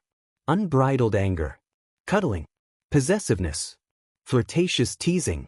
Well, Shouta actually tended to do that when he was drunk or hadn't slept enough. But he usually only did that to Hisashi, Nemuri, and Tensei. And only because Hisashi and Nemuri's bad habits had rubbed off on him. Teasing Izuku like that was new. Shouda's efforts to give had just fed off and his stressed and tired mind had decided to just go crazy and let loose. Damn it. He was supposed to be the rational one. He knew that he had snapped, but who wouldn't? He had found his students sitting on the edge of the roof on Thursday night and had been told some rather upsetting things, and had slept on the couch dead to the world due to stress. Spent Friday learning more upsetting things and dealing with a very emotional Izuku. Only had taken a few naps while trying to keep Izuku from falling apart. Went on patrol and then had to sleep on a very tiny child's bed for only a few hours. Then he had to get up bright and early Saturday today and take a mentally exhausted Izuku to his mother. Only for that to turn into a sheet storm. Had to deal with Izuku having a panic attack. Then to top it all off, he found out just how incompetent All Might truly is and had to deal with that. So yeah, Shouta had every right to blow a fuse. He wasn't proud of it, but too much stress in a short amount of time, revolving entirely around one problem child could do that to a person. Even with all the stress, Shouta would have still taken everything on himself just to protect Izuku. Shouta hopes Izuku realizes just how much he cares and worries for him, like he does for all his students. He took a day off work and is going to take Monday off too, just for Izuku. Shouta has never missed a day of work in his life. He had even came to school broken and bandaged like a mummy. If that doesn't show how much Shouta cares for Izuku, then he doesn't know what will. Shouta has always had a soft spot in his heart for Izuku. From the first day when Izuku turned to Shouta with watery eyes, a pained smile, and a broken finger, showing that he was still standing and that he wouldn't let his quirk hold him back. It showed that Izuku was smart enough to work around his quirk's backlash. That determination and the ability to make quick decisions impressed Shouta.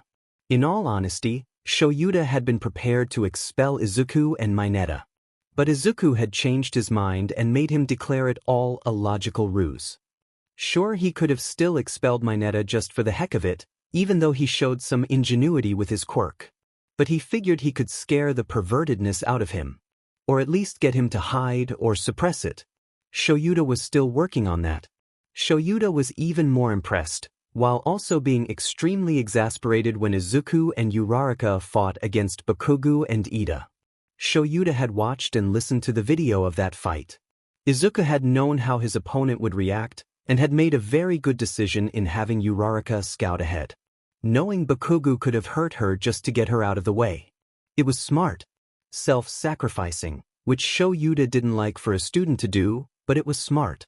He had fought Bakugo for as long as he could without using his quirk. Impressive.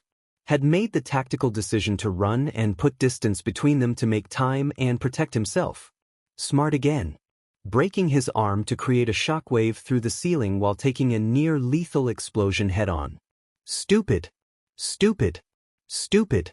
You should not have to remind someone to not break their arms. It should be common logic. Unfortunately, martyrs seldom use logic. They just break themselves until they can't break anymore. Something Izuku seemed to have a habit of doing, because he was trying to emulate all FNG might. Not trying to be his own person, but acting in a way he thought all might would. It was something that really set Shouta off. At last the kid was moving away from that reckless behavior and working to find his own way as a hero, not following in All Might's shadow. At least now Shouta knows why he was that shadow to begging with. Then came the USJ. Shouta had been told how after he had lost consciousness, Izuku had jumped into the fray, along with other students. How he had tried to attract the Nomu himself. Shouta had thrown up when Hisashi had told him that. Remembering how easily the creature had snapped his arm and slammed his face into the concrete, and thinking about how Izuku had jumped in without hesitation. Willing to risk life and limb to protect everyone, even after seeing how Shouta had failed. That knowledge had been too much for Shouta. Was still too much. Part of him was proud at how brave his student was, and could faintly imagine the kind of hero he would grow up to be.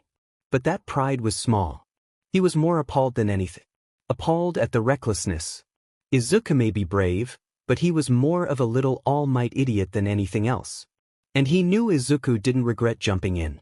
It made Shouta fear for Izuku's future. He can't become the hero Shouta knew he could be if he was dead. And Izuku's recklessness was going to kill him one of these days. The kid needed to think before he jumped. He had a brilliant mind and needed to use it before running into the fray. Shouta knows that sometimes you move without thinking. But Izuku is a child, and needs to know when to stand down. Even if it means letting one of his teachers die. The life of an adult is worth less than the life of a child. That had been the first time Shouta had ever thought that he could lose one of his students before they became pro-heroes, before they even got their provisional licenses. The USJ had been a slap in the face, and Izuku's self-sacrificing nature had been a punch in the gut. Then there had been the sports festival. Shouta groaned and pinched the bridge of his nose. Shouta had thought that Izuku was a candidate for either second or first place. He knew Todoroki only used his right side. His eyes. Concerning, and Shouta had his suspicions and was considering confronting him. He figured letting Todoroki lose the festival would be a wake-up call and help convince the duo-toned boy to either go all out or give up. You can't half but being a hero. Shouta thought for sure that Izuku would try to make things quick and knock Todoroki out of bounds. And Izuku had tried it first, but he wasn't putting his all into it. Shouting things at the icy boy that Shouta couldn't hear. Things that were making Todoroki angry. Finger after finger, Izuku broke. Then broke them again. Asterisk, what kind of pain tolerance does Izuku have? Just when Shouta thought Izuku couldn't break anything else and that the match would lean in Todoroki's favor, Shouta had told him breaking himself would make him a liability, half and half decided to use his flames. And the sudden heat in a very cold arena created an explosion just as Izuku attacked. Izuku broke his arm. Again, and was launched out of the arena and into a wall. Todoroki just barely catching himself with his ice. Shouta would have been impressed that Izuku had finally gotten the other boy to use his flame. If he hadn't been too busy being said that Izuku had permanently damaged his hand. Izuku had to learn to write with his left hand after that. Stained. Sure, Izuku hadn't been looking for a fight. He was just trying to find Ida. Had known that Ida was probably getting himself into trouble. Shouta had known that Tensei had been attacked in Hosu, and knew that that is where Ida had chosen to intern. But he thought the straight-lace, rule-following kid would behave. Ida was the responsible one.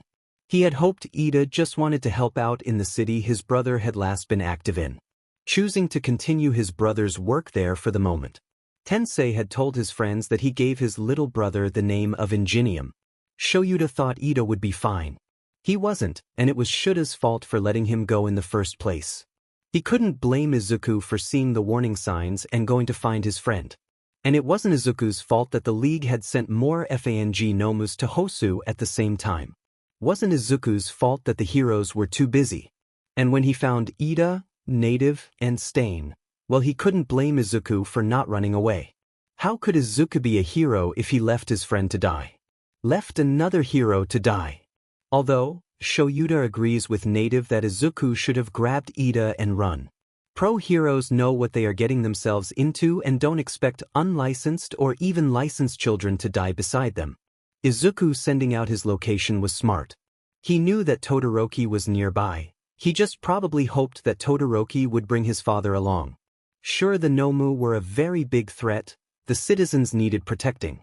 But would it have killed the man to send one of the many sidekicks in the area to go with his son? Or one of the minor heroes? Of course, Todoroki running off from his father didn't help. Is it so hard to drag an adult with you? All he would have to say is, "My friend is in danger, please help," and any decent pro would jump into action. Dumb buttes. All of them.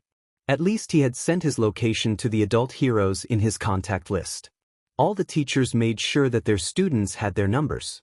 So Shouta had gotten the alert. Little good it did him all the way at UA, but at least Gran Torino had finally shown up. And Endeavor had eventually tracked down his son. Not that showing up late and stealing the glory did much good other than protecting the kids from being charged as vigilantes.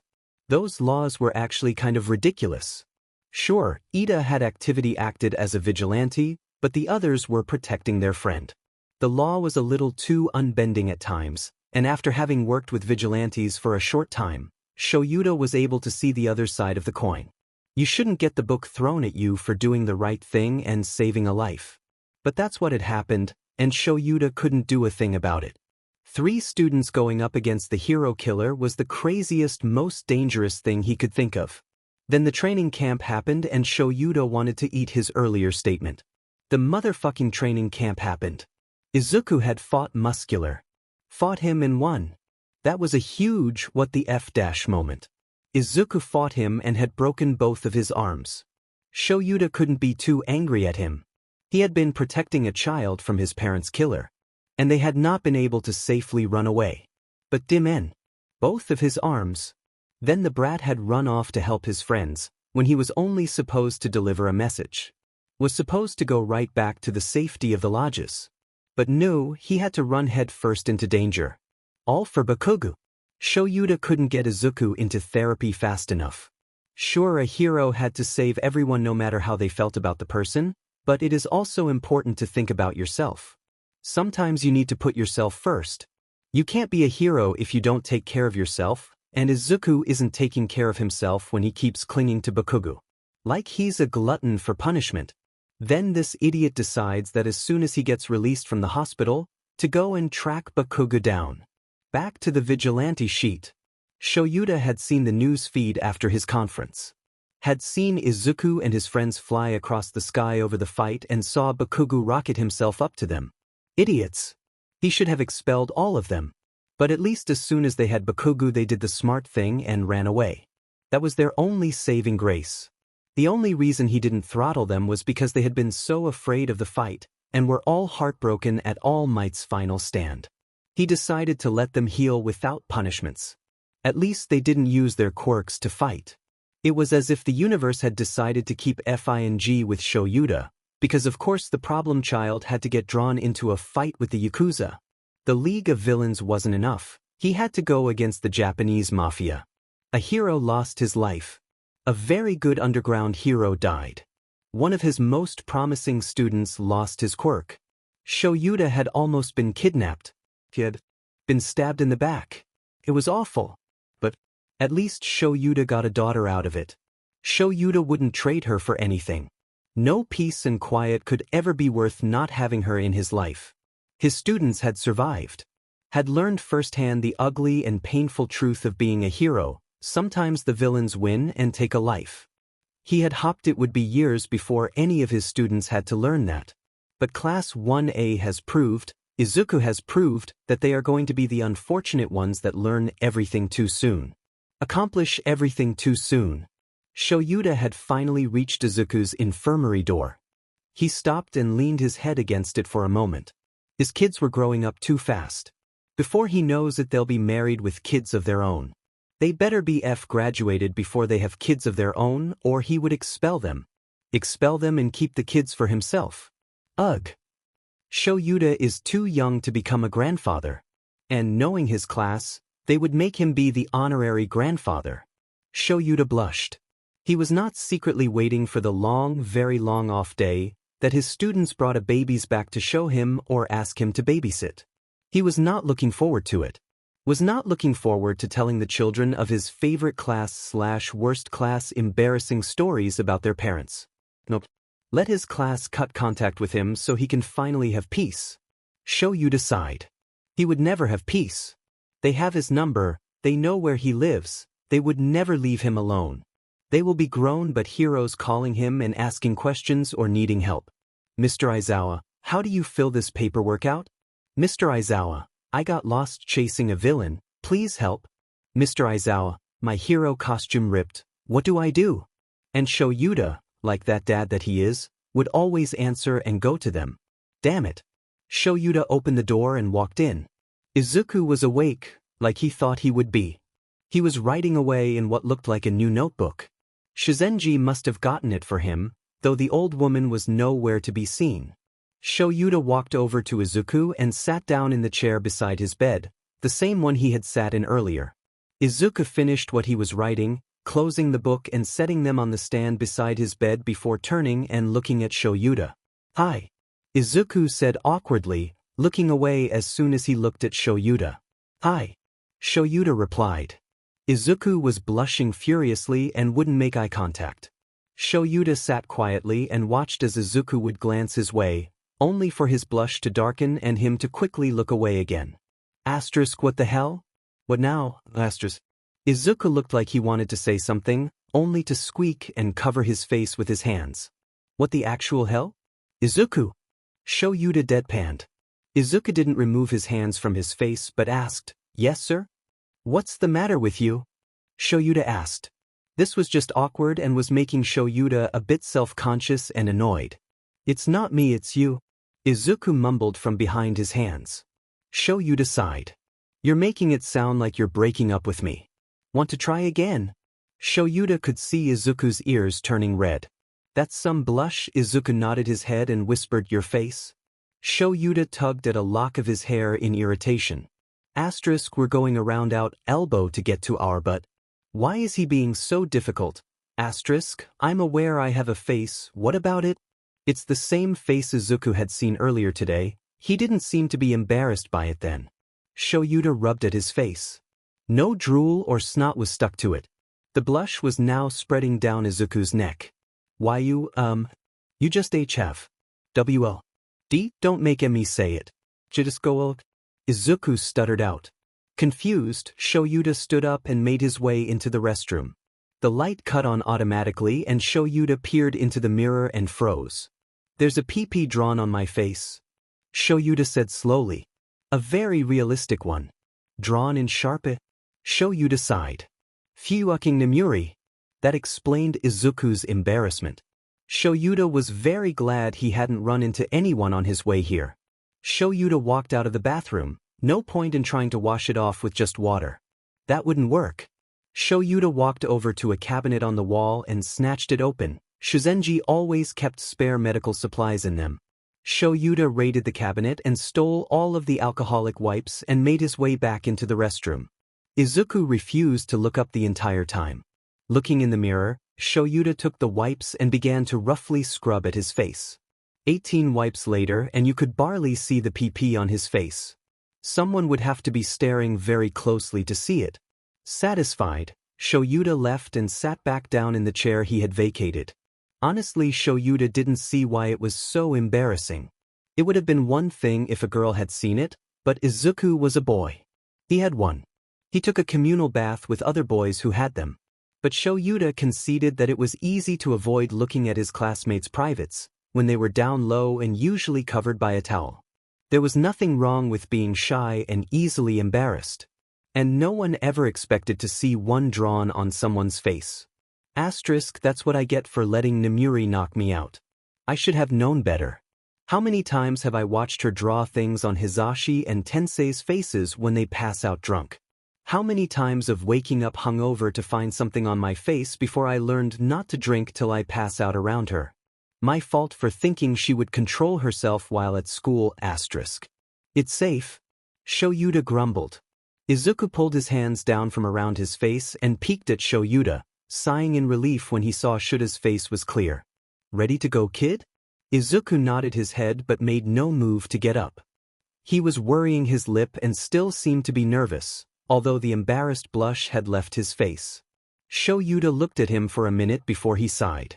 What's bothering you, kid? Izuku really needed to learn to be more upfront. Izuku hunched his shoulders and looked away. Besides everything? He asked. Shouta rubbed the back of his neck. Want to try and simplify that? I don't know if I can handle everything right now, but why don't you tell me what you think I can help you with at the moment? It doesn't have to be the most important, just the ones that are easily fixed. Please don't have any more world-shattering revelations. Izuku looked down at his lap and pulled at the sheet covering his legs. I'm kind of nervous about living with you and Eri. Not that I'm not looking forward to it, but it's different from living with my mom. Or with my friends. And I don't know how to talk to my friends about this, or if I even want to. And I was wondering where we will be living. What are the rules? How should I act around you and Eri? Shouta had to resist sighing in relief. Those things he could fix easily. It's okay to be nervous. This is a new situation. I'm nervous too. Only slightly, but he doesn't need to know that. I've been living in the dorms with over 20 kids. It would be illogical of me to be overly nervous about living one-on-one with Izuku. He's the easiest to live with. Although I'm going to avoid his All Might-themed room at all costs. Shouta leaned back in his seat and crossed his legs. We will be living in a house behind the 1A dorms. That way I will be close by in case I'm needed. That means you can hang out over there as much as you want and still be able to get back before curfew. Sure, it will be different living with me personally, but we'll both get used to it. I'm banking on Eri being able to ease the awkwardness. Izuku nodded his head smiling, remembering Eri comforting him at breakfast Friday morning. Shouta was glad to see the small smile on Izuku. Shouta continued. As for rules, they are the same as the dorms. Try not to break anything, respect others' belongings and personal space, clean up after yourself and be inside by curfew. You don't have to explain yourself to your friends if you don't want to. And I really don't want any of the brats coming over and bothering me or snooping, but I will consent to having a select few coming over as long as it's 1 or 2 at a time. Just ask for permission first. Izuku nodded his head. After everything that his teacher was doing for him, he couldn't complain about his teacher wanting his privacy. As for how to act around me and Eri, well, you already fill the role of big brother pretty well. So just keep doing that. You two get along so naturally, I don't see you having any trouble there.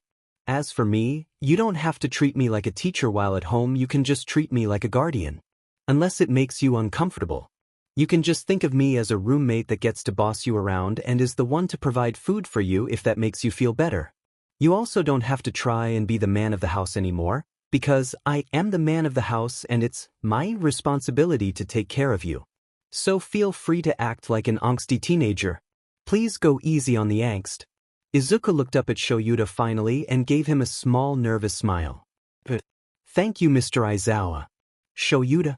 Izuku blinked at Shouta in confusion. When it's just us or we're at home, call me Shouta. I'm not just you teacher and dorm overlord anymore. Yes, I heard most of you calling me that. But seriously, I don't want to have to answer to Mr. Aizawa when I'm at home and not working. Thank you, Shouta. Izuku said, smiling widely. It was one of the brightest smiles Shouta had seen since Thursday night. Shuta's lip twitched in a slight smile, before he resumed his neutral expression. Standing up, Shouta ruffled Izuku's curls. Izuku blushed and batted Shuta's hand away good-naturedly. Let's go, problem child. I'm starving, Shouta said and walked towards the door.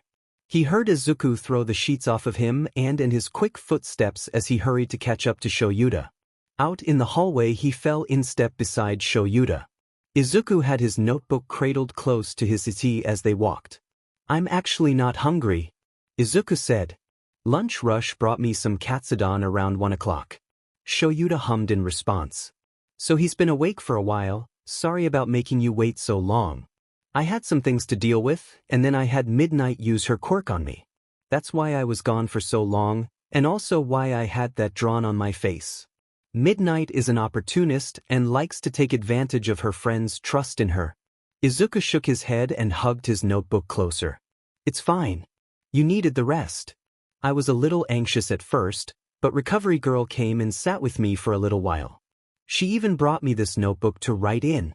Shouta nodded his head and glanced at the notebook again. Another hero analysis for the future notebook? Izuku shook his head again. Oh, what? Izuku trailed off. He seemed unsure. Look, Izuku, if you don't feel comfortable telling me, then don't. You are allowed privacy. Unless it's something I really should know, you don't have to tell me anything. If I ask you something and you would rather not tell me, then feel free to me that you don't want me to know. You are allowed to keep secrets, as long as they aren't secrets that could hurt you or someone else. Izuku was shocked. He could keep secrets? He didn't need to hide that he was keeping secrets. He could just not tell? And Mr. Aizawa wouldn't mind? His mother had always wanted to know everything going on with him. And if he acted like he didn't want to tell her, she would get upset. She would cry and want to know what he was hiding. Why her baby didn't trust her. It always made Izuku feel guilty. And he would have to scramble for something believable to tell her. Izuku had gotten very good at faking a smile and omitting details of his day, just to keep her from worrying and prying. He was amazed that he was able to keep his training with All Might a secret. Whenever she asked what he was doing, he would tell her partial truths. Leaving out All Might and the fact that he was cleaning the beach. Only admitting to exercising to get healthy. That made her proud, that Izuku wanted to get in shape. She didn't mind making the meal changes, because it was healthy and she wanted Izuku to be healthy. She would have freaked if she knew he was cleaning the dump of a beach. It had been exhausting to dance his way around her questions and concerns, all to keep some parts of his life private. The fact that Shouta was letting him keep his life private, keep secrets without having to go through the trouble of secretly keeping those secrets. Well, it was a weight off of Izuku's shoulders. One he didn't even know had been there. He had to blink away tears. Shouta watched Izuku as they walked. He could see the emotions playing across the boy's face.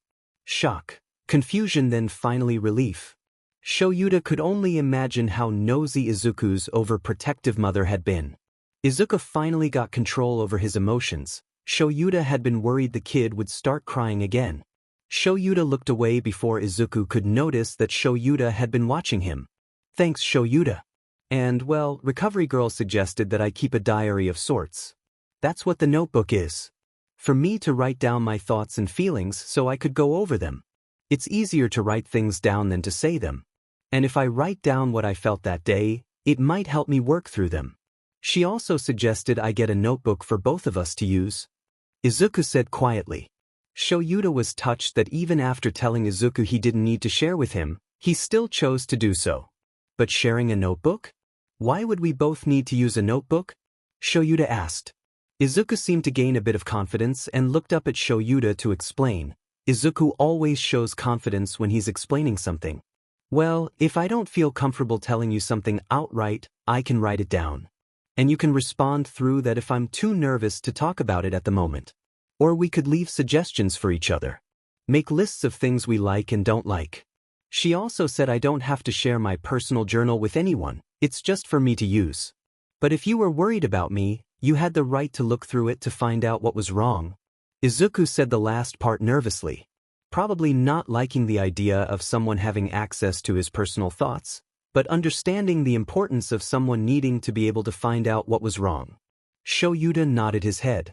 I'm fine with that. Just don't leave me any essays to read. It will probably help us get to know each other better.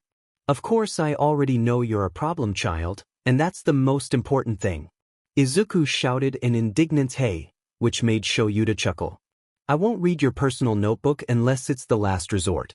I'll always come to you first if I'm worried. And I hope that you will respect me enough to be honest with me so I won't have to resort to snooping. They were just walking out of the front doors of the school when Shouta said that he felt Izuku bump him with his shoulder. He looked down and saw that Izuku had a few tears running down his face. I do respect you. So much. And trust you too. Izuku sniffled. Shouta sighed and stopped pulling Izuku to his side, reaching up to tuck the boy's head against his my demon sensitive kid. Shouta ran his fingers through Izuku's hair a few times before letting his hand rest on his head. If anyone sees us, I'm expelling you, Shouta said dryly. He felt Izuku laugh softly between sniffles. The hug was brief and Izuku pulled away from Shouta quickly, wiping his eyes. No, you won't. And if for some bizarre reason you do, you'll still be stuck with me. He laughed again and started to walk in the directions of the dorms. Shouta followed behind him. Shouta grinned. Watch it, smart mouth. I could always send you to live with Midnight. Izuku turned around quickly to look at Shouta. A look of absolute horror on his face. Please don't. Some of the third years say that she keeps a HRM locked in her basement and that you can hear them all the way to the outside. And that's why no one will live next to her. Asterisk okay. That's new. But I'll still roll with it asterisk. That's right. Better watch out. I hear her favorite food is broccoli. Izuku being the broccoli. Asterisk it's actually sushi. But what Izuku doesn't know provides entertainment for mean asterisk. Izuku poked his bottom lip out in a pout. His face was slightly blushed and he half-heartedly glared at Shouta from beneath his eyelashes. Out on patrol across town with her WHP curled nice and tight around a villain, Midnight squealed in delight for no apparent reason. Panicking, the villain confessed to every crime he had ever committed. Nothing good could come from a squealing R-rated hero. Shouta rolled his eyes and walked past Izuku. He was too seasoned a hero and a teacher to be taken down by an expert pouty face. Asterisk don't look. He can't break you if you don't look. Besides, Aries' pouty face is twice as effective as his and I can hold my own against it asterisk. Izuku jogged to catch back up to Shouta's long strides. Don't be mean, Shouchan. Izuku practically sang the nickname, and Shouta staggered in his stride. Danger! Danger! Shots fired. Shouta looked down at Izuku with wide eyes. Who now, what now, why now? Izuku was looking up at him as they walked with a smug look on his face. But Shouta could see beneath the smugness and underlying nervousness. Izuku was probably still nervous about the living situation. Asterisk so he's teasing and joking to try and get over his uneasiness. No harm in it I guess asterisk. Shouta shoved Izuku slightly and mumbled, don't call me that. Izuku was quiet for a minute. They were nearing the dorms and Shouta could see the two-story house just behind it. As they were getting closer, they skirted around the side of the dorm. Izuku laughed and said, if I can't call you Shouchan, then I guess I'll just have to call you Dad. Shouta paused in shock and embarrassment before he reached out to grab Izuku. He was smiling his, I'm fixing to beat the sheet out of you smile. Izuku squeaked and fired up OFA, dashing the rest of the way to the house before bolting inside. Leaving Shouta in the dust before he could even activate erasure. Regaining himself, Shouta growled and ran full speed after him. Shouta was going to put him into a headlock and not let go. Shouta ran through the door that Izuku had left open and barreled into Hisashi, knocking them both to the ground in a tangle of arms and legs. Shouta knocked his head harshly on Hisashi's chin. After a few seconds of being stunned, he propped himself up slightly on one arm, leaning over his friend while he reached up with his left hand to rub his forehead. Hisashi was rubbing his chin and looking up at Shouta with irritation. Sheet Shouta, don't you know better than to run into a house? Why are you chasing Izuku? What why the F is there a faded D on your face? Shouta groaned and rolled off of Hisashi to lay on his back on the hardwood floor. Why don't you say that louder, Zashi? I don't think the kids in the management dorm heard you. And shut the door. Hisashi covered his mouth before getting up to shut the door. Sorry, Sho. Hisashi whispered, then called out louder into the house. Sorry kids for the potty mouth. Izuku and Eri crept into the hallway to peer at Shouta lying on the floor. Eri looked down at Shouta and up at Hisashi before asking, what's a D-? Izuku quickly covered Eri's mouth while Hisashi freaked and made a sound that sounded like a dying animal. Shouta covered his face with his arms and contemplated the reason for his existence and how he could kill Hisashi twice. Izuku pulled Eri aside and crouched down in front of her. Shouta could hear him whispering to her that Hisashi had said a bad word and that she shouldn't repeat it. Okay, Deku. Eri agreed easily. She turned to Hisashi and scolded him. You shouldn't say those bad words around kids, Uncle Mike. Hisashi, being thoroughly scolded, apologized and followed Izuku and Eri into the living room. Shouta could hear all three of them giggling. Shouta stayed on the floor for a minute before kicking his shoes off beside Izuku's and finally getting up. He wandered slowly down the hallway to the kitchen. I am not his dad. I'm not his dad. He was just teasing. He doesn't want to call me dad. Shochan is fine. I do not want him calling me dad. I want him to call me dad. I want them both to call me dad.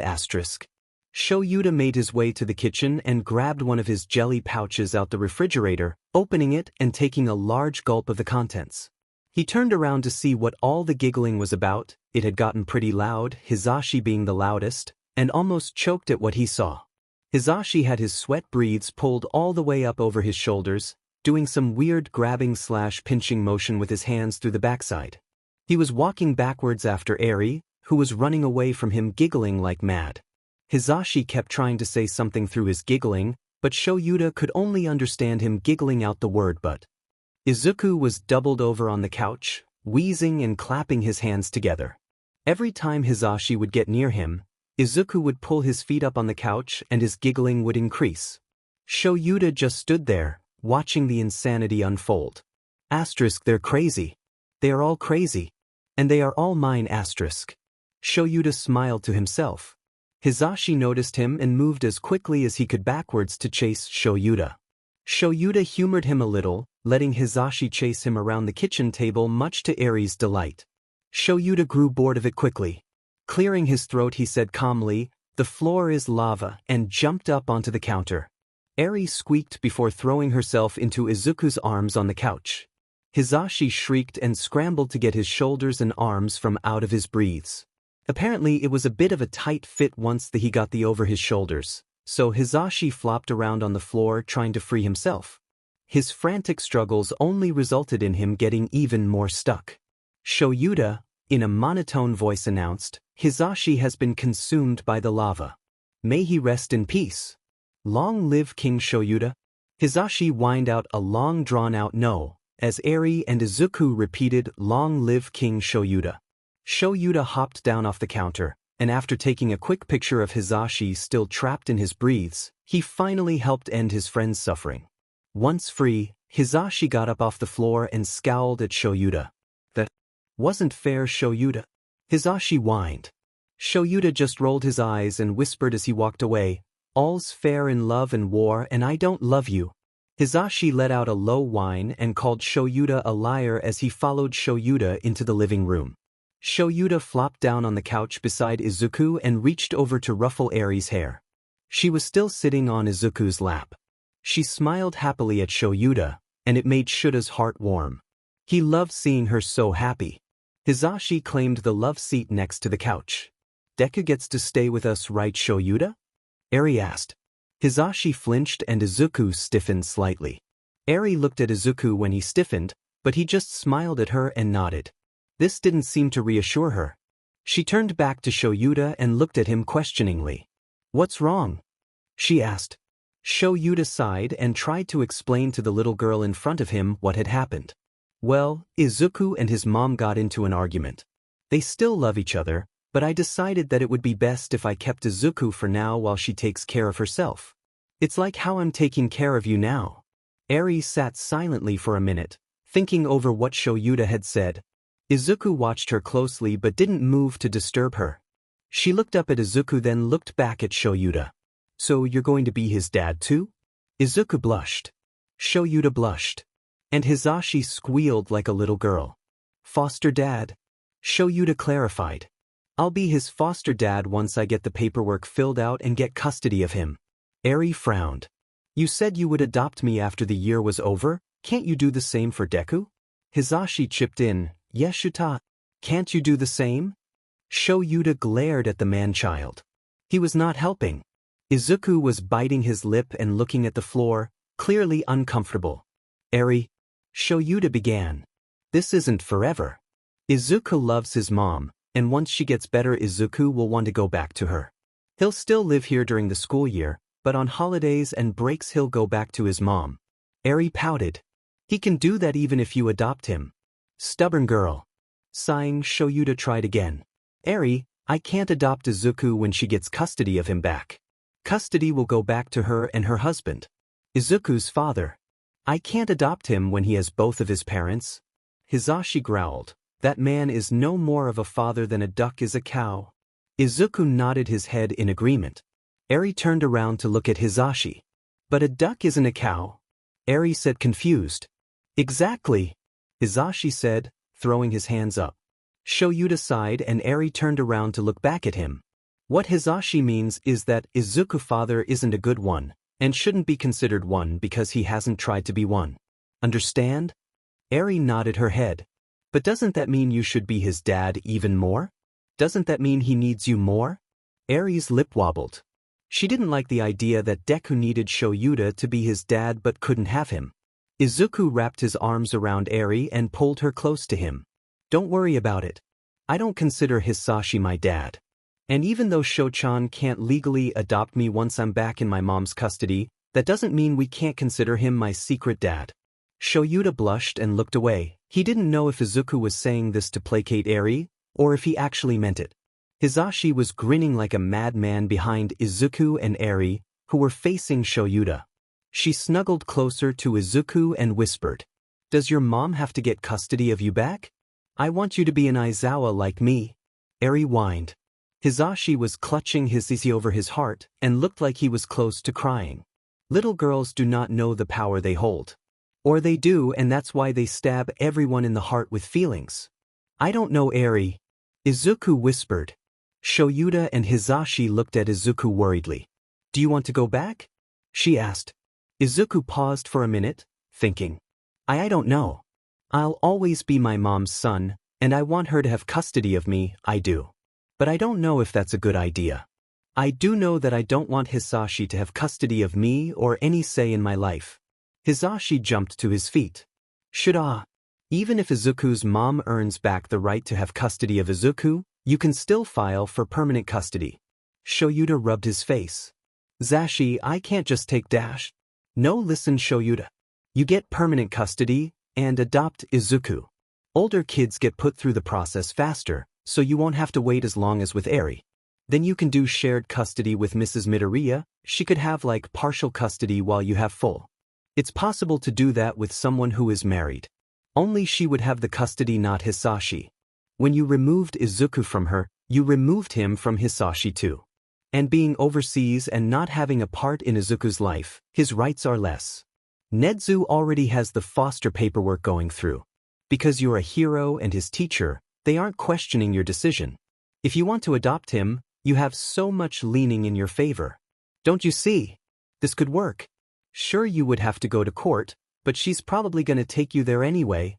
If you do this, Izuku doesn't have to have his father's name anymore. He can legally be an Aizawa. She can have shared custody with you.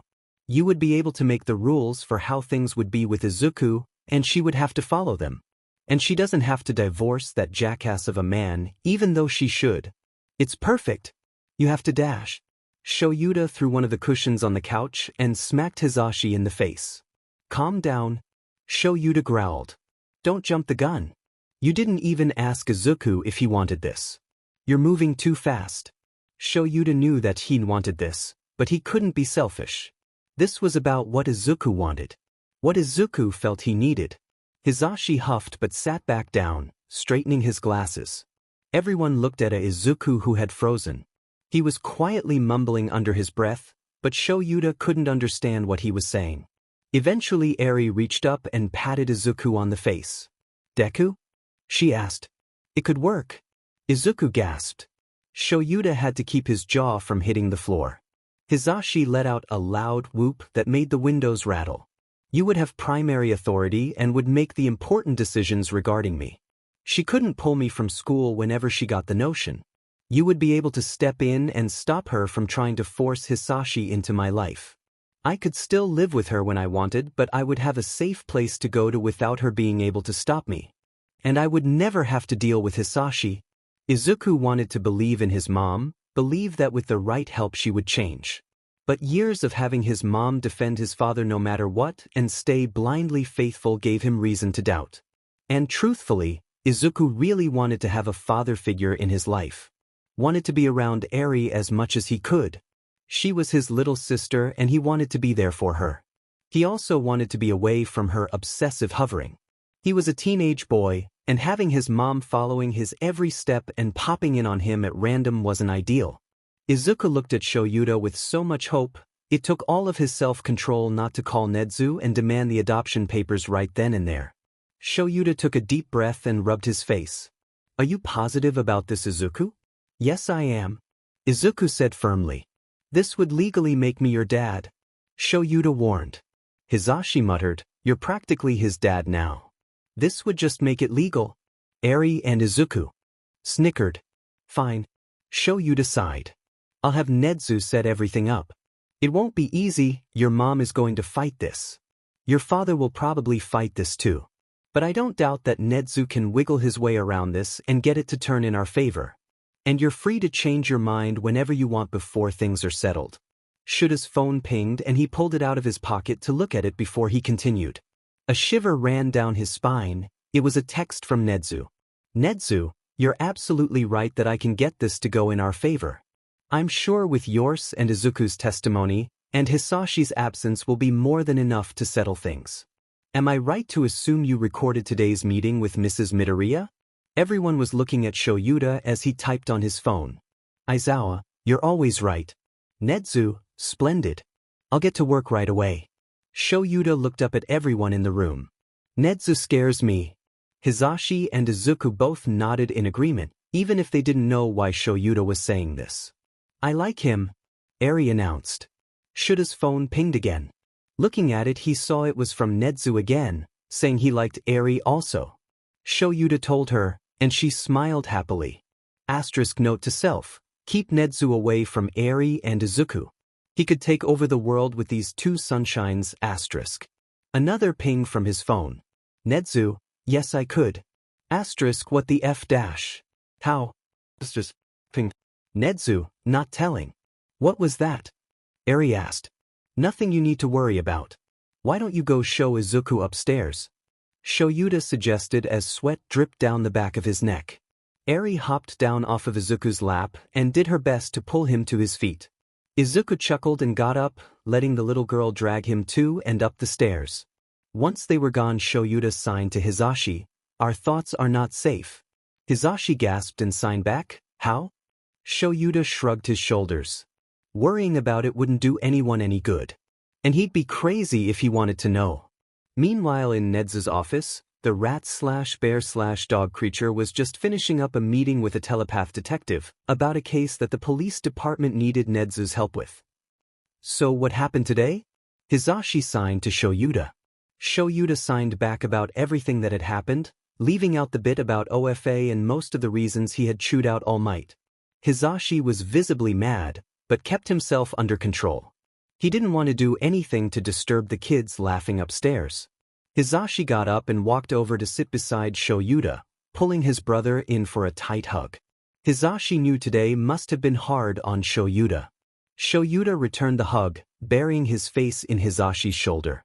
The hug didn't last long before Shouta was pulling away, but it seemed to help Shouta relax some. Hisashi stood up and made his way to the kitchen. "I'm gonna start on dinner. Anything you want?" "Anything's fine with me."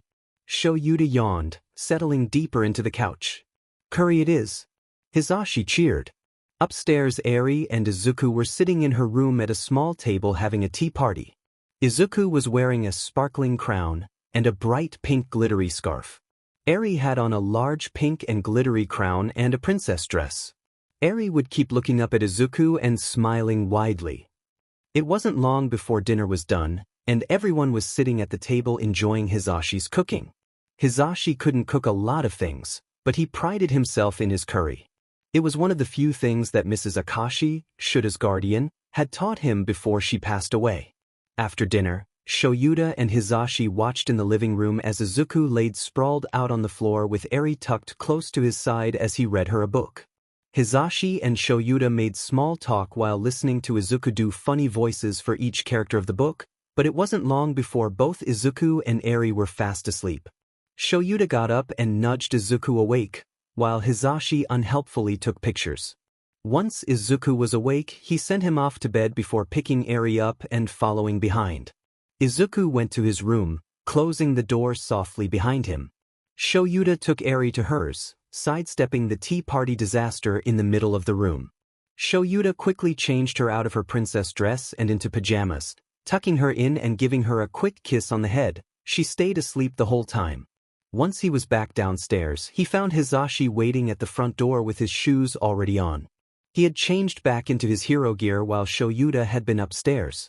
Asterisk, how does he get all that Eltar on so quickly? Does he keep the insides greased? Asterisk. You're not staying the night? Shouta asked. Hisashi shook his head. Nah man, got shit to do tomorrow. Shouta nodded his head. Shouta could handle an entire day alone with Eri and Izuku. He dealt with an entire class of danger magnets almost every day. He could handle a new kid and a new house all on his own. It would be fine. Hisashi turned to leave before pausing and turning back to Shouta. Oh, and by the way, I want us to go see my parents after school Monday. They have been bugging me to bring you and Eri over to see them. They will definitely want to meet their new grandson. Hisashi said cheekily. Shouta blushed but grumbled his okay. Hisashi nodded and left, thinking about what he would say tomorrow when he confronted Mrs. Midoriya. Inside the house, Shouta made his way up the stairs. His room was the first door on the right, and Eri's was right beside his. He walked over to where he had left her door cracked and peeked in. She wasn't there. Sighing, Shouta walked to the room across from his, opening the door to Izuku's room and looking in. There she is. Izuku was laying on his side, and Eri was curled up beside him, back pressed to his seat with his arms wrapped protectively around her. Shouta left the door open a crack and walked over to his room, slipping inside. Shouta stripped and changed into a pair of black pajama bottoms before he crawled into bed and fell fast asleep. Shouta was just stepping outside for some fresh air when he heard what sounded like Midoriya ask, "Call you dad," from around the side of the dorms. He peeked around the corner of the dorms to see Midoriya activate his quirk and dash into the house that had been built there with Mr. Aizawa hot on his heels. Did Midoriya just ask to call Aizawa dad? What about All Might? Shouta knew Midoriya had denied being All Might's secret love child. But he had assumed that it was supposed to be a secret or he was embarrassed. They spent so much time together, had similar quirks, and All Might called him my boy. But what if Aizawa was really his father? Midoriya did have black tones in his dark green hair. Midoriya's hair was also curly, while his mother's was straight. Aizawa had wavy hair. Could Midoriya get it from him? Midoriya was also kind of good at hand-to-hand fighting. Did Aizawa train him? Did Midoriya only know All Might so well because of Mr. Aizawa? Maybe Shouta hadn't realized Midoriya and Aizawa were related because he was so focused on Midoriya and All Might spending so much time together. Was that the point? Aizawa and Midoriya had fought the Yakuza side by side together after all. Was Midoriya being around All Might just a logical ruse? A way to throw off suspicion from Aizawa? Aizawa always did seem concerned about Midoriya. Midoriya had mentioned once that his father was always away. That he couldn't really remember him. Was the reason his father was always away because he was a hero? Because he was the underground hero Eraserhead? Had Midoriya not realized? Aizawa was his father until recently? How had he found out? Did Aizawa finally tell him? Is that why he was unsure if he should call Aizawa dad? Was Midoriya's connection to All Might just a coincidence then? Had he really not known that Aizawa was his father? This needed further investigation. Shouta would have to wait and watch. He would find out if Midoriya was actually Aizawa's secret love child, and if the name Midoriya was just a way to keep the boy safe from his father's enemies. He would find out if Midoriya had been lying when he said that Shinso Hitoshi wasn't Aizawa's secret love child. Was he trying to protect his brother who was more obviously related to their teacher? Their facial expressions and fighting style were just too similar for it to be a coincidence. Although Midoriya and Shinso looked nothing alike, other than both of them having wild hair. Was Shinso his half-brother and Midoriya just didn't know it? How many secret love children did Aizawa have?